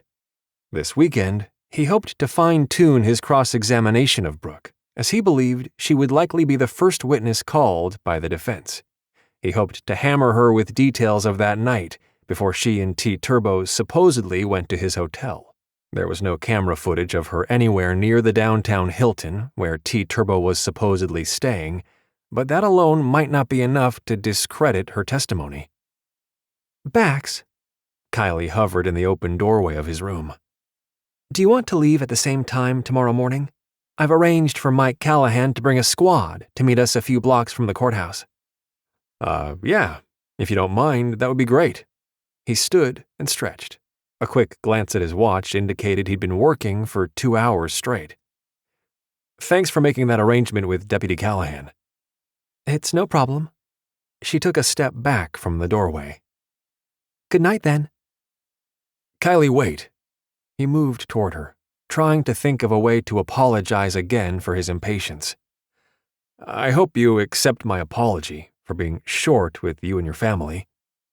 Don't think twice about it. She waved her hand. You were an only child. I can totally see how the family bantering would be annoying. Not annoying, he corrected. It's obvious your brothers care about your safety, and I can tell they don't think much of me because I'm the reason you're in harm's way. That's not true. They don't blame you. It's T-Turbo and whoever he assigned to do the job that is the source of the threat. A buzzing sound interrupted, and she pulled her phone from her pocket. Brady? What's going on? Bax moved closer, hoping to hear her FBI brother's side of the conversation. From the impassive expression on her face, he couldn't tell if the news was good or bad. Thanks, bro. I'll let Bax know. Keep up the good work. I really appreciate everything you're doing for us. What? Bax asked. Did he learn something more about the gunman and his time in jail with T-Turbo? No. I texted him a picture of the guy in black who spoke with T-Turbo's defense lawyer. Kyleigh dabbed at her phone, then turned it so he could see the man on the screen. I asked Brady to see if this guy's face was in the system, and he thinks he has a match. Bax frowned. Wait a minute. You're saying the guy potentially doing investigator work for the defense is in the system? That this guy has a criminal record? That's exactly what I'm saying. She went back to poking at her phone, then turned the screen toward him again. This is the mugshot for Elias Perkins. He leaned forward to see the image more clearly. The face on the screen looked exactly like the man Kyleigh had seen in the courtroom. What was he arrested for? Credit card fraud and identity theft. She arched a brow. Sound familiar? All this time, we've been wondering how the shooter keeps finding you. This guy probably has the computer hacking skills to track your credit card purchases. Okay, but that still doesn't explain how he found Liliana at the City Central Hotel. He inwardly sighed, knowing he'd have to notify his various credit card companies of the breach. I didn't pay with a card. I arranged to pay in cash. Really? She looked surprised. I'm not sure. Brady is still trying to search social media sites. He's not going to find anything. I'm not on social media. He didn't get why people were willing to put their entire life out there for the entire world to see. I know. I'm not either. She shrugged and put her phone away. Anyway, I think it's interesting that T-Turbo's lawyers are using a guy who did time for identity theft and fraud. Still isn't proof that T-Turbo has tried to kill me. He wished there was something more concrete that he could take to Dugan, after he'd rested his case, that is. But thanks for the additional information. At some point, we may be able to use all this against T-Turbo, especially if he ends up getting an acquittal. I hope you're right about the information, not the acquittal, she said dryly. Good night, Bax. Kyleigh turned away. Good night, Kyleigh. He stood watching as she disappeared into her room. He wished he could have kissed her goodnight, but told himself to be thankful she wasn't upset with him any longer. He sensed she wasn't interested in him on a personal level, which was a bit depressing. Still, he hoped they'd remain friends once the danger was over. He couldn't imagine what his life would be like once Kyleigh wasn't his constant shadow. It was only after he'd been forced to have her assigned as his protection detail that he realized how lonely his life had been. And while her family seemed overwhelming, he suspected that life with Kyleigh would never be boring. The following morning, Kyleigh headed into the kitchen to make coffee, mentally reviewing all the steps she'd taken to avoid a repeat of being shot at while driving Bax to the courthouse. He'd been sweet last night, apologizing for being impatient. Yet, at the same time, it had been a good reminder that her life and Bax's were entwined only temporarily. Her noisy family wasn't something he would be comfortable around on a regular basis, and she could understand, because for her, the opposite was true. Sure, she lived alone in her condo, but she was with her siblings on a regular basis, and at work, she considered her fellow deputies also part of her extended family. Now she could add the Callahans, too. She liked knowing that she would never be alone, and that anyone from her family would drop everything to help in a moment's notice. It made her sad to think of Bax living alone in his fancy condo without having any family nearby. Granted, he preferred it that way. Ironic that she'd only gotten to know him over these past few days. Having admired him from afar, she could secretly admit he was more attractive now that she knew him better. Not his looks, although she hadn't been kidding about how many of the female jurors kept their eyes on him, but more so because of his kind and generous nature. She didn't know many rich guys who handed out money to homeless people, or who paid for hotels and safe houses out of his own pocket. Kyleigh had instructed Mike Callahan to meet them at a strip mall roughly halfway between the zoo interchange and the exit that would take them to the courthouse. Leaving the SUV outside all day wasn't ideal, but she'd chosen an area that had plenty of cameras, which she hoped would deter petty crime until her brothers, Brady and Taryn, could get out there to move the vehicle to a parking garage, hopefully around lunchtime. Good morning. Bax's husky voice sent shivers of awareness down her spine. She turned to see him stepping into the kitchen. Need help? Huh? Flustered, she glanced down at the empty carafe in her hand.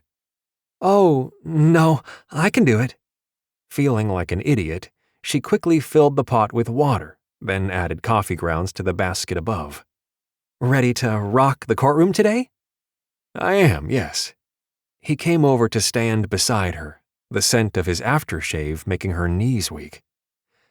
Thanks to you giving me time to prep last night, I feel better about today. Sure. She hadn't realized she'd done anything other than help Liliana and John clean up the kitchen. Then again, she was used to concentrating amid chaos. Even when she was writing up reports at the sheriff's department, there was always something going on. I'm glad to hear it. You always seem so natural in the courtroom. I never appreciated how much work goes into your preparations. Thanks, Kyleigh. Again, his low, husky voice messed with her head. She willed the coffee pot to hurry up and finish brewing. She desperately needed something to distract her from Bax's presence. Our ride in should be smooth, she said, breaking the intimate silence. I've made arrangements to have Mike pick us up at a new and neutral location to prevent another shooting attempt. Sounds good. Today, Bax seemed more relaxed and unconcerned about a possible detour. I appreciate the extra effort. It's my job, remember? And maybe if she reminded herself of that fact, Every hour of every one of the next few days, she'd find the professional detachment she needed to keep him safe.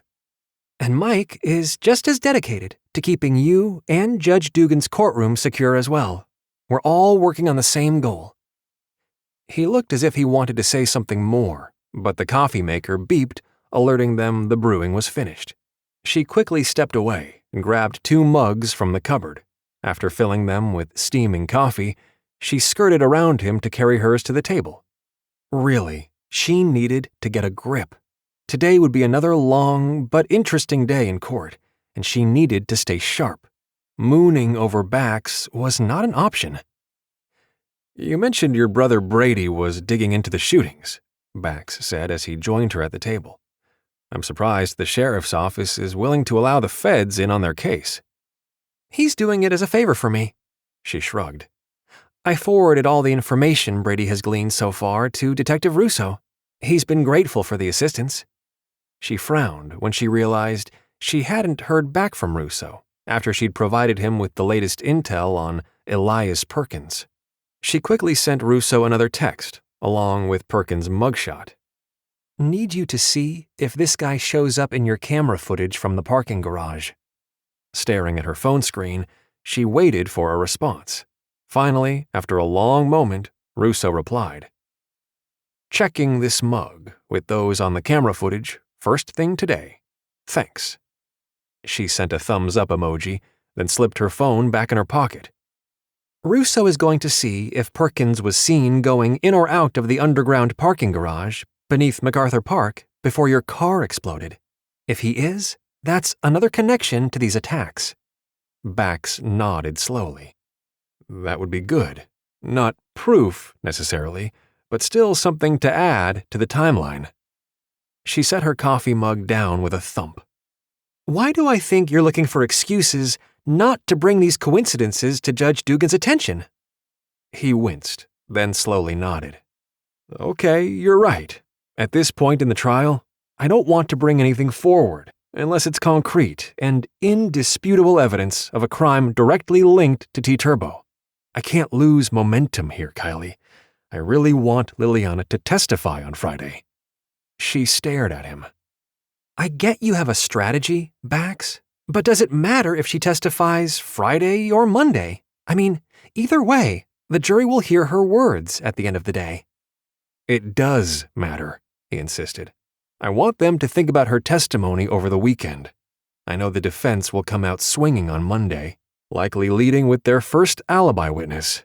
This way, the jury will compare Liliana's testimony and that of Brooke Barkley, hopefully believing Liliana over Brooke, especially when I'm finished cross-examining her.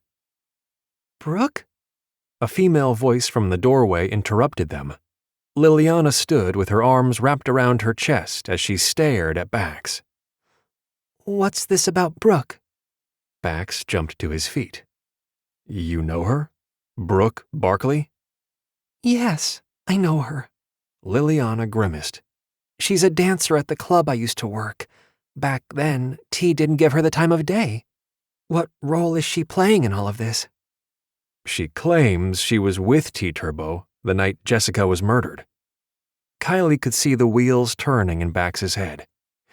You're sure she worked at the club with you back in California? I worked with a woman named Brooke, Liliana said with a shrug. Can't say for sure if it's the same one or not. I have a picture of her here. Bax rummaged in his briefcase, then pulled out a file. He unclipped a photo from a folder and held it up. Who is this? That's Brooke. She went by Looky Brookie as a show name. Liliana wrinkled her nose. Lame, right? Kyleigh wasn't about to comment, although she did think Liliana Starr was better than Looky Brookie. So if she works in a club in California, what was she doing here in Milwaukee the night of Jessica's murder? Bax asked. I don't know. Liliana headed for the coffee. She's had a crush on T forever, though, so it's not surprising they're together now. That's good information, Liliana. Thanks. Bax pulled a notepad from his briefcase and began making notes. 15 minutes later, they were on their way to the strip mall where her cousin, technically second cousin, Mike Callahan would pick them up. Bax was deep in thought during the ride, so she remained quiet, giving him time to work. The drive was uneventful, no traffic delays whatsoever, so they arrived at the rendezvous point early. When she didn't see Mike's squad, she made a loop around the block. "Something come up that Mike can't be here?" Bax asked. "No, we're early." She glanced at him. "Will that information about Brooke help your case?" "I hope so. I don't think we had any record of her working in a strip club, much less the same one Liliana worked in." He frowned. "I'm not sure how the cops and my team missed that. It's a detail we should have known a long time ago." "Better late than never, right?"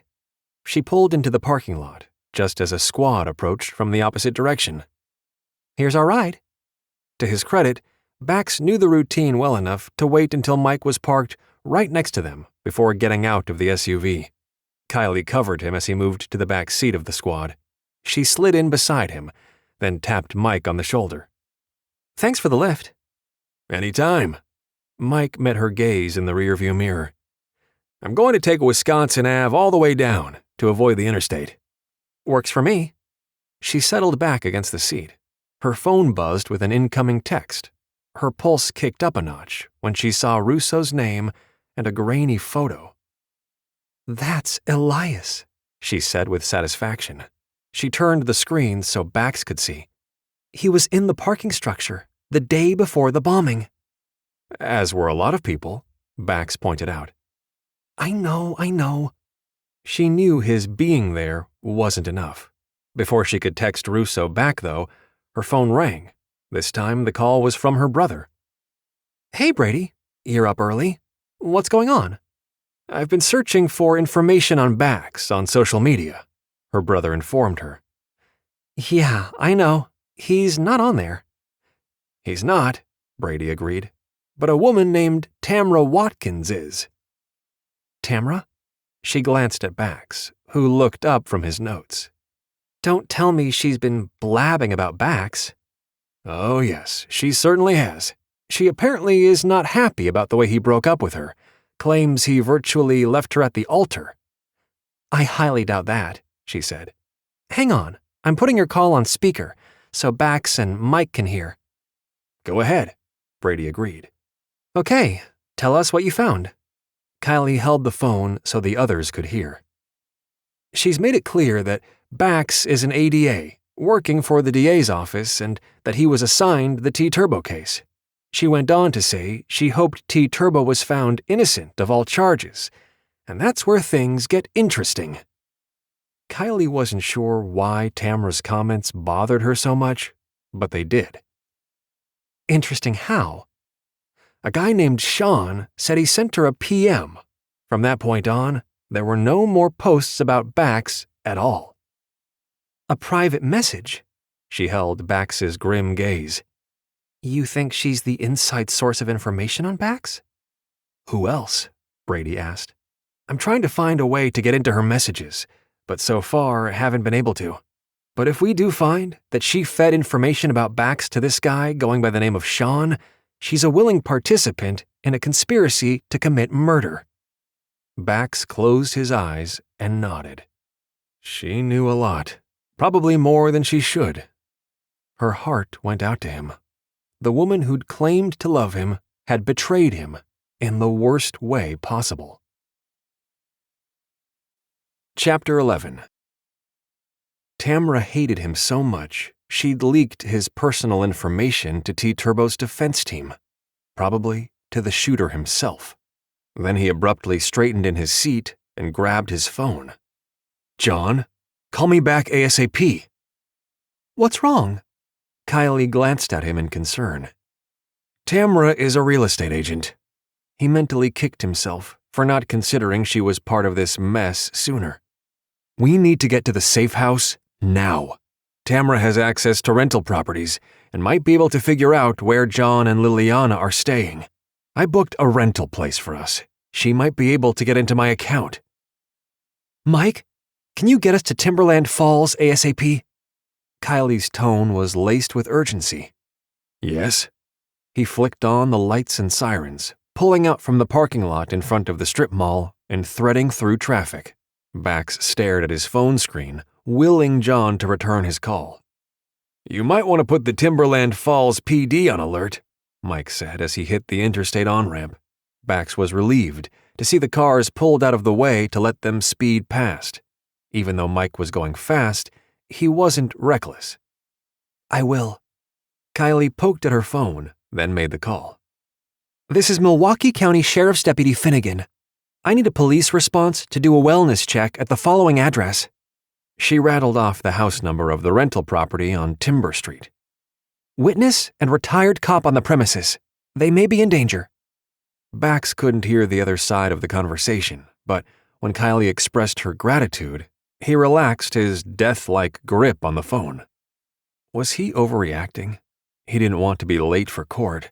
That would not go over well with Dugan, but learning the news about Tamra's involvement had hit hard. "Did Tamra know you had Liliana at the City Central Hotel?" Kyleigh asked.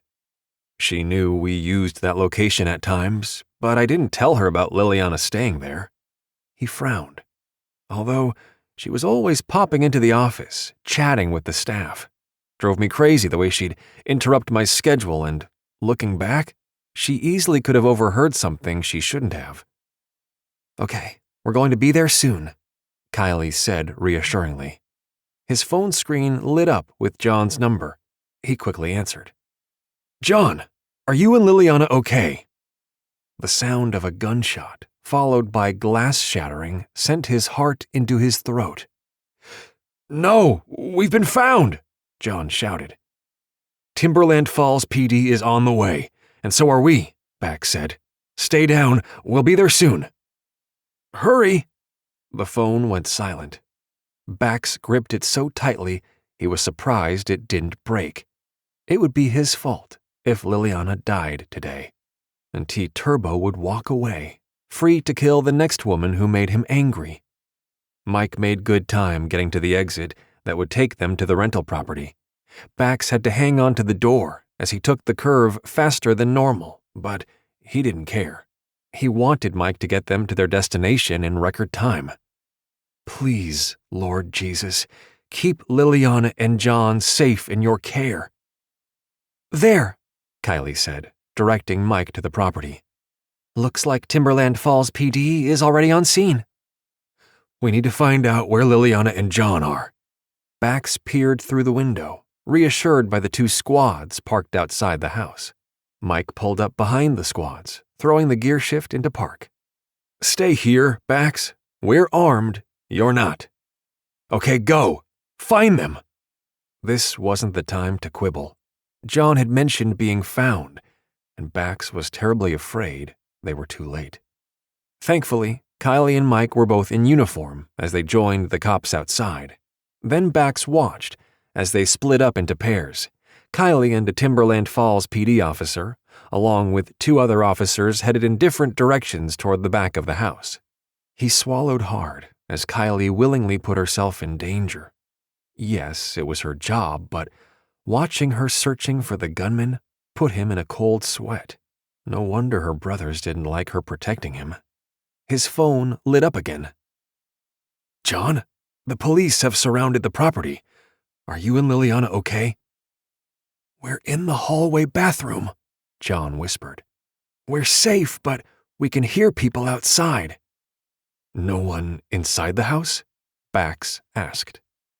"Not that we can tell," John said. Relief washed over him. "Okay, stay where you are. I'll let the officers know your location. It will likely take them some time to make sure the gunman isn't still around." "Understood. Thanks." John disconnected from the call. Bax pushed out of the back seat. Thankfully, Mike hadn't engaged the auto locks, preventing criminals from escaping squads, which enabled him to approach the closest police car. Mike Callahan turned and frowned. "You're supposed to be in the squad." "I know, but the occupants of the safe house informed me they're in the hallway bathroom and don't believe the gunman is inside the house." Bax held up his phone. "I just spoke to John Grayson, the retired cop who is protecting Liliana. He is not armed except maybe with a knife.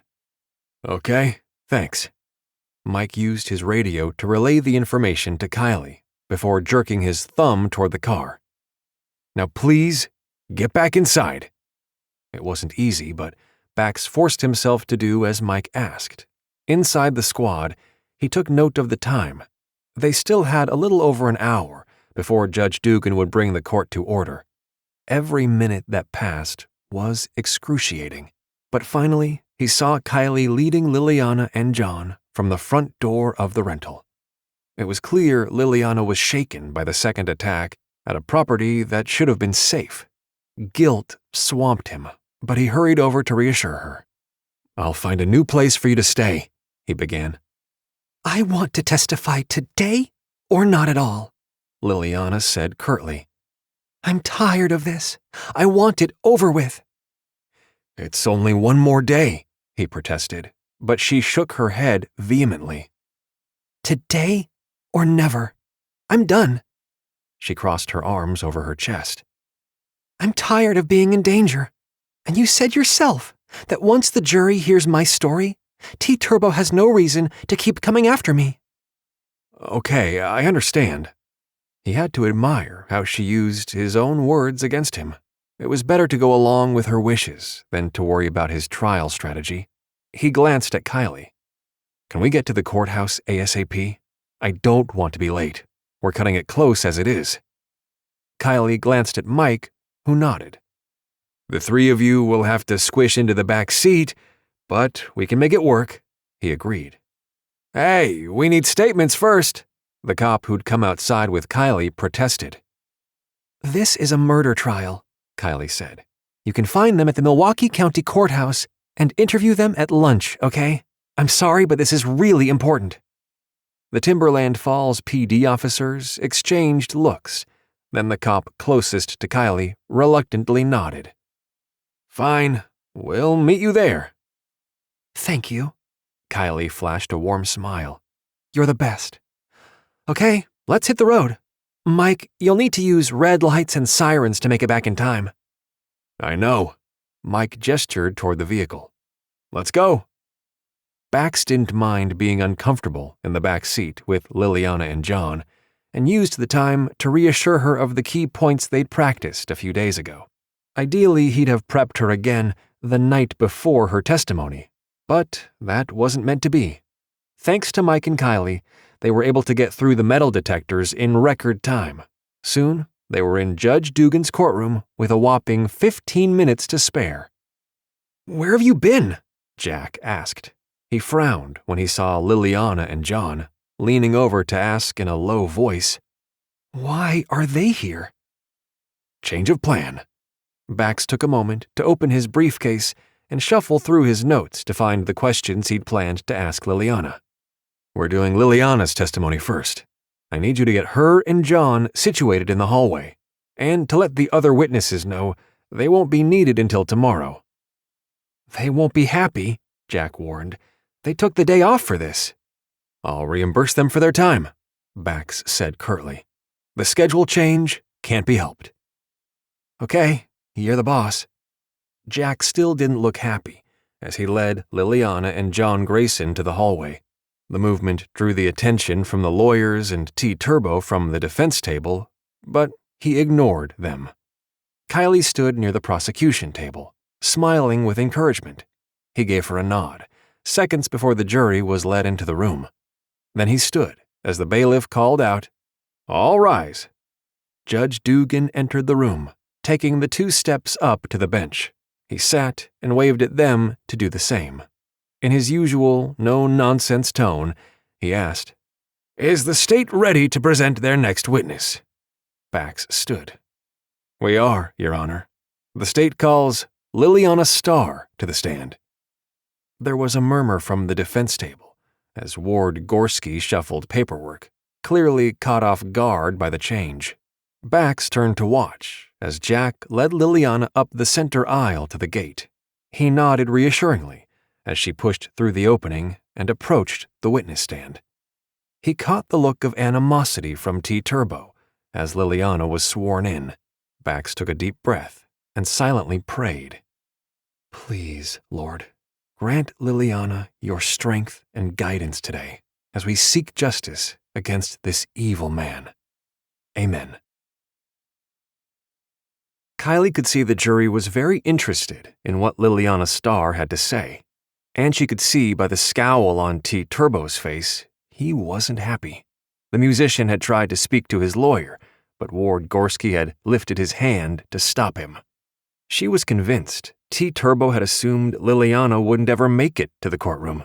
She wished she could tell the judge about the recent gunfire at the house in Timberland Falls, but of course she didn't.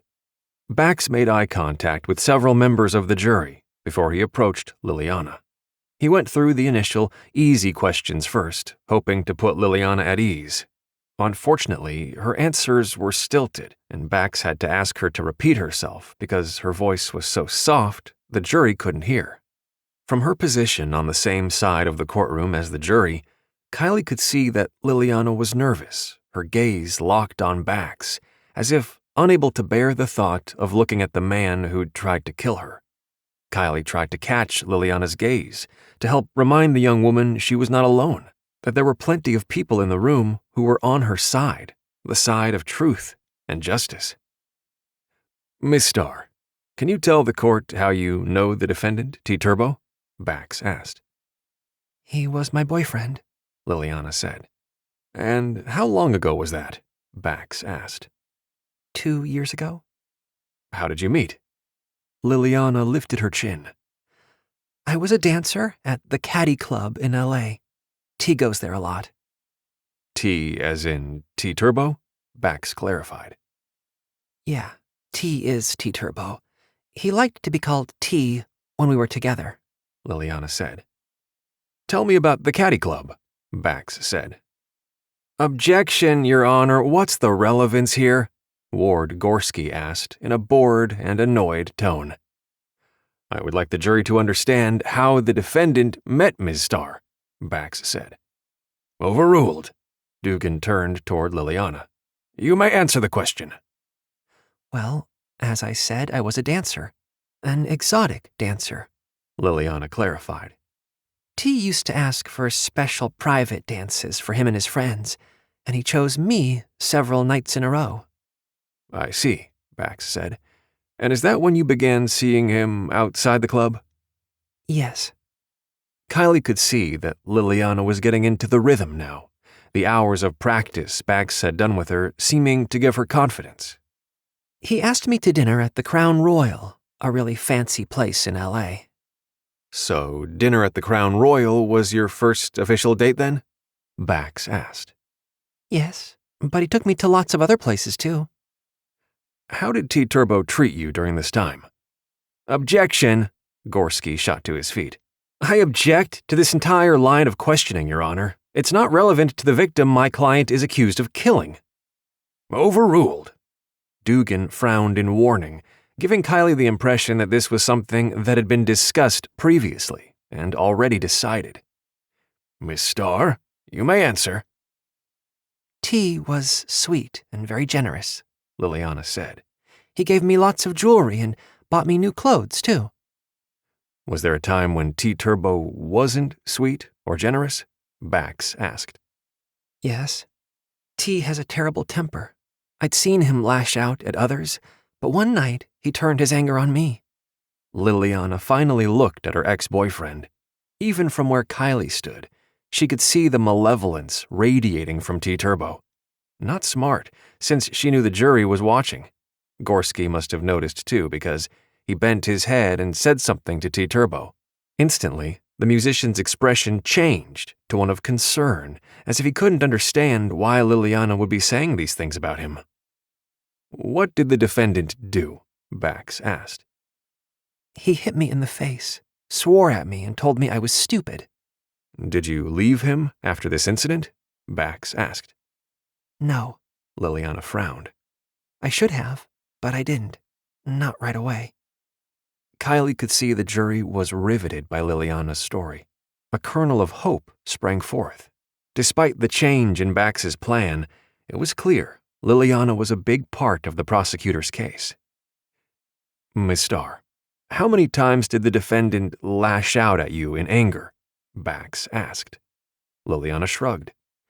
5 or 6 times after that first one. He'd be good for a few days, then he'd get irritated about something and hit me again. The proceedings were briefly interrupted as the judge took their mid-morning break. The defense table huddled together, discussing Liliana's testimony during the entire time. Once the judge and the jury returned, Bax stepped toward the podium. Miss Starr, will you explain to the court what happened the night of August the 2nd, 2 years ago? Bax asked. Gorski looked as though he might object, but a narrow glare from the judge had him sitting back in his chair. Kyleigh could tell the lead defense attorney was already planning a scathing rebuttal when it was his turn to cross-examine Liliana.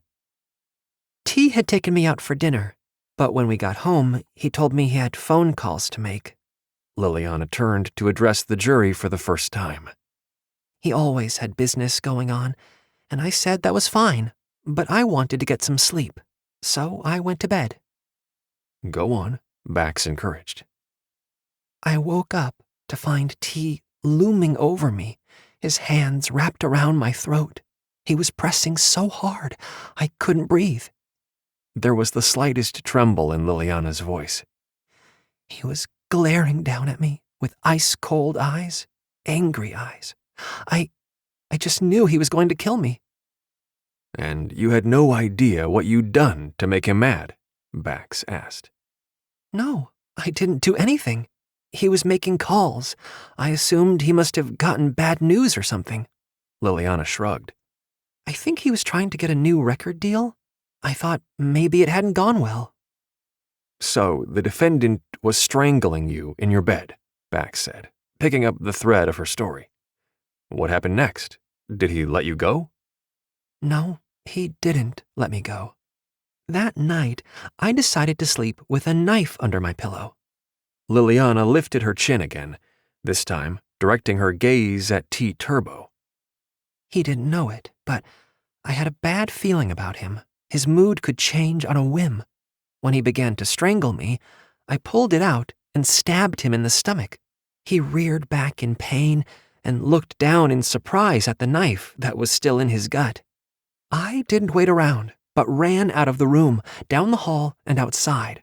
I heard him coming after me, but I was faster. Thanks to being a dancer, I have strong leg muscles. I see. Bax gave her a somber look. That must have been frightening. I was scared out of my mind. T doesn't like people who fight back. She looked at the defendant again. He thought I was a weak nobody, just another stripper from the club, but I proved him wrong. Did you ever see T. Turbo after that night? Bax asked. No. I pawned the jewelry he gave me and got a bus ticket out of there. Liliana looked toward the jury. I knew if I stayed, he'd keep searching for me, and I didn't think I'd be able to escape him a second time. Bax paused, looking down at his notes as if trying to think of another question. Kyleigh suspected he wanted the jury to think about how Liliana had stabbed T. Turbo, pawned his jewelry, and skipped town to survive long enough to testify. Finally, Bax said, "Did you report this incident to the police?" No. Liliana sighed and looked down at her hands for a moment. I didn't think they'd believe me, and I was afraid I'd get thrown in jail for stabbing him. Bax nodded thoughtfully, as if understanding her concerns. He glanced at the jury for a moment, then asked, "Where did you go when you got on that bus?" Down to San Diego. "And did you find work there?" Bax asked. Yeah, but the pay wasn't as good as LA, so I ended up going with my friend to Las Vegas. Going back to that night of August 2nd, do you remember where you stabbed the defendant? Bax asked. Liliana nodded. It was high up on the right side of his stomach, but below his ribs. She patted her own abdominal area. How do you remember that? Bax asked. I'm sure the assault happened very quickly. I had a friend who was hit on the right side of her abdomen, and the doctor told her she had a liver laceration, Liliana said. I aimed for the same spot because the doctor mentioned how the liver can bleed a lot. There was a murmur through the crowd seated at the back of the courtroom. The judge glared at them, and they were silent. Bax paused, staring down at his notes for a few long seconds before he lifted his head. "Miss Starr, did you intend to kill T-Turbo that night?" No, I only wanted to make him bleed enough that he couldn't follow me. She turned again to address the jury. I knew from my friend's injury that liver lacerations didn't necessarily cause death. I only wanted to escape before T killed me. "Objection. The witness is not a physician," Gorski said. "I move to strike her comments. The witness is only testifying to her state of mind and what she believed," Bax countered. "She stabbed the defendant in a spot that she believed would slow him down, but not kill him." "Yet she's not a medical professional," Gorski protested. "Your Honor, may we approach?" Dugan sighed and motioned for them to step forward. They spoke in low tones for several minutes before he waved them back. "The defense objection is overruled," Judge Dugan intoned. "Counsel, please continue. But check the time, as we'll need to break for lunch soon." Bax glanced at the clock. "I only have a few more questions, Your Honor." He turned to pick up 3 photographs. "The prosecution would like to enter these photographs as exhibits A through C, Your Honor." "Objection!" Gorski shot to his feet. "I'm not aware of this evidence." "These were found online on the defendant's website," Bax said calmly. "I assumed the defense was well aware of them, as they are out in the public domain." "Bring them here," Judge Dugan said. "Counsel, approach." There was another delay as the attorneys spoke as they reviewed the evidence Bax had submitted. Judge Dugan reviewed each of them very carefully, frowned, then nodded. "Objection overruled. These photos will be marked as state evidence as requested." Judge Dugan pushed the photos to Bax, who gave the clerk a moment to place stickers on them. "You may proceed," Judge Dugan said. "Thank you, Your Honor." Bax stepped forward, showing the photographs first to Liliana, then passing them along to the jury. "Ms. Starr, do you recognize the man in these photographs?" Yes, it's T on stage at one of his concerts. "And what is the date of that concert?" Bax asked. October 15th.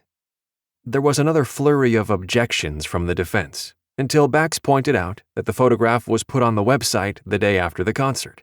Kyleigh felt certain the defense was simply trying to rattle Liliana. "Do you see that scar along the right side of his abdomen?" Bax continued. Yes, Liliana looked up at the jury. that's where I stabbed him. "Objection, foundation." Gorski's face was red with anger. "She can't tell from a picture if that scar is from her knife or not." "Your Honor, the witness said that's the location where she stabbed him, nothing more," Bax argued. "And that's my last question for this witness." Judge Dugan thought about that for a moment, then said, "Overruled. I agree. The witness's statement may stand."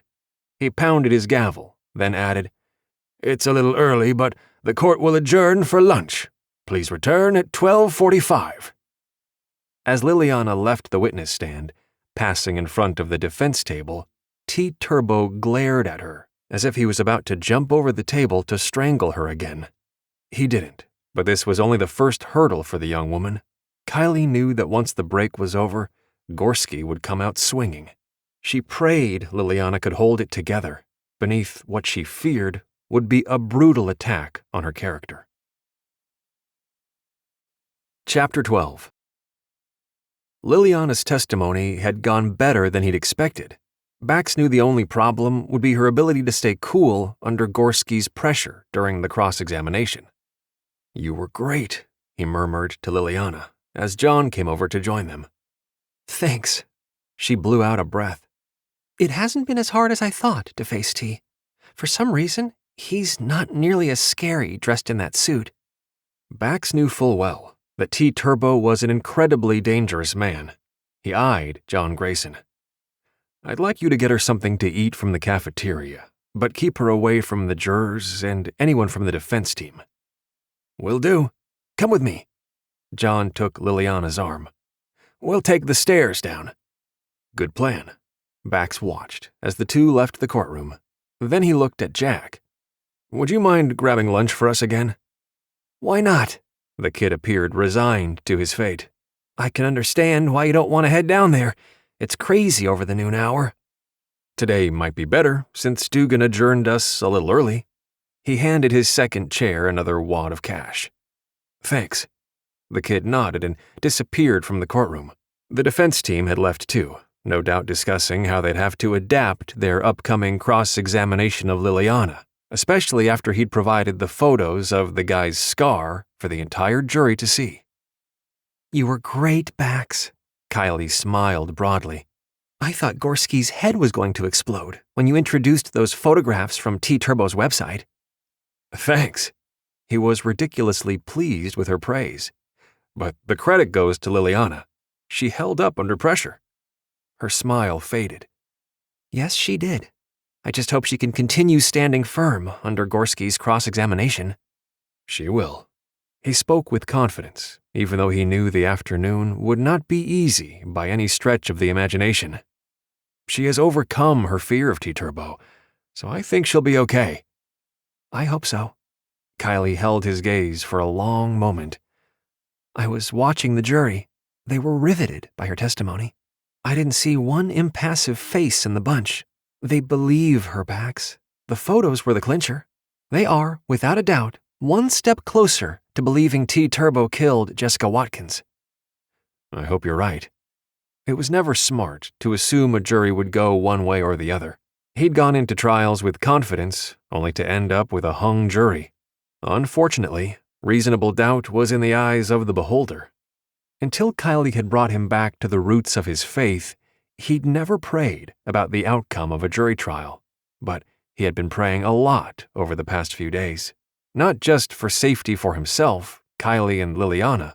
No, what he needed was for the jury to see the truth, that the man sitting before them had allowed his fame and fortune to go to his head, making him believe he could do whatever he wanted without suffering any consequences. "Please, Kyleigh, sit down." He pulled out the chair Jack was using. "You've been on your feet all morning." "I'm used to it." She sat, stretching her legs out before her. "Funny, during the 6 months I'm on patrol duty, I do nothing but sit in the squad. Then during the 6 months I'm here at the courthouse, I stand for hours each day. They would be smart to mix that up a bit more." "What happens come June?" Bax hated to admit he'd miss seeing her around the courthouse. "What assignment will you have?" "The airport," she shrugged. "That rotation is a nice mix of patrolling with the squad and on foot." "That's good." He wanted to broach the subject of seeing her again once the trial was over, but there was a commotion in the hallway that caught Kylie's attention. She leapt up and headed out into the corridor. Bax followed, curious as to what was going on. "I gotta talk to him!" A man was fighting against Deputy Mike Callahan, who held onto his shoulders. It took Bax a moment to recognize him as the homeless guy that usually sat outside the courthouse. "Who, me?" Bax asked, stepping out from behind Kyleigh. "Yeah." The bearded guy stopped struggling. I wanted you to know I'm sorry. I shouldn't have slipped the note under the door." "That's okay. You're not in any trouble for that." Kyleigh smiled and stepped closer. "Can you tell us who paid you to do that?" Some guy." The homeless guy's gaze darted back and forth, as if that same person might show up any moment. "I wasn't supposed to come back, but this is my best spot." He lowered his voice. "You're always nice to me. I was stupid to take the money and move." "It's okay," Bax assured him. "Like Deputy Finnegan said, you're not in trouble, but anything you can tell us about the man who paid you would be helpful. What's your name?" "Lyle Gorman." The guy abruptly straightened. "Sergeant Lyle Gorman." "You were in the military," Bax said. It was something he'd suspected. "Thank you for your service." Thanks." Lyle looked away. "I've had some trouble since getting out. Couldn't hold a job because I got sick, then lost my place, which is why I'm on the street." I understand. There wasn't time now, but Bax intended to get Lyle set up in some housing until he could get back on his feet. Can you describe the man who paid you? Tall, short, old, young? He was younger, maybe in his mid-30s, dark hair, and he wore all black. Lyle shrugged again. Sorry I can't be more helpful. You're doing great, Kyleigh assured him. She pulled out her phone, swiped at the screen, then turned it to him. Does this man look familiar? That's him! Lyle Gorman looked shocked. How did you know? It was just a hunch. She turned to Bax, and he remembered the picture she'd taken of the man they believed to be Ward Gorski's investigator. Thanks. This is very helpful, Sergeant Gorman. You're welcome. Lyle looked at her, then back at Mike Callahan. So, I can go? Yes, you're free to leave, Mike said. Wait. Bax pulled more cash from his pocket and gave it to Gorman. Get something to eat, okay? I will. Thank you. Lyle Gorman turned and held himself straight and tall as he walked away. I knew Gorski's guy, Elias Perkins, had paid him to do that. Kyleigh turned to face him. I don't suppose you'll let me take this to Judge Dugan? For what purpose? Bax turned and went back inside the courtroom with Kyleigh hot on his heels. The letter didn't hurt anyone, right? And we can't prove that Elias Perkins also hired a gunman, actually, several gunmen, to come after me and Liliana. That's a leap, going from a note to shooting people. I hate when you're right, she muttered.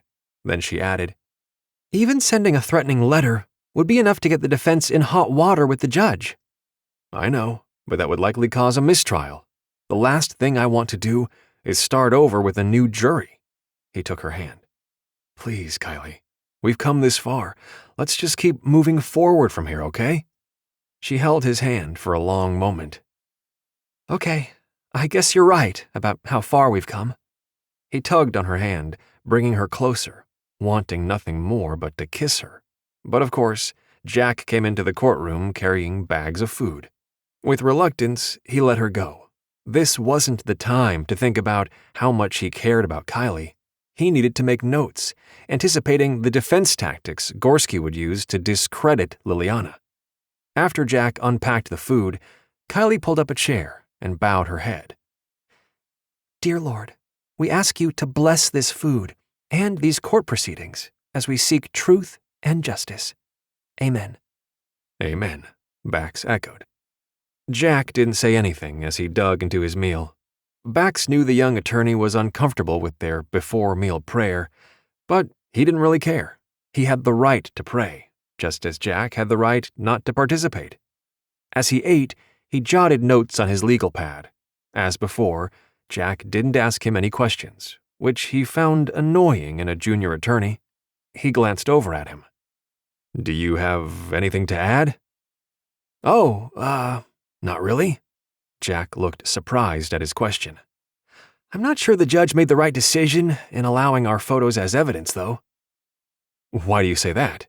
Bax had to fight back the flash of annoyance. I mean, I'm glad he did, Jack hastened to say. But we wouldn't want incriminating photographs to be dropped like a bomb in the middle of a trial either. They weren't incriminating per se, Bax said. Keep in mind, the defense should have known we were going to talk about Liliana's escape from T-Turbo. If they were smart, they'd have already created a story around the scar. The website for their client is something they should have at least looked at beforehand. True, Jack shrugged. But what would you have done if the judge hadn't ruled in your favor? Just mentioning the scar was enough. And if the defense decided to put T-Turbo on the stand to testify in his own defense, I would have asked him about his scar. Bax frowned. A good prosecutor has all bases covered. Jack nodded but continued eating without further discussion. Bax continued making notes, trying to imagine every possible way the defense could come after Liliana. They would first attack her character, as if her job as an exotic dancer made her less credible. And from there, they would twist everything else she said to make it seem like she'd attacked T-Turbo without provocation. In addition to Jessica's friend, He also had a rebuttal witness in Liliana's close friend and fellow dancer, Vanity Fair, another crazy fake name that Vanity had decided to legally change to be her real name. Liliana had confided to Vanity about the attack from T-Turbo, and the fellow dancer had also seen the bruises around her throat. He'd have preferred pictures, but they hadn't taken any. Still, he was confident the jury would believe the two women. It wasn't as if they were gaining anything by lying on the stand. Quite the opposite. In both cases, the women had fled LA because they were afraid for their lives, going to San Diego, then to Las Vegas. And by the time he finished questioning both women, he prayed the jury would believe them too. Ending with Vanity's testimony on Friday would not be as good as if he'd been able to have Liliana as the last witness, but it would work out. It had to. He couldn't stand the thought that T-Turbo could walk out of this courtroom free to hurt or kill again. When court resumed for the afternoon, Kyleigh swept the spectator rows for Elias Perkins, the dark-haired guy who'd paid Sergeant Lyle Gorman to push the note beneath the door of the courtroom. There was no sign of him. It made her wonder if he was outside, setting up another ambush for Bax or Liliana. Keeping silent about what they knew of the defense counsel's tricks did not sit well with her, and she could tell Mike Callahan wasn't happy about it either. The judge spoke with his clerk for almost 15 minutes before bringing in the jury. It was almost 1:15 before everyone was seated and ready to go. "The defense would like to call Liliana Starr back to the stand," Ward Gorski said. Liliana was seated beside John Grayson, directly behind the prosecutor's table. Kyleigh noticed the retired cop gave Liliana's hand a quick, reassuring squeeze before she rose and made her way back up to the witness stand. After the judge reminded her that she was still under oath to tell the truth, Dugan gave Gorski a nod. "Your witness, counselor." "Thank you, Your Honor." Gorski's fake smile didn't reach his eyes. "Ms. Starr, you mentioned you work as an exotic dancer. Is that correct?" Yes. Liliana appeared unfazed by the line of questioning she knew was coming. "And these private dances you did for my client, T-Turbo, were not really dances, were they?" They were, yes. Okay, but what started out as dances ended with something more, didn't they? Gorski pressed. Liliana stared at him. Sometimes guys want to do more, but that isn't allowed. Oh, I see. Gorski's tone indicated he didn't believe her. But when my client asked you out, you knew that was for sex, correct? I knew he wanted to be with me, not just for sex, but as his girlfriend, Liliana said. Of course. The disdain in Gorski's tone was obvious.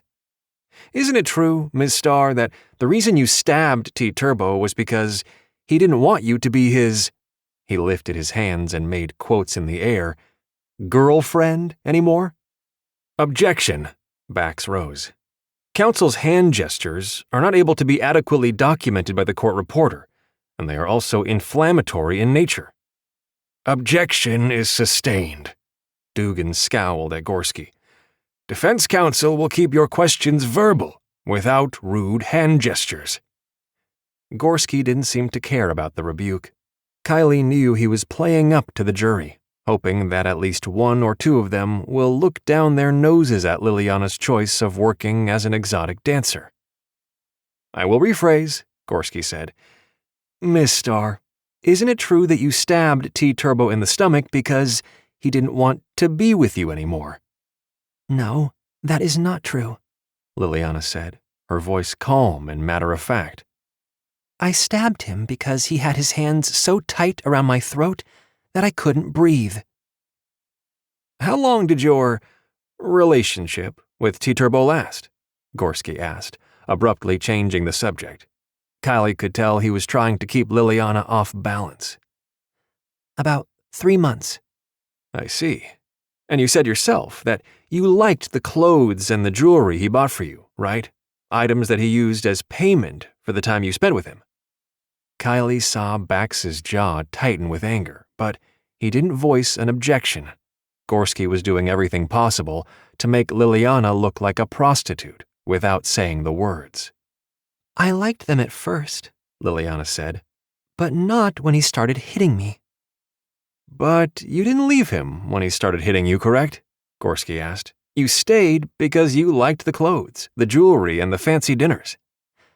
I stayed because— It's a yes or no question, Ms. Starr, Gorski interrupted. You didn't leave after the first time he hit you, correct? He apologized, Liliana said. So yes, I stayed. Kyleigh scanned the faces of each juror, trying to gauge their reactions. From what she could tell, Liliana still had their full attention. To their credit, some wrote notes, but most seemed to be listening intently to the young woman's testimony. But did they believe her?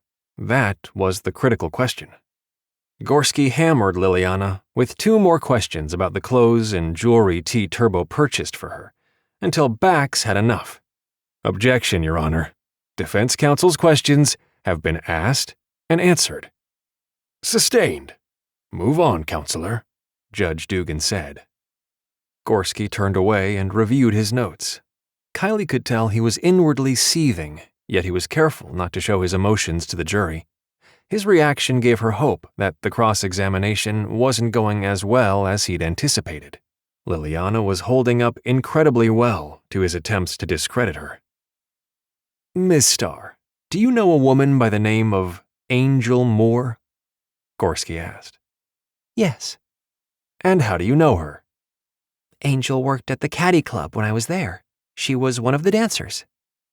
Isn't it true that you were upset when you learned that my client had arranged to have a private dance with Angel? Gorski asked. No, I wasn't aware T had asked for a private dance with Angel. You knew Angel Moore had caught my client's attention because she told you so. Isn't that correct? Gorski pressed. Kyleigh noticed Bax going through his notes as Gorski went down this line of questioning. She had to assume that Angel Moore was on the defense counsel's witness list. Angel mentioned T was coming into the club, but that was all I knew, Liliana said. She did not tell me about any private dances. Is that because you like to share men? Gorski asked. Objection, relevance, Bax shot to his feet. Your Honor, this question is not relevant to the subject. I disagree.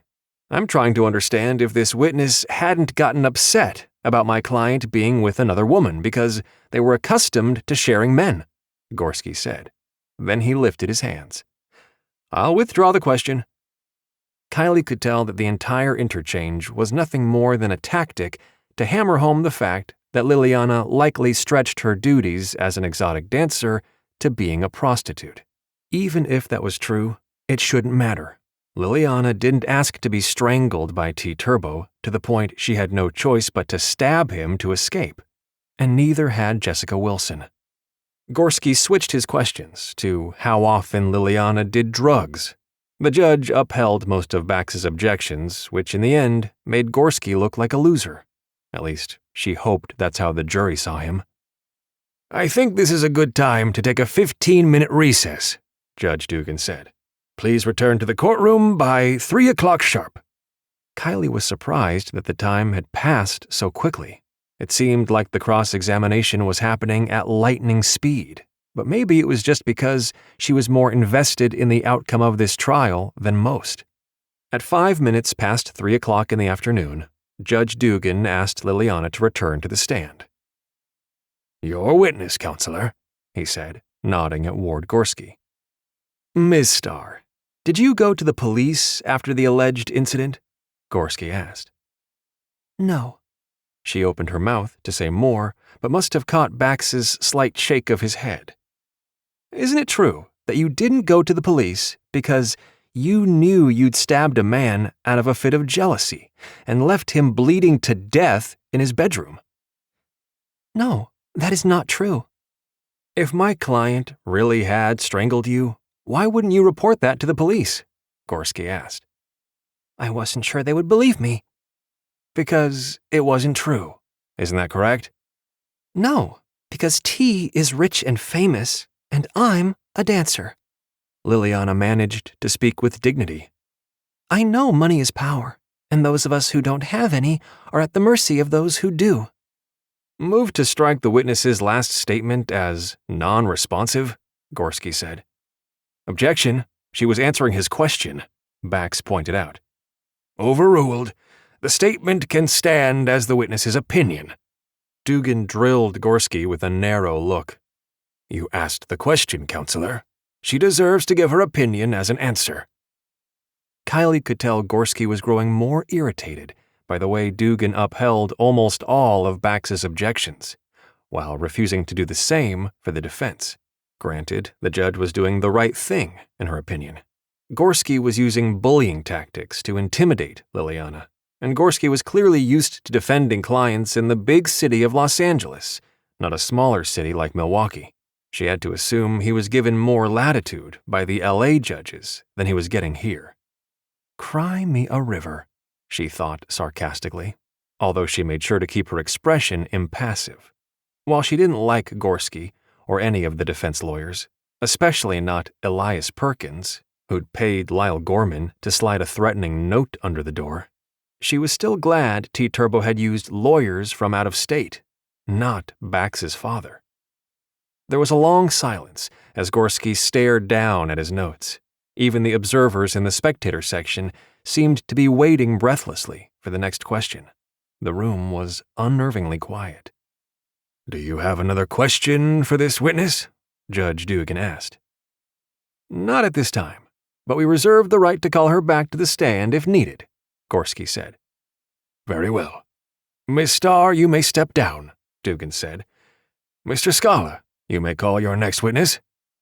"Thank you, Judge. I thought this witness testimony would take the entire day, so I don't yet have my next witness, Vanity Fair, here, but I can arrange for her to be here within 15 minutes or so." Dugan frowned, seemingly irritated with the delay.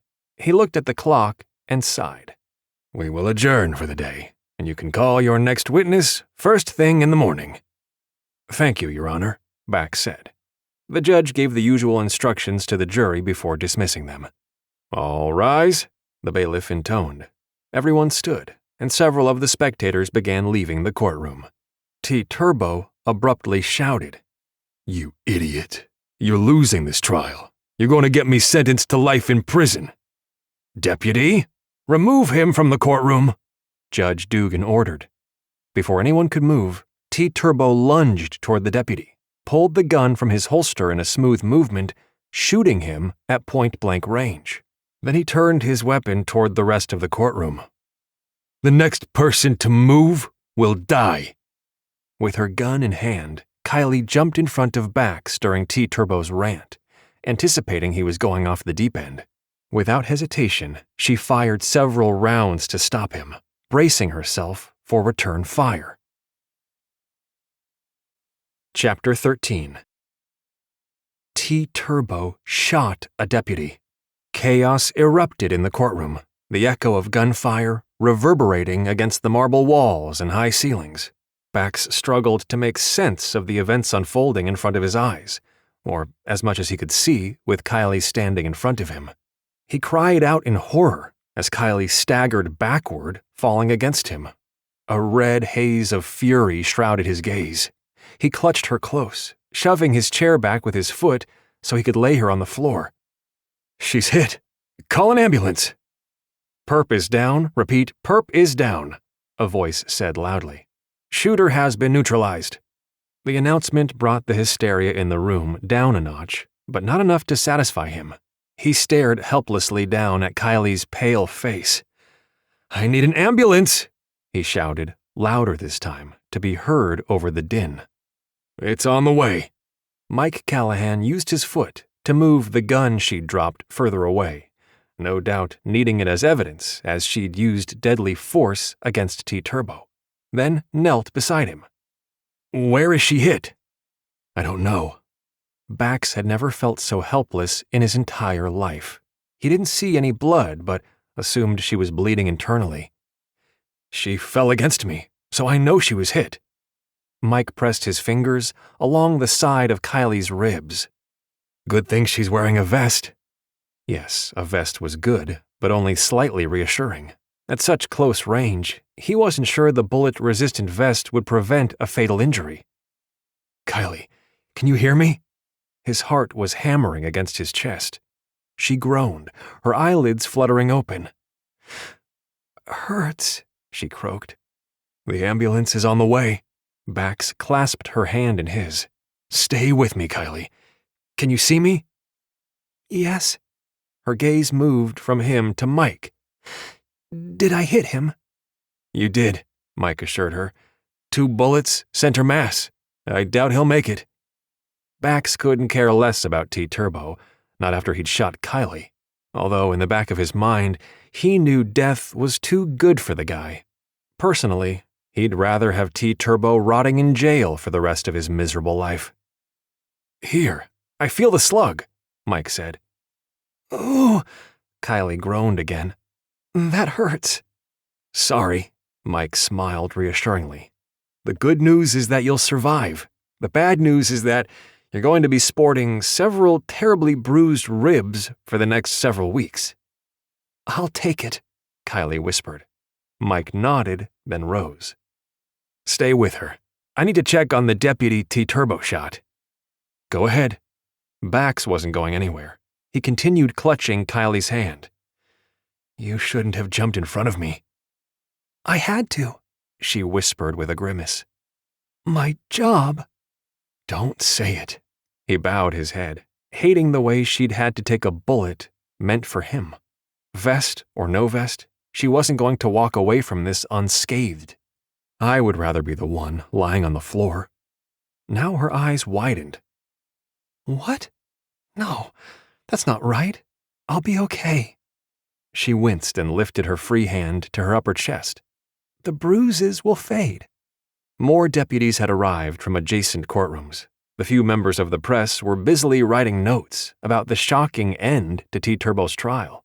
The man's anger had gotten the better of him. If anything, this shooting proved he was right all along. T-Turbo was a cold-blooded murderer.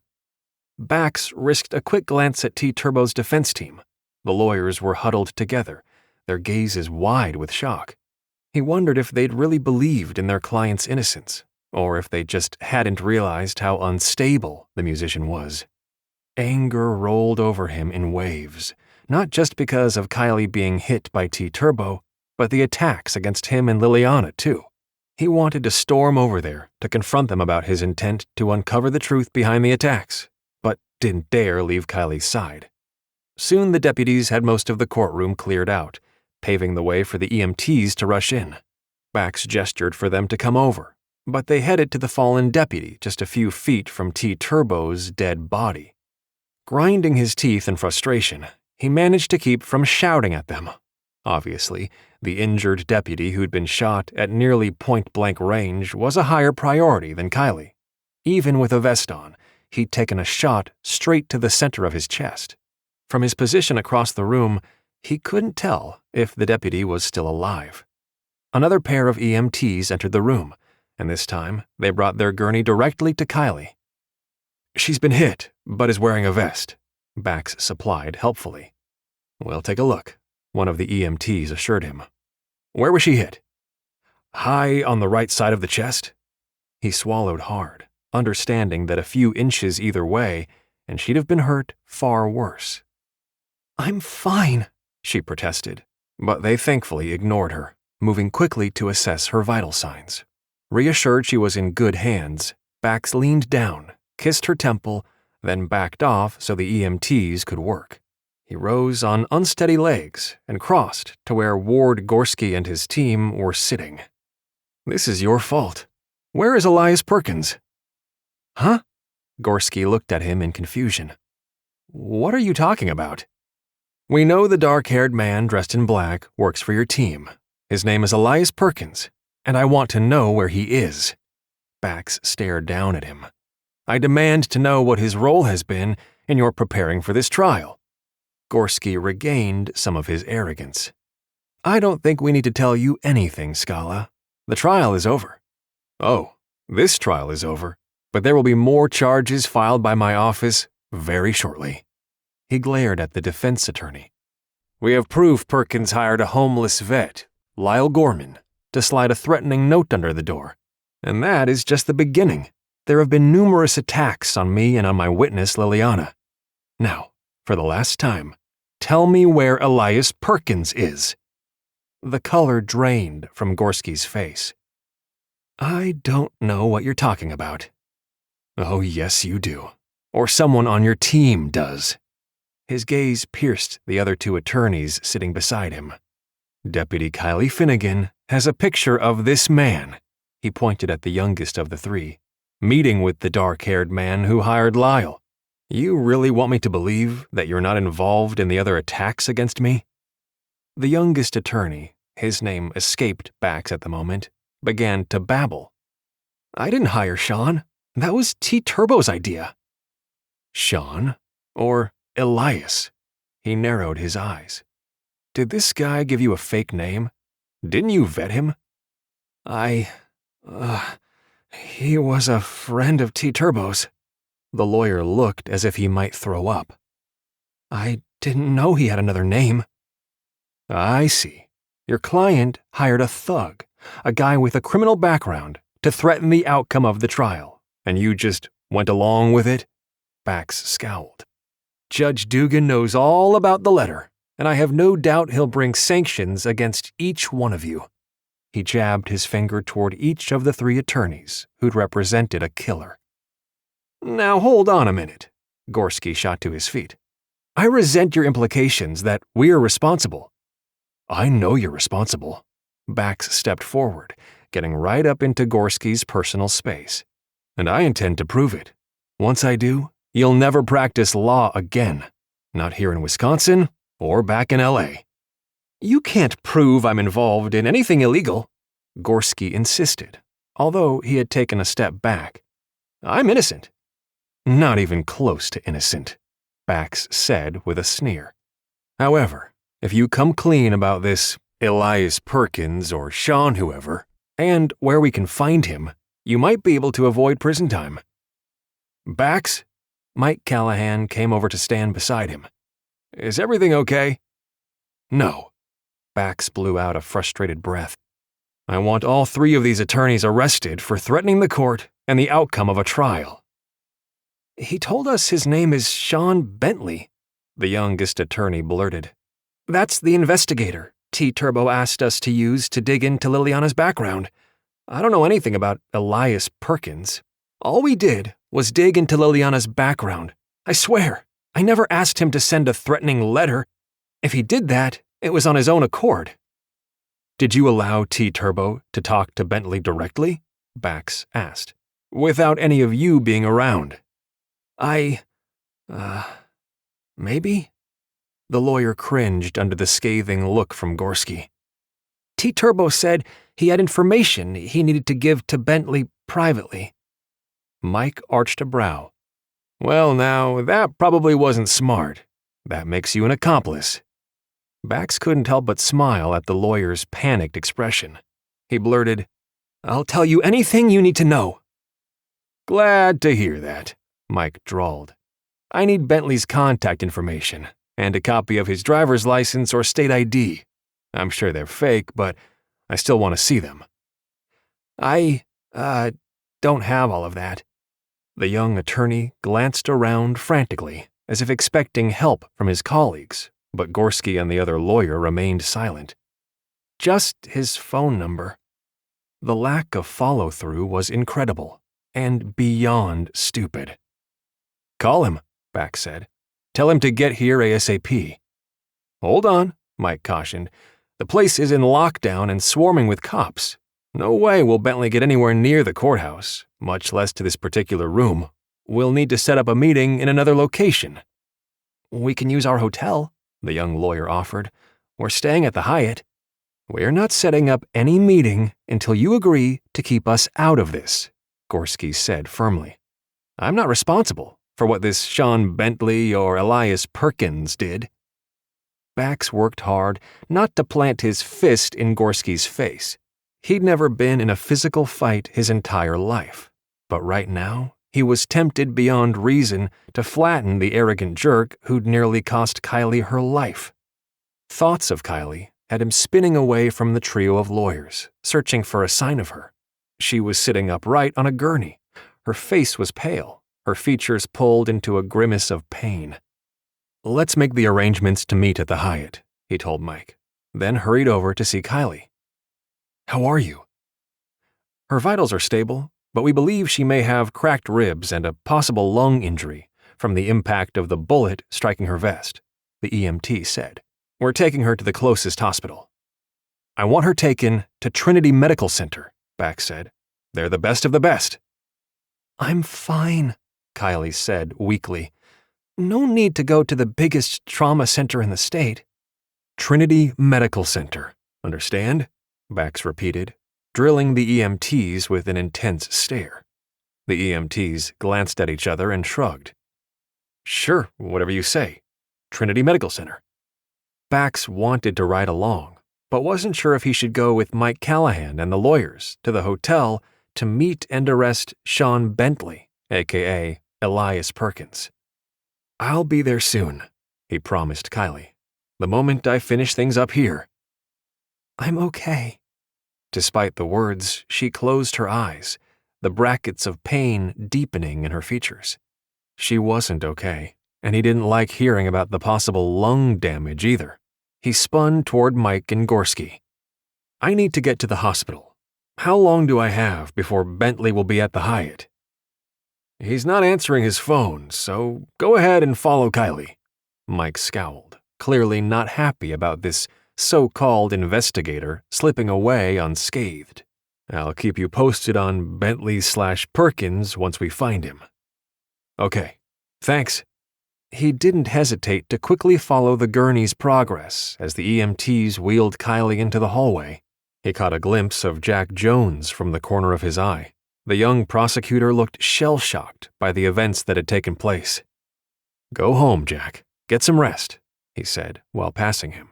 Jack gave him a dazed nod, and Bax had a feeling the kid would be looking for a new job first thing in the morning. He really couldn't blame him. It wasn't every day that gunfire erupted in the courtroom. Then he locked gazes with John Grayson and Liliana. "You can leave too. Find another hotel. I'll be in touch soon about getting Liliana relocated to Florida." "Okay, thanks."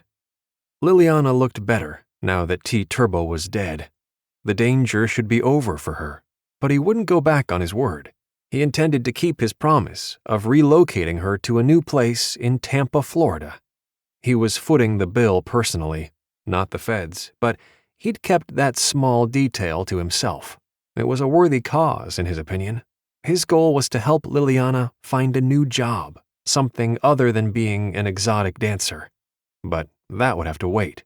For now, his only priority was Kyleigh, the woman who'd bravely sacrificed herself to protect him. The pain was bad, but Kyleigh did her best to internalize it. She told herself the pain meant she wasn't dead. She was glad her vest had saved her life, and that T-Turbo hadn't shot her in the face or neck. The moment he'd pulled the deputy's weapon and turned it against him replayed over and over in her mind. She should have anticipated the musician would lash out.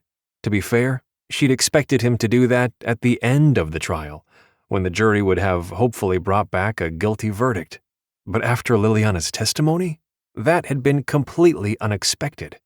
The bumpy ride to the ambulance made her clench her teeth against a new flash of pain.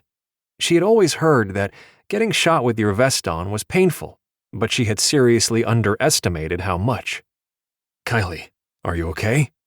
Bax's concerned tone had her opening her eyes in surprise. "Why are you here?" She glanced around the small, cramped ambulance. She was pretty sure riding along was against the rules. "Because I'm not leaving you alone."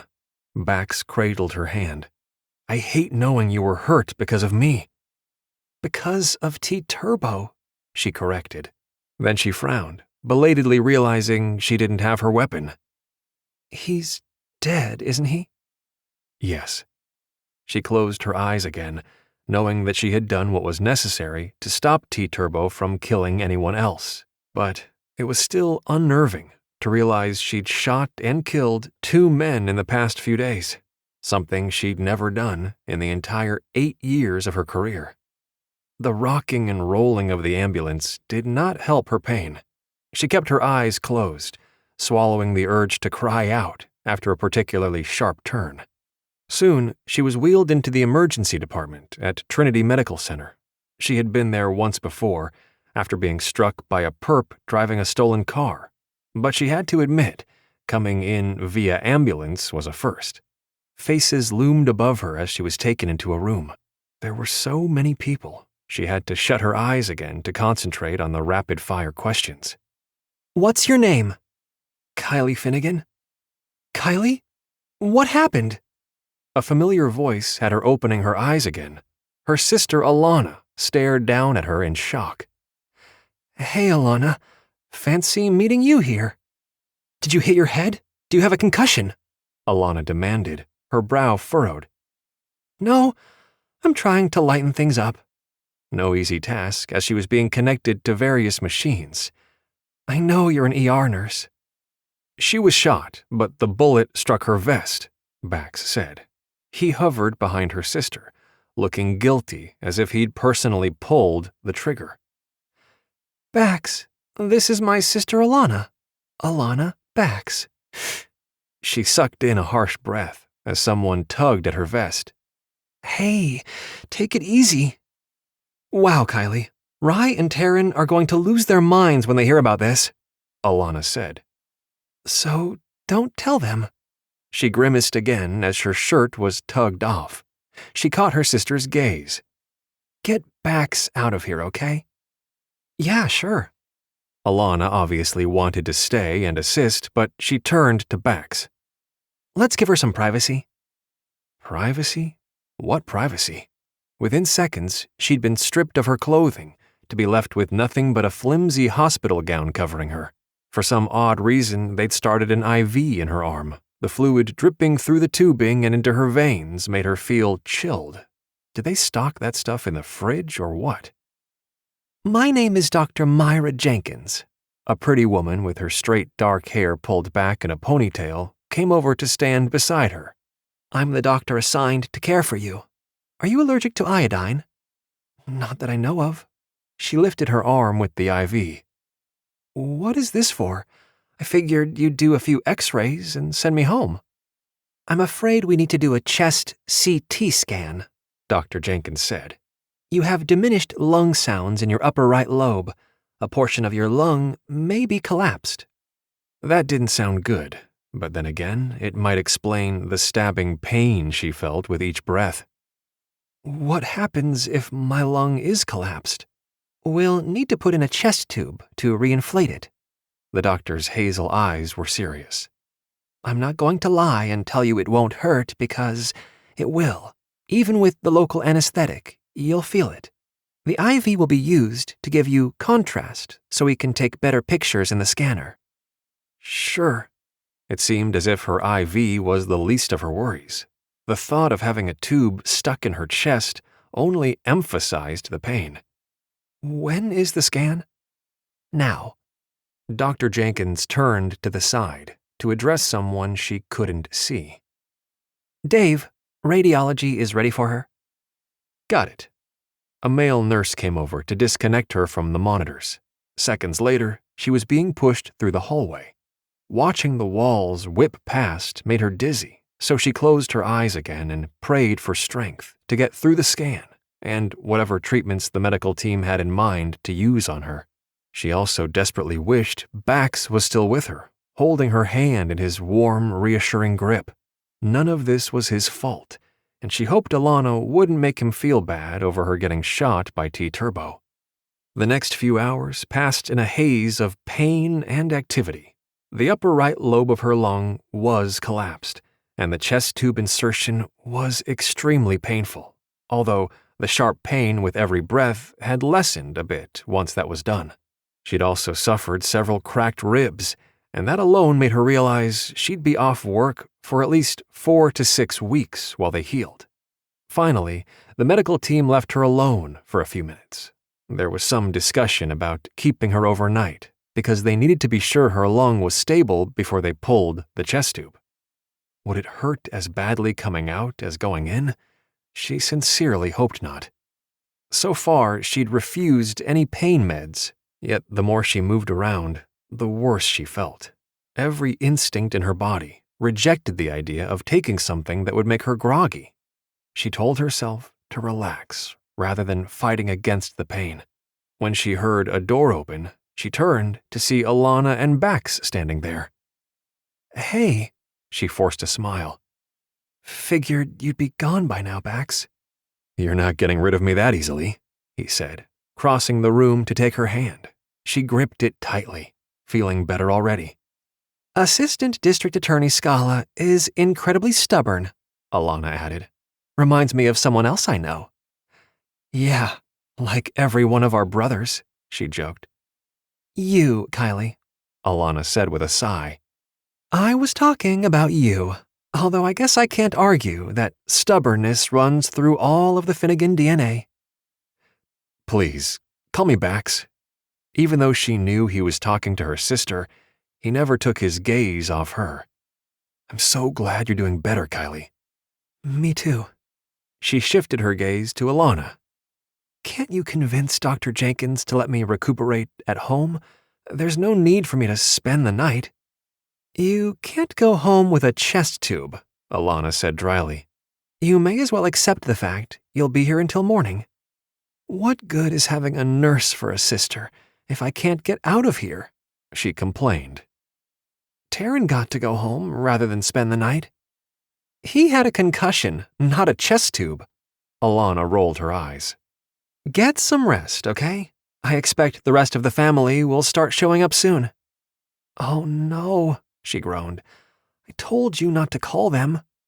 "Yeah, like I'm going to risk Rye's wrath by keeping this a secret?" Alana scoffed.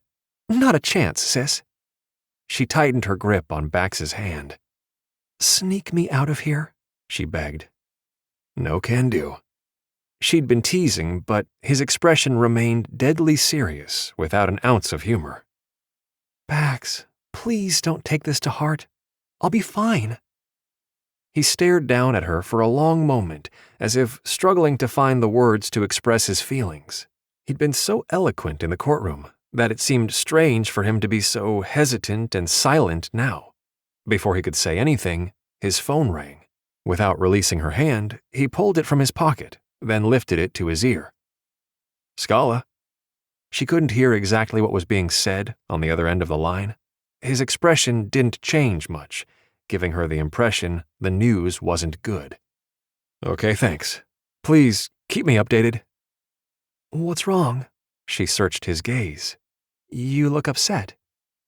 "We learned that Elias Perkins is known by the defense lawyers as Sean Bentley. We've been trying to get in touch with him to arrange a meeting, but so far he isn't answering his phone." Realization dawned. "You think he's responsible for the shooting incidents? And the car bombing?" "Yes. Turns out those idiot lawyers let him talk to T-Turbo alone." He sighed heavily. "I'm sure he's guilty of multiple accounts of attempted murder. All we have to do is find him." "We will." She injected confidence into her tone, but deep down suspected this Bentley Perkins guy was long gone, never to be seen or heard from ever again. Chapter 14. Bax's gut burned with the thought that the man responsible for these terrible attacks might get away with it. Thanks to the TV cameras that had been in his face from the very first day, along with the reporters in the gallery, he knew the shooting of T-Turbo was already plastered all over the news. Once Elias Perkins heard that, he'd hit the road. Not that he'd bothered to listen to the news. Being there while everything had spiraled out of control was bad enough. He'd gotten a call from Judge Dugan's clerk requesting a meeting with him and defense counsel first thing Friday morning. With the defendant's death, the case would be closed, but he knew Dugan was not at all happy about how things had gone down. Bax certainly didn't blame the judge for wanting answers. While Wade Gorski hadn't pulled the trigger himself, his lax attitude toward T-Turbo letting a criminal meet with the investigator on his own, was a huge breach in protocol and safety. Frankly, he wanted Gorski and the others to pay for that, with money to the injured deputy's family, and with the loss of his law license. Jail time would be nice too. While Kyleigh had been in the scanner, he'd searched online about courthouse shootings. There had been only a very small handful, and never within the Milwaukee County Courthouse. This was a first, and Bax silently prayed it would be the last. "How's Deputy Hank Ambrose doing?" Kyleigh asked. "Still in surgery." Bax knew it was wrong, but he'd spent the past hour thanking God that Kyleigh wasn't the one shot at point-blank range. He didn't want the other deputy to suffer either, but just knowing how close Kyleigh had come to losing her life was deeply sobering. "Dear Lord, please help heal Deputy Hank Ambrose's wounds. Amen," she whispered. "Amen," he echoed. "The trauma specialists here are the best. They'll get him through this." "I should have reacted quicker," Kyleigh murmured. She closed her eyes, grimacing a bit. "The minute T. Turbo said one word, I should have expected he'd go for a gun." He didn't want to point out that the other deputy should have been on guard for that same possibility too. He didn't know Hank Ambrose, but the few seconds it had taken him to react had almost cost his life. Kylie's too. If T. Turbo hadn't gotten his hands on the deputy's gun, he wouldn't have been able to shoot her. Yet the real blame rested with him. He should have put an end to the trial after the attacks began to escalate. He'd been so intent on seeking justice for Jessica that he'd lost sight of the danger. "I'm so sorry," he whispered. "I should have let Dugan call a mistrial." "Why? So that T. Turbo could go out and kill another woman?" Kyleigh frowned. "This isn't your fault, Bax. I'm fine. We'll pray that Hank comes out of surgery soon too. And best of all, T. Turbo is no longer a threat." It was his fault, but his phone buzzed, so he drew it from his pocket. The call was from John Grayson. "Hey, are you and Liliana settled in a hotel?" "No, we're here at the hospital," John said. "Liliana wants to see Kyleigh. She's worried about her." "Hold on." He held the phone over his chest and asked, "Are you up to seeing Liliana? She's concerned about you." "Sure, have her come in." Kyleigh shifted on the gurney. "Come on back," he told Grayson. A few minutes later, John and Liliana stepped into the room. Bax forced himself to release Kyleigh's hand to step back out of the way. "Kyleigh," Liliana whispered, her eyes red from crying. "You were so brave to shoot T." "Yeah." Kyleigh looked uncomfortable at being praised for taking a man's life, even a scumbag like T. Turbo. "You did great, Liliana. You were a rock on the stand. That's what pushed T over the edge." "I think so too," Liliana agreed. She swallowed hard. "I just wanted to say thank you. For everything." She turned toward him. "You too, Bax. Facing T in court wasn't easy for me, but you helped me find the strength to testify." Liliana waved a hand between him and Kyleigh. "You both did." "God gave you that strength, Liliana." Kyleigh smiled. "He was watching over you, over all of us today." "You might be right." Liliana stared at Kyleigh for a long moment. "I'll miss you when I relocate to Florida." "I'll miss you too, but I will envy your weather." Kyleigh tried to lighten the moment. "Take care of yourself, Liliana. Make good choices and seek God's guidance." "I will." Liliana took Kylie's hand and squeezed it. "I won't forget you." She turned to Bax and hugged him. "Or you." He patted her back. "Rest at the hotel tonight. I'll make sure the arrangements are in place tomorrow for you to fly out of here." Liliana nodded and left with John following behind. When he turned and stepped closer to Kylie's gurney, she was smiling at him. "The feds aren't relocating her to Florida. You are." He couldn't lie, so he nodded and shrugged. "It was the least I could do." "I should have known," she said. "It didn't make sense the feds would do it. Does she even know you're the one footing the bill? No. Why does it matter? I just hope she'll take the job I've lined up for her, rather than going back to work as an exotic dancer. He smiled. Not that Florida is a place where that sort of entertainment is needed. You're the nicest man I've ever met, Kyleigh said, her expression turning serious. He wasn't, really. She was giving him far too much credit. But movement from the hallway caught his attention. He turned in time to see a tall man with short blonde hair wearing a police uniform storm into the room. Kyleigh, I got here as fast as I could. Are you okay? Alana mentioned a collapsed lung. Yes, Rye, I'm fine. Kylie's smile looked strained, and Bax knew she was still in a lot of pain from her injuries. There was no reason to rush over. I'm sure you're busy. Of course I needed to rush over. Rye scowled. Taryn is on his way, and so are the others. All of them? Kyleigh looked panicked. Really, that's not necessary. I'm fine. No worse off than when Taryn suffered his concussion a few weeks ago. The entire family didn't glom around him like he was taking his last breath. You were shot. Rye closed his eyes for a moment, obviously wrestling with his temper. Don't act like this is nothing, Kyleigh. Imagining the rest of the Finnegan siblings swarming into the room, he took a step toward the door. She probably wanted time alone with her family. Rye, this is Baxter Scala. Bax, my oldest brother, Ryland. Kylie's gaze caught his, and the pleading there seemed to signal she didn't want him to leave. Scala, Rye said with a nod. You have a great reputation for putting bad guys behind bars. Thanks. Bax moved to the other side of Kyle's gurney. I want you to know, it's my fault Kyleigh was injured. Oh yeah? Rye narrowed his gaze. I should have stopped the trial before it came to this. Bax was willing to own his mistakes. But I didn't. Stop it, Kyleigh said irritably. You didn't pull the trigger. T-Turbo did. And Rye, if you're going to fight, you can leave. I'm tired and my chest hurts. Rye sighed heavily. We're not fighting. I know this isn't Scala's fault.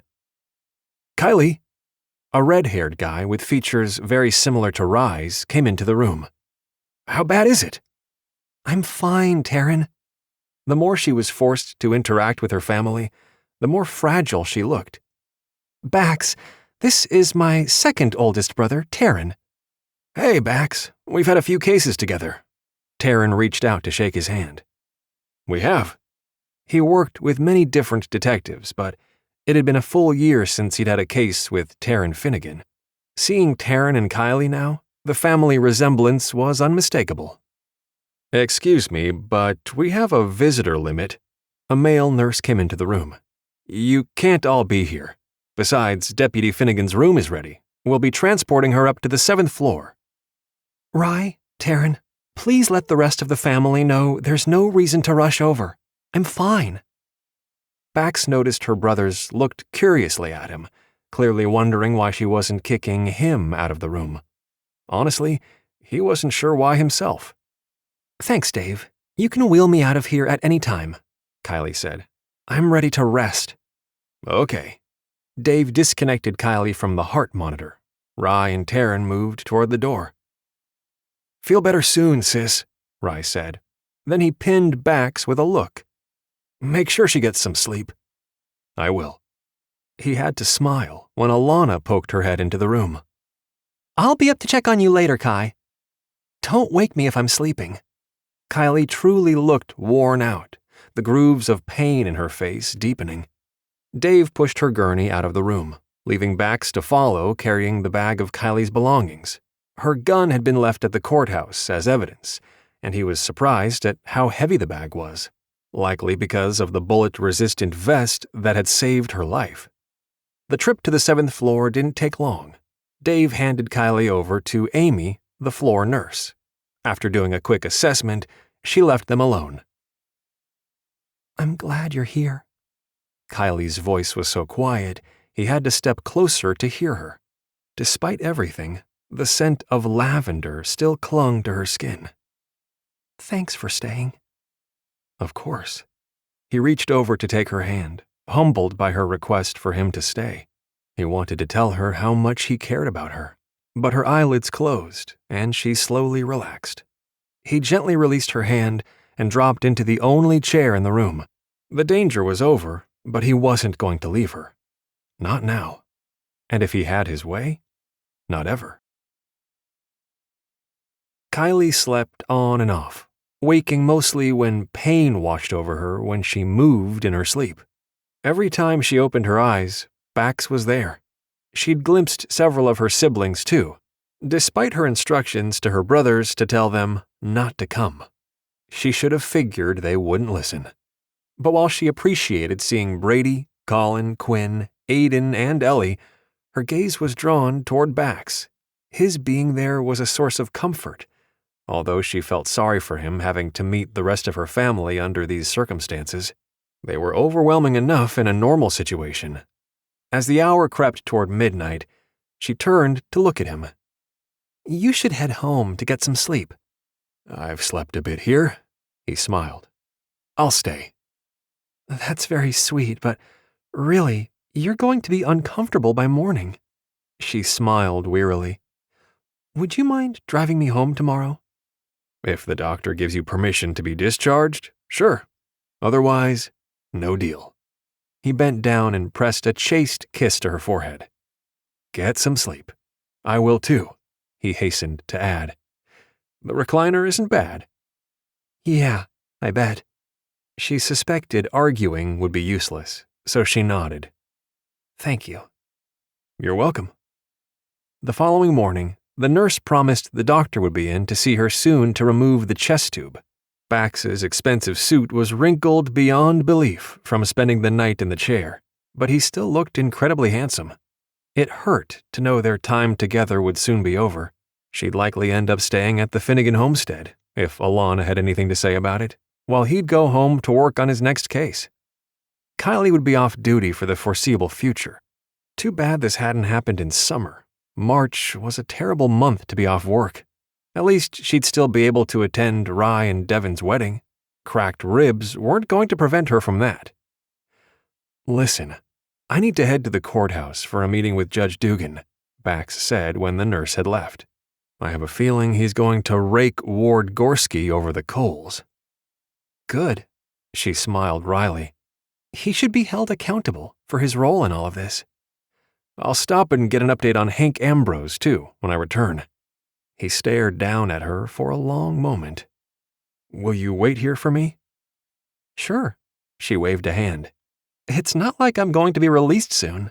They told me they'll want to do a follow-up chest x-ray a few hours after the chest tube comes out. If I'm lucky, I'll get out of here by 10 or 11. I'll be back before then. He gave her another chaste kiss on her forehead. Rest up. I'll see you soon. She would have loved to be a fly on the wall during Bax's meeting with the judge and Ward Gorski. When the doc arrived 20 minutes later, she was more than ready to have the tube removed. Amazingly, it didn't hurt coming out as much as it had going in.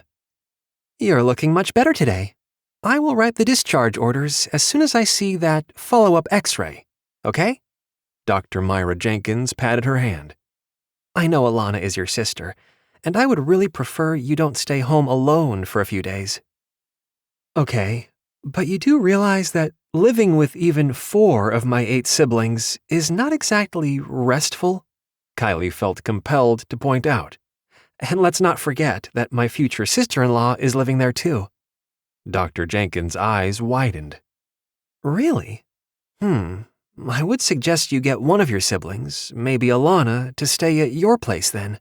Either way, rest is important, but so is getting up and moving around. The ribs will bother you for a long time, but your lung should heal relatively quickly. Thanks, Doc.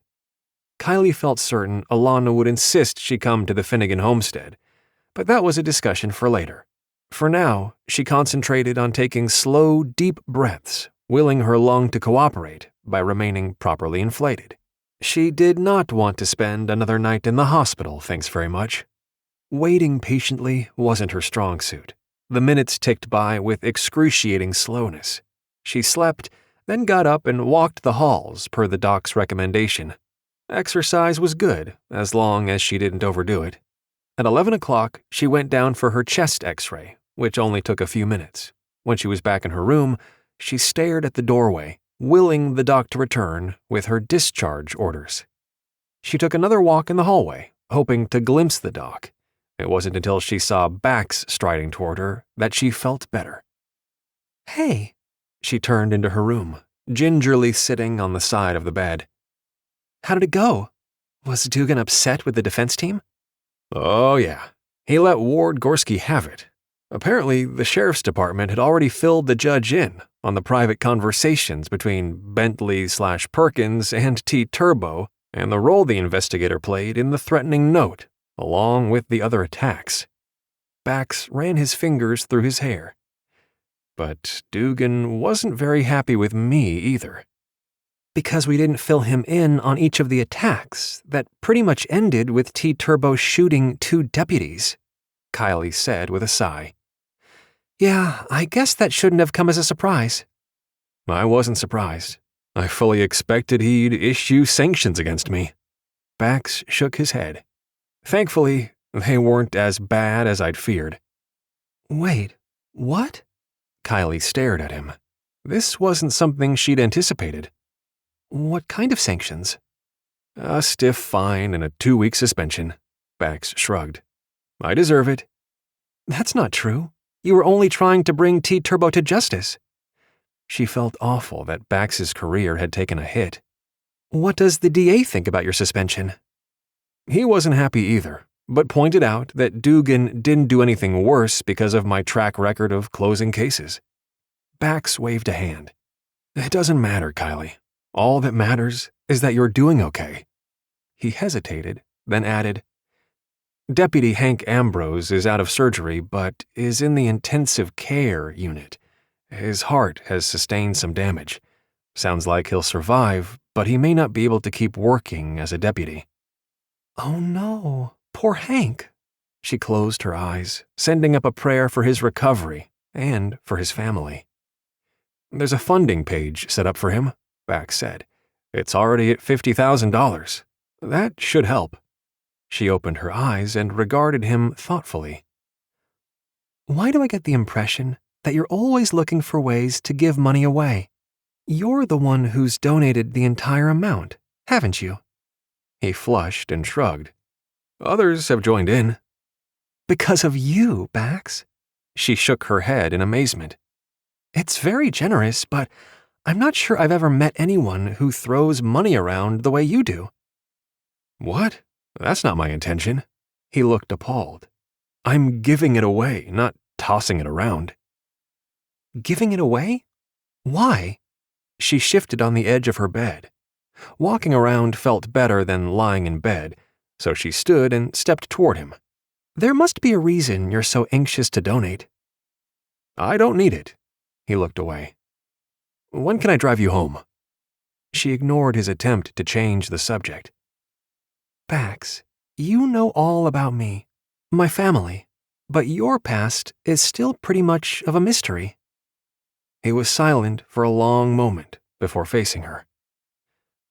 My parents are both very rich, but nothing they have is enough. They fought over money constantly, as if every dime was worth a screaming match. Oh, Bax. Her heart ached for him. That sounds awful. It's fine. But the point is, money doesn't buy happiness. My parents are still not satisfied with their lives, and their bank accounts make mine look like a pittance. I was grateful to have been chosen to receive my grandparents' estate. He shook his head. I have to admit, seeing the shock in my parents' eyes was worth it. It was impossible for her to imagine his parents acting so greedily and callously. To fight over not having custody of your only child? Heartless. Your family is rich in love, Kyleigh. That was obvious by the way they rushed to see you after learning you'd been shot. She wanted to tell him how much she cared about him, too, but Dr. Myra Jenkins entered her room. Your chest x-ray looks great. I've signed off on your discharge order. Your nurse will be in shortly to give you instructions." The doc glanced curiously at Bax, then added, "Don't forget, I don't want you to be alone. You need to have someone stay with you for a couple of days." "I will." Kyleigh was just grateful she'd be out of this place, and soon. "Thanks again, Doc." "You're welcome." She left, just as her day nurse, Lori, came in. Lori provided instructions on how to care for the small chest tube incision, as well as other signs and symptoms of infection she needed to be aware of. She could feel Bax's gaze on her as she went through all the paperwork. Once Lori left, she picked up the fresh change of clothes Ellie had been kind enough to bring for her. Sweet Ellie, the youngest of the Finnegan clan, had almost burst into tears when she'd come to visit. Kyleigh was secretly worried about Ellie's career choice of being an emergency medical technician. She understood her sister's desire to be a first responder like the rest of them, but she was also too tender-hearted for the harsh realities of caring for patients suffering an emergency. Both of her older brothers had tried to talk to Ellie, but she'd insisted she wanted to stay in the EMT program. Kyleigh secretly believed her younger sister's career as an EMT wouldn't last for very long, but that was okay. The rest of the family would support Ellie pursuing another career path. Her sister would find her calling eventually. "I'll step outside while you change." Bax headed for the door. "Thanks."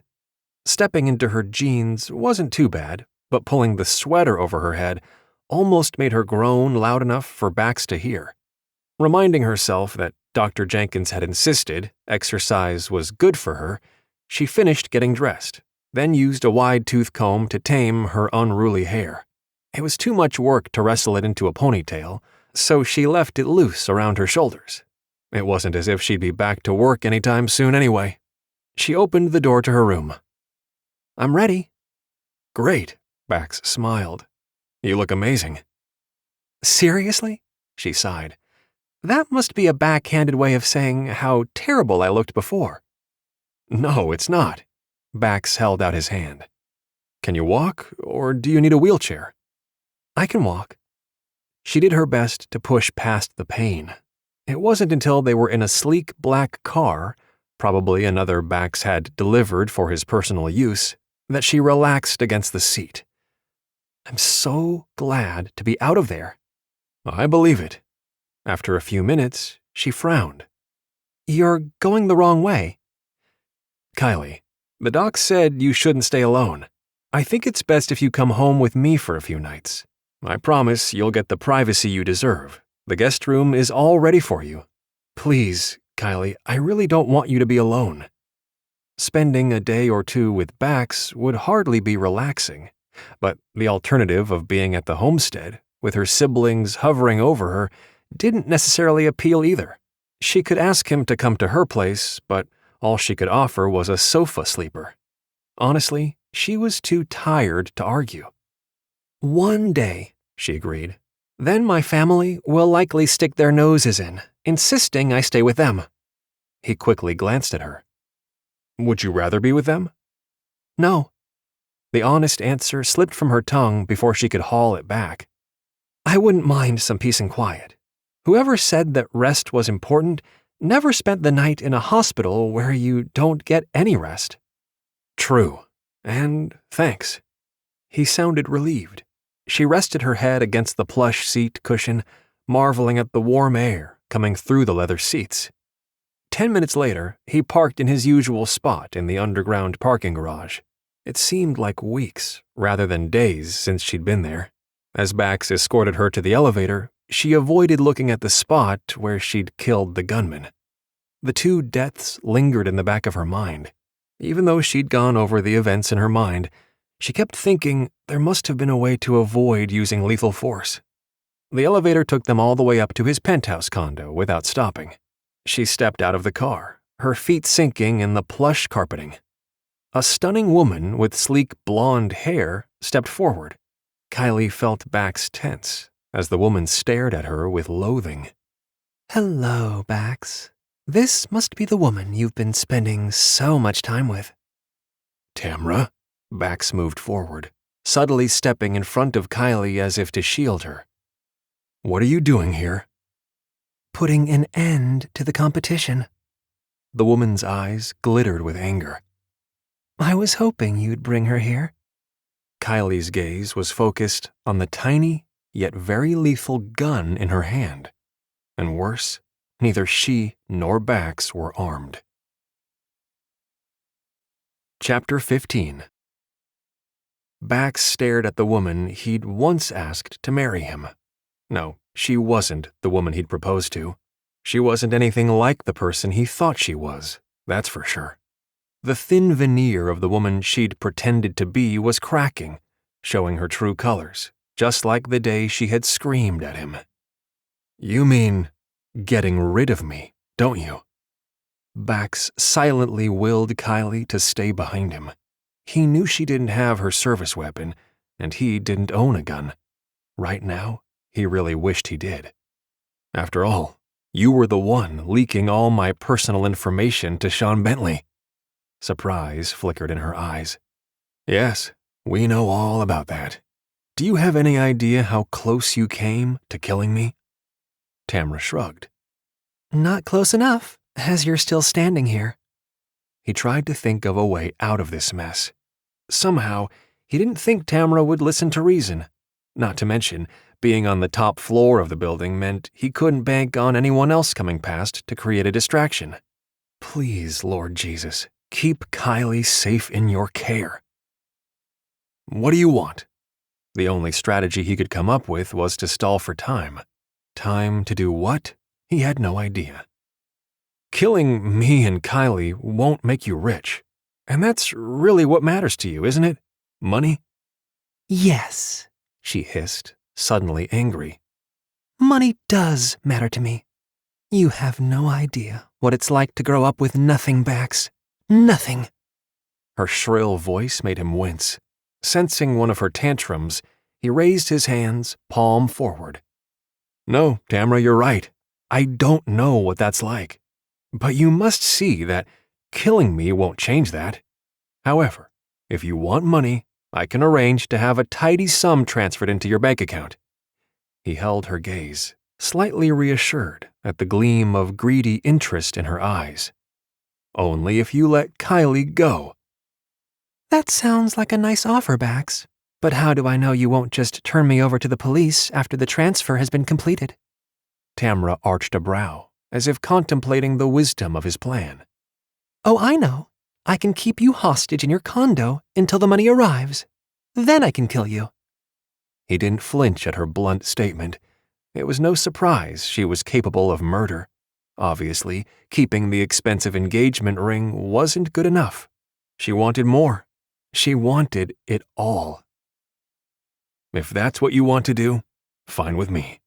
He narrowed his gaze, but Kyleigh walks away. I could just kill both of you right now, Tamra said with a vicious glare. That is what I came here for. Yes, you can, but you won't get any money, will you? He pretended to think. I'm guessing the money you were paid to betray me wasn't nearly enough, was it? Oh, and where is Sean Bentley now? The police have been looking for him. How should I know where Sean is? She waved the tiny pistol with annoyance. He hoped she didn't accidentally fire the thing, killing him outright. Only a blind man could miss from this distance, and Tamra might be blind with greed, but not to the point she wouldn't hit what she was aiming at. You're right, that the cash he paid wasn't nearly as much as I deserved. So I'll give you more, Bax said. How much do you want? $1 million, she taunted. Make that $2 million. Okay. He knew transferring a few million would not happen overnight. There were all kinds of hoops he'd have to jump through to do that, and this was the Friday afternoon before the weekend. But that didn't really matter.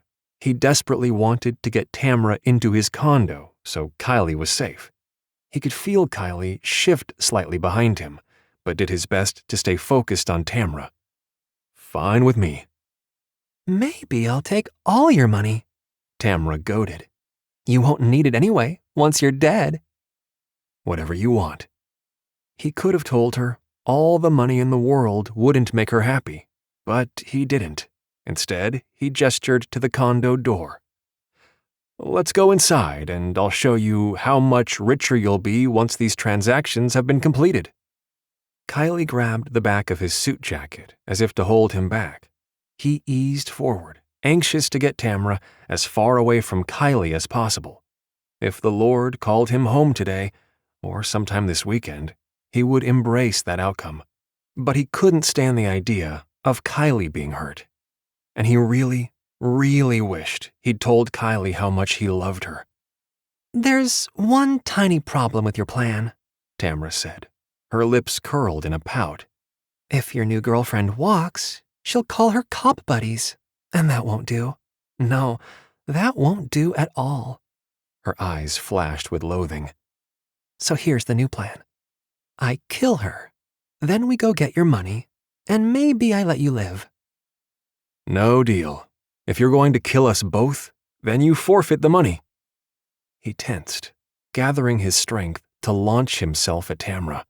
He had no doubt she'd fire at him, but he might be able to reach her before she could take a second shot at Kyleigh. The ding of the elevator behind him echoed around them. Tamra's eyes flickered to the door. He launched himself at her, barreling into her with all the force he could muster.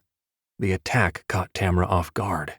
He pinned her against the wall, expecting at any minute to feel the burn of a gunshot in his belly. "FBI, get your hands where I can see them." "Tamra has a gun," Kyleigh said tersely. "Show me your hands," the deep male voice repeated. The voice sounded familiar, and he realized Kyleigh had managed to get in touch with her brother Brady. He didn't glance back, though, having no clue where Tamra's gun was. He understood his position hindered Brady's ability to resolve the situation, but there was nothing he could do about that. He continued pressing himself against her with all his weight, praying it was enough to prevent her from pulling the trigger. Finally, he reached up between them, searching for the weapon. Through God's grace, he found it and wrenched the gun free of Tamra's hand. She screamed, partially because he'd roughly jerked it from her fingers, probably hurting her, but more so out of sheer frustration. He wanted to believe she didn't have the heart to shoot him, but really, that was a foolish thought. She didn't have a heart at all. "I have the gun," he said, abruptly pushing off Tamra. "I hate you!" Tamra launched herself at him, her talon-like nails raking over his face, but thankfully, Kyleigh and Brady were there to pull her off. Seconds later, Brady had her in handcuffs. "You have the right to remain silent," he began reciting the Miranda warning. Bax tuned it out, his gaze on Kyleigh. "Are you okay? You didn't aggravate your injury, did you?" "I'm fine." Kyleigh sighed and turned to her brother. "Brady, you have the best timing on the planet. I could see her unraveling in front of my eyes." "Anytime, sis." Brady flashed a grin. "I'm honored you texted me." Kyleigh chuckled wearily. "I knew you were probably the closest to Bax's condo. Your FBI office isn't that far from here." "You didn't text me because I'm the best?" Brady pretended to be wounded. "That hurts, sis. That really hurts." "I love you, Brady." Kyleigh patted his arm. "You know that." "Aw, see? That's so much better." Then all joking faded from his tone. "I'll need each of you to provide statements, to me and to the local police, as this is technically outside my jurisdiction." "Tamra Watkins was waiting here with a gun," Bax said. "She threatened to kill me and Kyleigh after she extorted money from me. She was also paid by Sean Bentley, who we know is legally Elias Perkins, to provide my personal information to him. She's responsible for providing the information to enable the numerous attacks that were made against me and my key witness, Liliana Starr." "I didn't do anything," Tamra said. On a dime, she tried to turn on the charm, gazing up at Brady with wide eyes. "I had no idea what Sean was doing, and I wasn't the one who threatened to kill anyone. Bax planned to kill me." Kyleigh stepped forward, her brown eyes flashing with anger. "My brother is immune to you, Tamra, so give it a rest. And you shouldn't lie, since I had my phone on the entire time. Brady heard everything for himself." "I did," Brady agreed. Every single threatening word. It would be best for you to remain silent, Miss Watkins. You're in deep enough trouble already. Lying to a federal agent isn't going to help your case. For once, Tamra shut up, and for that, Bax was extremely grateful. Yet this situation wouldn't have happened if he hadn't brought Kyleigh home with him. I'm so sorry, Kyleigh. He slowly shook his head, battling guilt. I should never have convinced you to come home with me. Again? Kyleigh rolled her eyes. I thought it was your ex-girlfriend who'd held us at gunpoint. You aren't responsible for her actions, Bax, and neither am I. We knew she leaked information. I should have found out where she was before bringing you here. He pinched the bridge of his nose, the close call hitting hard. She almost killed you, Kyleigh. I could not have lived with myself if she'd have hurt you. She almost killed you, too, she shot back. And worse, you would have given her all your money just to let me go. Yes, because I love you. He didn't mean to shout the words. You what? Kyleigh looked shocked. I think I'll get Ms. Watkins downstairs, Brady said, interrupting them. He stabbed the elevator button and the doors slid open. You have a few minutes to speak privately before the local police show up. Kyleigh didn't so much as glance at her brother. Her gaze seemed to be fixated on him. The dumbfounded expression in her eyes didn't bode well. He'd suspected she didn't feel the same way about him, and that was okay. Well, it wasn't really, but he'd do his best to move on. Kyleigh was an incredible woman who deserved the best, and that wasn't him. He loved her? Kyleigh wondered if she'd heard him correctly. Between Tamra waiting for them with a gun and her recent release from the hospital, she wasn't sure if Bax was thinking clearly. Had he really offered to give Tamra $2 million for her? Bax, we've been through a traumatic experience. She tried to make excuses for him. There's no reason to say things you don't mean. I rarely say things I don't mean, he said with a quiet firmness. However, I can certainly understand if you don't feel the same way. I just wanted you to know that I've fallen in love with you, and I would have done anything to keep you safe. Never in her life had anyone said those words to her, yet she found herself searching his gaze as if she might be able to read his mind. You could have any woman you wanted. Apparently not, since you're the only one I want. He sighed and shrugged. It's okay if you don't feel the same way. I understand. But when I realized that it was likely we would both die here, my biggest regret was not telling you how much I loved you. He offered a wry smile. Now you know. Oh, Bax. She stepped forward, sliding her arm around his waist. He pulled her close, burying his face in her hair. The scratches Tamra had put on his face could have been so much worse. I love you too. His arms tightened for a moment, then he lifted his head. Are you just saying that to make me feel better? No, I would never tell a man I loved him if I didn't mean it. She stared up at him. But I hope you were lying about giving her $2 million. That's an awful lot of money. Oh, Kyleigh, I had a feeling that cold, hard cash wouldn't mean much to you. He smiled, then lowered his mouth to hers. His kiss was exactly what she needed, and she welcomed his embrace, despite her bruised ribs. He must have sensed her pain, because his arms loosened, and he reluctantly lifted his head. Let's get you inside. It's well past time for you to sit down. She tightened her grip on him. Wait, I don't need to sit as much as I need to be with you. You're so special, he whispered. I love you very much. Oh, Bax. She had no idea what he saw in her, but was grateful he'd found something to love. Just hearing you offer yourself up to let me go was enough to seal the deal.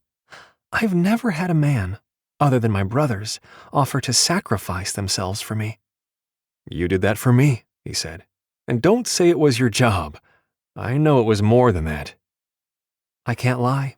I would have protected you even if it wasn't my job." She nestled against his chest, wishing they could stay wrapped in each other's arms forever. "The difference is, you're not a cop." "No, just a man who loves you." Kyleigh knew she'd never get tired of hearing him say those words. "Come on, let's get you inside." He eased away just enough to pull out his key. "I really want you to sit down for a while." The whirring of the elevator indicated the local police were likely on their way up. She reluctantly released her hold on him so they could head inside. Now that the danger was over, a wave of exhaustion hit hard. Her strength was fading fast, the pain in her ribs making itself known. She followed Bax inside and gratefully sank into his plush sofa. "You should take care of those scratches. She probably has rabies." "Good one," he said dryly. Bax left the door open, so her brother came back, bringing a uniformed officer and a detective with him. "You look pale," Brady said with a frown. "Are you okay?" "Couldn't be better," she assured him, which wasn't the truth as far as her physical condition went. She had the strength of a gnat, but emotionally, she was walking on water. Bax loved her, and she loved him too. "This is Officer Linderman and Detective Miles Callahan," Brady introduced the officers. "They're here to take your statements." "Coffee, anyone?" Bax asked from the kitchen. "Yes, please," Kyleigh answered. Then she tipped her head to the side. "Are you Mike Callahan's brother?" "That's me," Miles said with a grin. "This is not the first time I've been called in to help a Finnegan. I arrived on scene to help your brother Taryn about a month ago. Seems it's becoming a habit." "I'm just surprised you haven't been called in to help before now," Kyleigh said with a sigh. Bax's sofa was so comfortable, she wasn't sure she'd ever find the strength to leave it. "We Finnegans thank you for your service." "Anytime." Miles dropped into a seat beside her. "I heard about the courtroom shooting from Mike. I'm sorry you were hit. Can you tell me what happened here?" Kyleigh filled him in on how she and Bax had found Tamra waiting for them with her small gun. "Bax was great at keeping her talking so that I could secretly call Brady for help. I kept the phone connection open so he could hear what was happening. When the elevator dinged, Bax threw himself at Tamra." She stopped, taking a moment to hold herself together. Those moments she feared Bax would be shot at close range were the scariest of her life. Far worse than when T-Turbo had gone for Hank's gun. In the courtroom, she knew she could save him. Today, that had been far too close. "She threatened to kill you and ADA Scala?" Miles asked. "More than once. Me first, then Bax after he'd transferred her a bunch of money." She snorted. It almost sounded as if she couldn't wait to pull the trigger. That had been Kylie's biggest fear, that Tamra's thirst for revenge would overwhelm her common sense. Bax brought in 2 mugs of coffee, handing one to her and the other to Miles. Then he brought 2 more for Brady and the officer. Noah asked for more details, then nodded. "Brady told me what he heard through the phone connection, and your story matches his." He grinned. "Not that I anticipated anything different." "My turn?" Bax asked, sitting beside Kyleigh. He put his arm around her shoulders, earning an arched look from Brady. Miles took more notes, then frowned. "Why on earth did Tamra think you had $2 million? When Bax didn't respond, Kyleigh spoke up. "Because his grandparents made him the heir to their estate. I'm sure he doesn't have that much, but I can understand why Tamra thought he might." "This place does look expensive," Miles agreed. He stared at his notepad for a moment, then glanced at Brady. "Can you think of anything I missed?" "Nope," Brady hesitated, then added, "The FBI is keenly interested in the whereabouts of Sean Bentley, aka Elias Perkins. If Tamra knows anything that might help, we need to know as soon as possible, before he falls off the grid completely." "Understood." Miles rose to his feet, took another sip of his coffee, then carried it to the kitchen counter. Why don't you and I have a little chat with her at the precinct? We might be able to convince her to talk by offering less jail time on the attempted murder charge." Wait, what? No way! If Kyleigh had been feeling up to par, she'd have jumped to her feet. As it was, she could only glare at the two men. Do not offer her a deal. She's a heartless and cold-blooded killer. "Don't worry, sis. She'll still do plenty of jail time," Brady assured her. "And the deal would only be on the local charges, not her federal crimes." She relaxed against Bax. The federal crimes will have a stricter sentence. "Exactly," her brother grinned. "Thanks for everything you've done, Brady and Miles," Bax said in a serious tone. "I very much appreciate your support." "Anytime," Brady said with a wave. Then he added slyly, "Don't get up. We'll let ourselves out." After the law enforcement officials had left, the sudden silence in Bax's condo was a blessing. She set her coffee cup down, then leaned back on the sofa. "I'm suddenly very tired," she murmured. "Rest," Bax encouraged, drawing her against him. "I'm pretty sure the doc told you that rest was important." She did. She buried her face into his chest, inhaling his musky scent. Her acute physical exhaustion wasn't enough to stop her brain from whirling. "I'm so glad Tamra will never bother you again." "That makes two of us," Bax agreed. He sank his fingers into her hair. "You are very important to me, Kyleigh Finnegan." She smiled and tipped her head up to look at him. "And you are very important to me too, Baxter Scala." He bent his head to kiss her. She reveled in the embrace, but all too soon it was over. "I feel like you need to know something, though," he said in a serious tone. "And I pray it doesn't impact your feelings for me." "Nothing will impact my feelings for you," she assured him, then frowned. "Unless you have broken the law. Depending on the crime you've committed, that might be a deal-breaker." "No broken laws, not even an unpaid parking ticket," he assured her. He played with her hair for a moment. "You seem to have some misconceptions about how much money I inherited from my grandparents." "Oh, that doesn't matter," she hastened to reassure him. "I don't care about money. Our family has enough, and so do I. That's all that matters." She smiled and leaned against him. "Even during our leaner years, our parents would always say we were rich in love and family."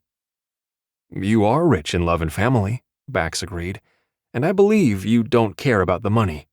I just want to assure you that I personally make sure to fund many charitable organizations with my inheritance." "Like giving to the homeless and paying out of your pocket to relocate Liliana Starr?" she teased. "I love it." "Those and more. My grandparents left me over $5 million, and over the years, I've doubled that amount." "Doubled? 10 million?" She sat back to see his face. "You're joking." "No, I'm not." He looked worried, as if expecting the worst. "If you have charity organizations you'd like me to support, I will do that. I'm always looking for worthy causes. I gave $1 million last year to several foundations supporting key gun violence reduction initiatives in the city. No matter how much I give away, it seems I just keep making more." Wow. She couldn't imagine having that much money. But then she smiled. "Bax, you're the kindest millionaire I've ever known. I love you even more for supporting so many charities." "Not as much as I love you," he said. And for the first time since bringing up the subject of his inheritance, he smiled. "I'm so glad God has brought us together, Kyleigh. You're the best thing that has ever happened to me." "No, Bax. We are the best when we are together," she corrected softly. "By the way, how would you like to be my date at my brother's wedding next Saturday?" He groaned. "Me and your whole family? Sure, why not?" "You can handle it," she assured him. Her family would welcome him to the fray, as long as he made her happy. Knowing Bax, he'd accept that challenge. Epilogue. 1 week later. The Finnegans were an overwhelming bunch, but Bax couldn't complain about how they teased him. He figured that was better than being ignored. Plus, how was he to know that wearing his tux would be considered overkill? Didn't all guys wear tuxes while getting married? Apparently not Rye or his best man Taryn. They wore nice suits, but he was the only one wearing a tuxedo, one he owned rather than rented. "Hey, Penguin, have you met Taryn's fiancée Joy?" Brady asked. "No, I haven't." The guys had been calling him Penguin since the wedding reception had started. "I'm Baxter Scala. It's nice to meet you, Joy." "Likewise," she said, then elbowed Brady in the gut. "It's not nice to call him names. I think Bax looks amazing." "Uh-oh, better warn Taryn that you expect him to wear a tux at your wedding," Brady joked. Bax couldn't care less what they called him. His eyes tracked Kyleigh as she moved through the crowd. She wore a knee-length, stunning forest green dress that overshadowed the bride, in his humble opinion. "Seriously, Bax, did you hear? The feds in Texas found our guy." Brady shook his head. "Idiot was trying to make a run for the border." "I'm glad to hear Bentley/Perkins is in custody." Bax was relieved to know they'd found him. "I take it he'll never see the light of day outside a federal prison from this day forward?" "You've got that right. He's not saying much, but your old girlfriend is singing like a bird," Brady said. "She's fighting to stay out of jail, but don't worry, she'll do plenty of time for her crimes." Good. He didn't care much about what happened to Tamara Watkins, as long as she was no longer a threat to him and Kyleigh. "Oh, and you were right about T-Turbo's alibi witness, Brooke Barkley. She was in California the night of the murder, so she couldn't have been with him the night Jessica was murdered." Brady nodded thoughtfully. "You did good work on that case." "Thanks." He was glad to know that it was likely he'd have been able to win his case against T-Turbo anyway, even if the guy hadn't been shot by Kyleigh. He'd been off work all week, but his boss informed him that Judge Dugan had backtracked on his suspension. He would report to work on Monday.